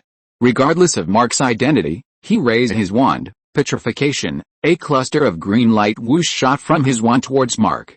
Just when Malfoy's spell was about to hit Mark, a barrier instantly appeared on Mark. Malfoy's spell hit the protective shield on Mark's body, and it disappeared without a trace. In the astonished eyes of the crowd, Raven followed two girls and walked towards Mark with expressionless faces. Harry knew the short-haired girl behind Raven. He remembered that she seemed to be Pansy Parkinson, who was sarcastic, domineering, and always mocked people. Because she was very beautiful, Ron mentioned her twice, and he remembered her name. But she seemed to be a sophomore. Why was she following Raven? After releasing the protective magic and putting away the wand, Raven looked at Mark meaningfully. "My dear brother, the informer of Padraic's house, you look a little embarrassed, Mark." He didn't expect his sister to remember that he had informed their father yesterday. "I don't think I'm an informer, I just told Dad some small things." "Really?" Raven looked at him unhappily. "You should understand, Mark, no matter what happens, Dad believes me, and your informant will not have any effect, and you." Raven looked at Harry and his group. "If you can't protect your fellow Gryffindor students, it means that Gryffindor students are not brave at all." Although she was unhappy about Mark's betrayal, she was even more angry that Harry and his group could not protect Mark. According to her father, Harry is the savior of this world. But Harry's performance today really didn't let her see any potential in him as a savior. Being scolded by Raven, a first-year student, Harry, Ron, and Hermione did not even think of arguing with her. They were all affected by the powerful aura emanating from Raven. Raven, who had experienced the world of injustice and the world of Marvel, easily suppressed this group of junior students who had never left school in terms of aura. After sneering at Harry and the others, Raven cast her eyes on the uneasy Malfoy and the others. Malfoy's heart immediately beat when he saw Raven's unfriendly look. He was severely beaten by Raven yesterday and knew how powerful she was. Raven released magic to hang his feet in the air without using a wand. Only a few powerful teachers in Hogwarts can release magic without using a wand, such as Professor Dumbledore, Snape, and Professor McGonagall. After knowing that Raven can release magic without a wand, he no longer dares to fight against Raven. "Sorry, Raven, the nervous Malfoy wanted to apologize to Raven. Unexpectedly, Raven raised her wand the next second. He didn't hear Raven chant any magic, but saw black energy shooting at him from the tip of the other's wand. Malfoy was shocked and didn't react at all, and was knocked away by the magic released by Raven. Bang! Malfoy fell heavily on the grass, holding his back and groaning. Seeing Malfoy being knocked away, the two followers Crabbe and Goyle wanted to escape, but before the two took a step, bang! Bang! The two tall and strong men were knocked away by Raven one after another. Harry was stunned when he saw that Raven knocked Malfoy and the other two away in an instant without shouting out a spell. What is this? Silent spells. Harry knew about the existence of silent spells and wandless magic. He had read about it in a book. Magic is very difficult, but to achieve the extreme difficulty, you need to remain silent, or even use your bare hands. Silent spells are typically cast with a wand, but without saying the spell out loud. Its advantage is that not saying the spell out loud when casting magic can achieve an unexpected effect. However, this technique requires extremely strong concentration and willpower because the caster needs to evoke the spell in his mind instead of shouting it out loud. This is like the difference between learning the alphabet and reading War and Peace. Silent spells are only practiced by 6th-year students at Hogwarts, so you can imagine how difficult this kind of spell is. Raven didn't know Harry's inner shock at this time. The magic she was using now was not just the spells she learned from Hogwarts. Raven, who was extremely talented in magic, quickly resonated with the magic of this world and her spiritual world. On the first day, she could easily master the skills of riding a flying broom. Although she didn't need a broom to fly now. Through her own magical talent, resonating with the magic system of this world, Raven invented her first spell after entering this world. The wand releases energy, knocking people away and interrupting their spells. She called this move Flying Sand and Rocks. Raven put away her wand and said to Malfoy and the other two, "You should know that this is the fate of those who attack the Padraic family. Don't get close to Mark, and don't think about revenge, otherwise it won't be so easy next time." "Malfoy," Raven threatened Malfoy. Malfoy fell to the ground, gasping for breath, looking at Raven in fear. The senior students of Slytherin College were also shocked by Raven's move.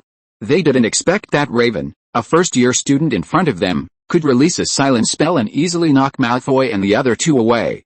Raven glanced at Malfoy and the other two, then turned and left. Harry didn't react until Raven left with two female followers.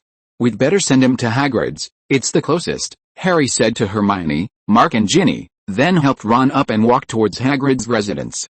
Ron, who was supported, opened his mouth wide, and a lot of slugs fell on his chest. Hermione, who was almost collapsed, complained to Harry, "Harry, can you hold him steady?" "Sorry," Harry apologized while helping Ron walk out of the playground and walk towards the edge of the forest. Ginny and Mark followed behind. "Mark, your sister seems to be very powerful in Slytherin now," Ginny asked Mark curiously. "Is her magic talent really powerful?" She didn't expect that as a first-year student, Raven could now call the shots in Slytherin and become the big sister. The cold-faced pansy Parkinson following behind Raven seemed to be a second-year student. Raven, a first-year student, could lead the second-year students, which made Ginny full of envy and admiration for Raven. "She is my sister's magic talent, and she should be the best in our family," Mark said after thinking for a while. Compared with Loki and the new Tom, Raven, who once fought with Wanda in the Marvel world, left a deep impression on him. "Really? What about your brothers Loki and Tom? They both look very handsome, and I heard from Dad that they are also very talented in magic," Ginny asked him. "I don't know, but their magic talents should be higher than mine," Mark said frustratedly. "I think you are also very good." Ginny glanced at Harry who was walking in front and whispered, "You are very brave, Mark. You dare to fight back against Malfoy, and the disarmament charm you used is something that ordinary junior students can't use at all." Chapter 499 Harry, you old bastard. Soon Raven's deed spread throughout the Hogwarts Academy.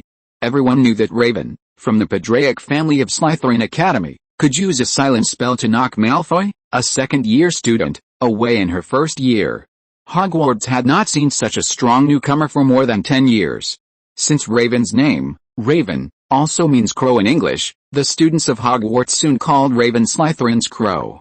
At the same time, Hufflepuff Academy, where Loki was in the first year, was taking a defense against the dark arts class. The unlucky student Hank was dragged to the podium in front of the classroom to play the role of a werewolf. Yes, a wonderful howl, and then, I suddenly attacked, like this, and threw him to the floor with all my strength, so that, with one hand, I would control him, and with the other hand, I would put my wand against his throat, and then I would muster up my remaining strength and cast a very complicated magic. Gilderoy Lockhart was telling the story of his battle with the werewolf. In the middle, he guided Hank to take a fighting stance. Then, he uttered a pitiful groan. "Go ahead, Hank, raise your hands a little higher." "Okay, that's it." The hair disappeared, the fangs retracted, and he turned back into a human being. Simple but effective. Another village will always remember me as a hero who saved them from the terror of being attacked by werewolves every month. In Gilderoy Lockhart's story, he defeated the werewolf and saved the lives of the villagers in a village. When he was still unsatisfied and wanted to continue, the bell for the end of Get Out of Class rang. When he heard the bell ring, Gilderoy Lockhart showed a regretful expression on his face. "I'm sorry, I know you must be still unsatisfied with the story I told you, but time is always short. Students, we will continue in the next class," Gilderoy Lockhart said to the first-year students of Hufflepuff as he took a step forward. "The homework is to write a poem about my defeat of Werewolf Weg. The best one will get a signed handwritten copy of The Amazing Me." Loki frowned as he looked at Gilderoy Lockhart, who was boasting on the stage. He was 100% sure that the guy in front of him was a complete liar. He even doubted whether this guy could recite a spell for defense against the dark arts. But even though he knew that the other party was a liar, Loki had no intention of exposing him. He was always too lazy to do things that were not good for him. With his time, he might as well explore the forbidden forest behind the school, where he might find something valuable. "By the way, there is one thing I need to announce." Gilderoy Lockhart remembered something and said to the students who were about to leave, "Tomorrow I will start a fighting club in the school. In order to train everyone to deal with the level of defense against the dark arts, I hope everyone will participate enthusiastically." Hearing that Gilderoy Lockhart was going to hold a fighting club, the students below immediately started talking. Loki pinched his chin and fell into deep thought like Peter. Fighting club? Padraic Farm. Mark did not tell Peter again this time. Since Peter was busy with Diana and magic engraving, Mark did not tell his father about these things in school. He did not want these little things in school to distract his father. There was no conversation that night, and time quickly entered the next day. Hogwarts School. Fighting Club is about to start. In the Gryffindor common room, Ron asked Harry while looking at the announcement, "Do you think those monsters in Slytherin can fight? With Raven here, they will definitely not be bad." When Harry thought of the scene where Raven defeated Malfoy with a silent spell yesterday, he felt like he was dreaming. "That's true," Ron thought for a moment and asked Harry and Hermione, "Are we going to?" "Of course, go." Harry and Hermione both agreed to join the fighting club. After reaching a consensus, the three of them quickly came to the Great Hall. The long dining table in the Great Hall disappeared, replaced by a glittering golden stage against the wall, with thousands of candles lit on it. The ceiling was dark purple, as if everyone who had attended the Hogwarts Defense Against the Dark Arts class was wrapped underneath. Everyone was excited and carrying a wand. "I want to know who teaches us." Several people approached the chattering crowd, and Hermione said, "Someone told me that Professor Flitwick was a fighting champion when he was young. Maybe it's him." Hermione didn't know that Gilderoy Lockhart was the organizer, and she guessed that Professor Flitwick was the teacher of the training class. The Flitwick she was talking about was a short, white-haired, and goblin teacher with a shrill voice. Professor Flitwick had to stand on a pile of books to make himself visible to the whole class. Although he was short, he was also the headmaster of Ravenclaw College, and he was usually responsible for teaching spells. I guess maybe Harry was just guessing who the teacher of the combat class was, when he suddenly cried out in pain. Because he saw Professor Gilderoy Lockhart walk onto the stage, and standing next to him was Professor Snape, wearing his usual black robe. Seeing that the teachers were these two, Harry felt that this combat class was really terrible. Then he looked in other directions and saw that the students of Slytherin College were also present. Raven and two female followers stood in the front row. After being beaten, Malfoy stood behind Raven, seemingly intimidated by Raven's power and no longer as arrogant as before. Turning his eyes away from Raven, Harry looked at the others. In the crowd, he saw Loki from Hufflepuff and Tom Patrick from Ravenclaw. Tom was surrounded by a group of girls and was very popular, but he still had a cold and distant expression. Although he had a cold expression, he also gave people a sense of politeness. Well, he looks polite, quiet and handsome. If his academic performance is not bad, he will probably become the most popular student in the school. Lockhart waved his hand to signal people to be quiet and shouted, "Concentrate, concentrate together, now, can everyone see me? Can everyone hear me? Great, ahem, I am honored to announce to everyone that Professor Dumbledore has agreed to let me open a fighting club to train you in case you need to defend yourself. As I have said countless times about the specific details, you can see them in my works. Next, let me introduce my assistant, Professor Snape." Professor Gilderoy Lockhart smiled. He told me that he knows a lot about fighting and promised to provide some temporary help before we start. Now, I don't want to worry you young people, you will still have your potion teacher, and I will show mercy. Wouldn't it be better if they killed each other? Ron whispered to Harry. Harry didn't say anything. He looked at the serious Snape and found that the other party's lips were tightly pursed. Harry wanted to know why Professor Gilderoy Lockhart could still smile. If Professor Snape looked at him like this, he would have been scared and ran away. When the two were about to duel, Mark and Ginny hurriedly ran over holding hands. "Ginny, Mark, here." Ron saw his sister and waved to the two. Ginny, with sweat on the tip of her nose, squeezed next to Harry with Mark. The whole audience fell silent, and everyone held their breath nervously and looked at the two. Gilderoy Lockhart and Snape bowed to each other. Then Snape raised his head. Then they raised their wands in front of them like long swords. "As you can see, we hold our wands in this fighting posture," Gilderoy Lockhart told the silent crowd. "When we count to 3, we will start the first spell. Of course our purpose is not to kill each other." "I don't believe it," Harry muttered to the side, and he saw that the expression on Snape's face changed slightly. The next second, both of them waved their wands at their shoulders at the same time, and Snape took the initiative. Expelliarmus, a dazzling red light flashed. Gilderoy Lockhart was unable to react and was hit by the curse on his feet. Bang! Lockhart flew to the stage and then crashed into the wall. The wall was knocked down by his body and fell to the floor and shattered.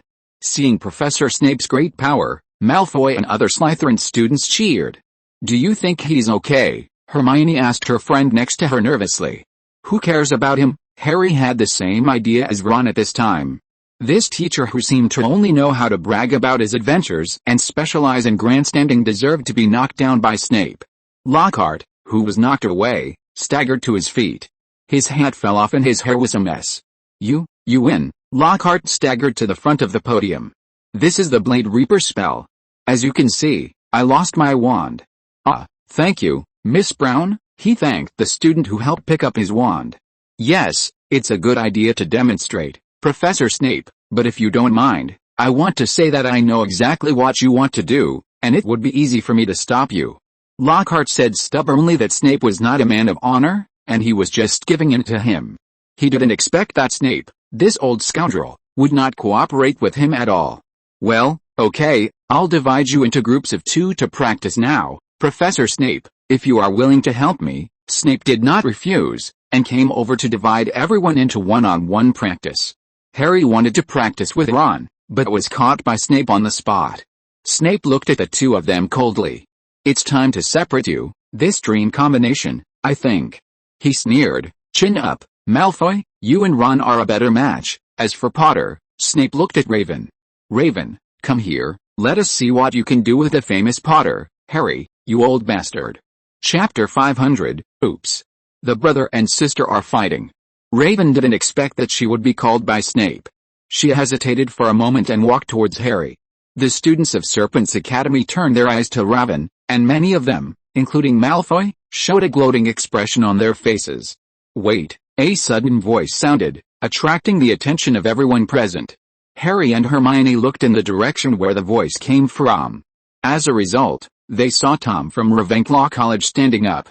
"Professor Snape, I want to practice one-on-one with classmate Potter." Tom, who behaved very gentlemanly, stood up and bowed slightly to Snape and Gilderoy Lockhart.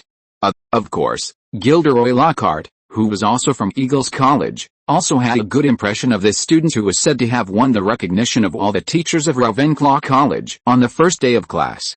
He nodded and agreed directly. Snape stared at Tom's eyes, as if he wanted to see through his heart. Okay, after a while, Snape said. Snape looked at Harry with a sinister look. Harry, don't be too embarrassed, otherwise, as a second-year student, your wand will be removed, and your reputation as a savior will be unworthy of its name. Seeing that his partner was changed from Raven to Tom, Harry did not have the slightest expression of happiness. Tom Padraic, who repeatedly made his scar painful and gave him strong discomfort, was the one he least wanted to face. Miss Padraic, I'll find you a new partner. Snape did not hide his malice towards Harry and his three people. You will partner with our Miss Granger. He assigned Raven and Hermione to the same team. Hermione looked at Raven in surprise. She did not expect that she would face Raven. Although she was quite confident on the surface, Hermione was seriously lacking in self-confidence at this time. She knew how terrible the other party was. Looking at Ron, who was facing Malfoy with a bitter face, Hermione took a deep breath and comforted herself. She was a second-year student, and it was not without a chance of winning.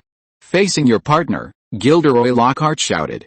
He returned to the podium and shouted to the others who were ready, bow. Harry and Tom stared at each other. Being stared at by the other party's sharp eyes, Harry felt a faint stinging sensation on the scar on his forehead. And Tom's eyes made him feel uncomfortable. Get your wand ready, Gilderoy Lockhart shouted. When I count to 3, start practicing the spell to disarm the opponent. I'll explain in advance that it's enough to disarm the opponent. We don't want any unexpected incidents. 2, 3, Harry endured a discomfort of his body and waved his wand on his shoulder. 3, the moment Gilderoy Lockhart counted to 3, Harry wanted to wave his wand.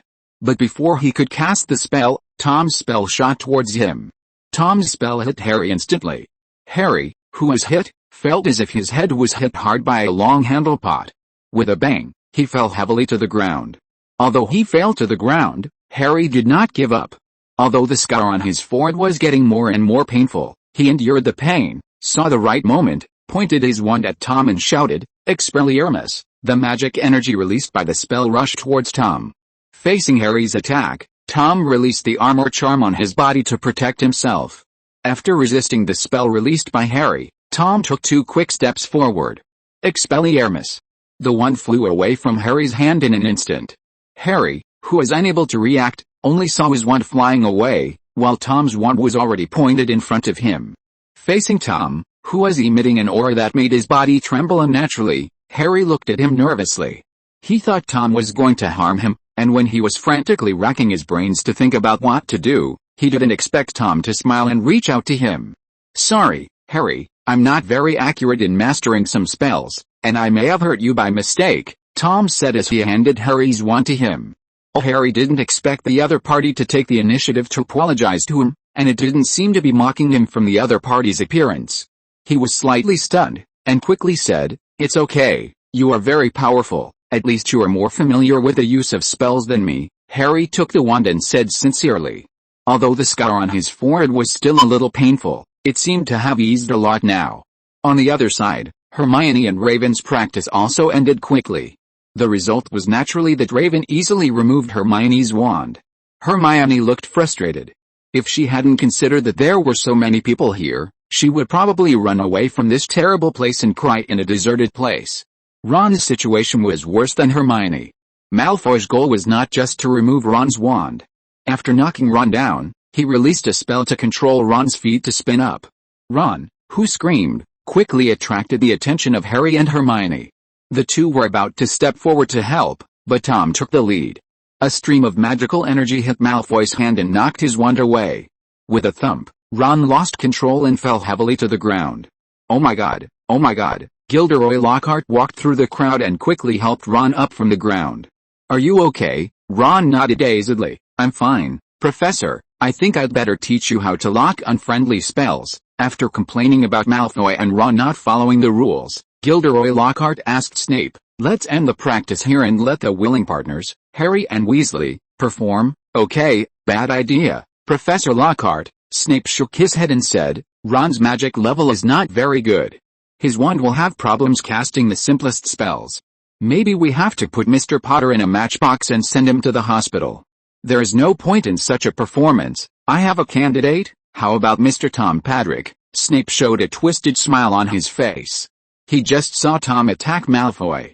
Since the other party likes to meddle in other people's business so much, he doesn't mind seeing how strong a student who is similar to the Dark Lord is. As for Mr. Patrick's opponent, can I recommend someone from my own college? Snape cast his eyes on Raven. Miss Patrick, can I? Raven is the student in Slytherin College that Snape is most proud of. Although Raven has only been here for a few days, after seeing her extraordinary talent, especially her talent in potions, Snape, as the head of the school, has already regarded her as the future of Slytherin. He also suppressed Raven's attack on Malfoy before. Lockhart glanced at Raven and nodded and said, "Okay, Tom, and Miss Patrick, you two come up." He gave the stage to the two and walked off the stage. When he passed by Tom, who was going up on the stage, he whispered to him, "Good luck, Patrick," under the stage. Harry nervously watched the two siblings confronting each other. "I didn't expect Tom to help me, Harry. You said Tom made you feel uncomfortable, but now it seems that he is a good person." Ron's impression of Tom became better, and he whispered to Harry. "Hush." Hermione glanced at Mark, whose face was wrinkled, and signaled Ron not to speak. Mark looked at the two people on the stage, struggling over who he should support. He didn't want to get hurt by either of them. Loki from Hufflepuff had the expression of a spectator. On the stage, Raven and Tom approached each other on both sides of the carpet. Raven raised her wand and walked in front of Tom, who had a cold face. "You should be scared now, Tom. I can beat you openly now." Raven has always been unhappy with Tom. Although he has always been gentle, smart and wise, Raven always feels that there is a darkness in Tom's heart. She always felt that his gentlemanly and sensible character was pretended for his father. One day, she will reveal his true face.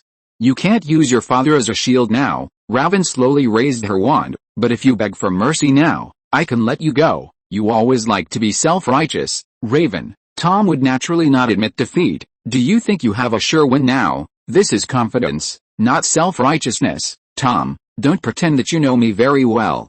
In this world, no one except my father can enter my heart. You, like everyone else, don't know anything about me." Raven frowned and whispered to him. Tom didn't say anything, turned around and walked back. Raven also turned around and left. The two of them were like European gunmen in a fair duel. Each side held a loaded pistol, stood back to back, walked forward a certain number of steps, and finally turned around to shoot. The only difference is that the pistols in the hands of the two people were replaced with wands. "Countdown to 3, Lockhart said from the stage. "I'll say it again. Casting a spell to disarm the opponent's weapon is just to disarm the opponent's weapon. We don't want any accidents." 1, 2, the moment Lockhart said 3, Raven immediately turned around at the fastest speed. She instantly released the flying sand and rock spell, and a black magic energy rushed towards Tom. Facing Raven, who took the initiative, Tom raised his wand and cast the iron armor spell to protect himself. The magic released by Raven instantly broke through his barrier, and Tom rolled out and hit the stage heavily with a bang. The students who saw this scene in the audience immediately exclaimed. Tom, who was knocked away by Raven, still remained awake. Through self-study, he has mastered many spells that can only be used by seniors in advance. After knocking Tom away, Raven showed a smug expression on her face. However, the next second, Tom's spell was already flying towards her. End of this chapter. Thank you very much for reaching the end. Don't forget to like. Looking for more exclusive content and immediate access? Subscribe to our Patreon.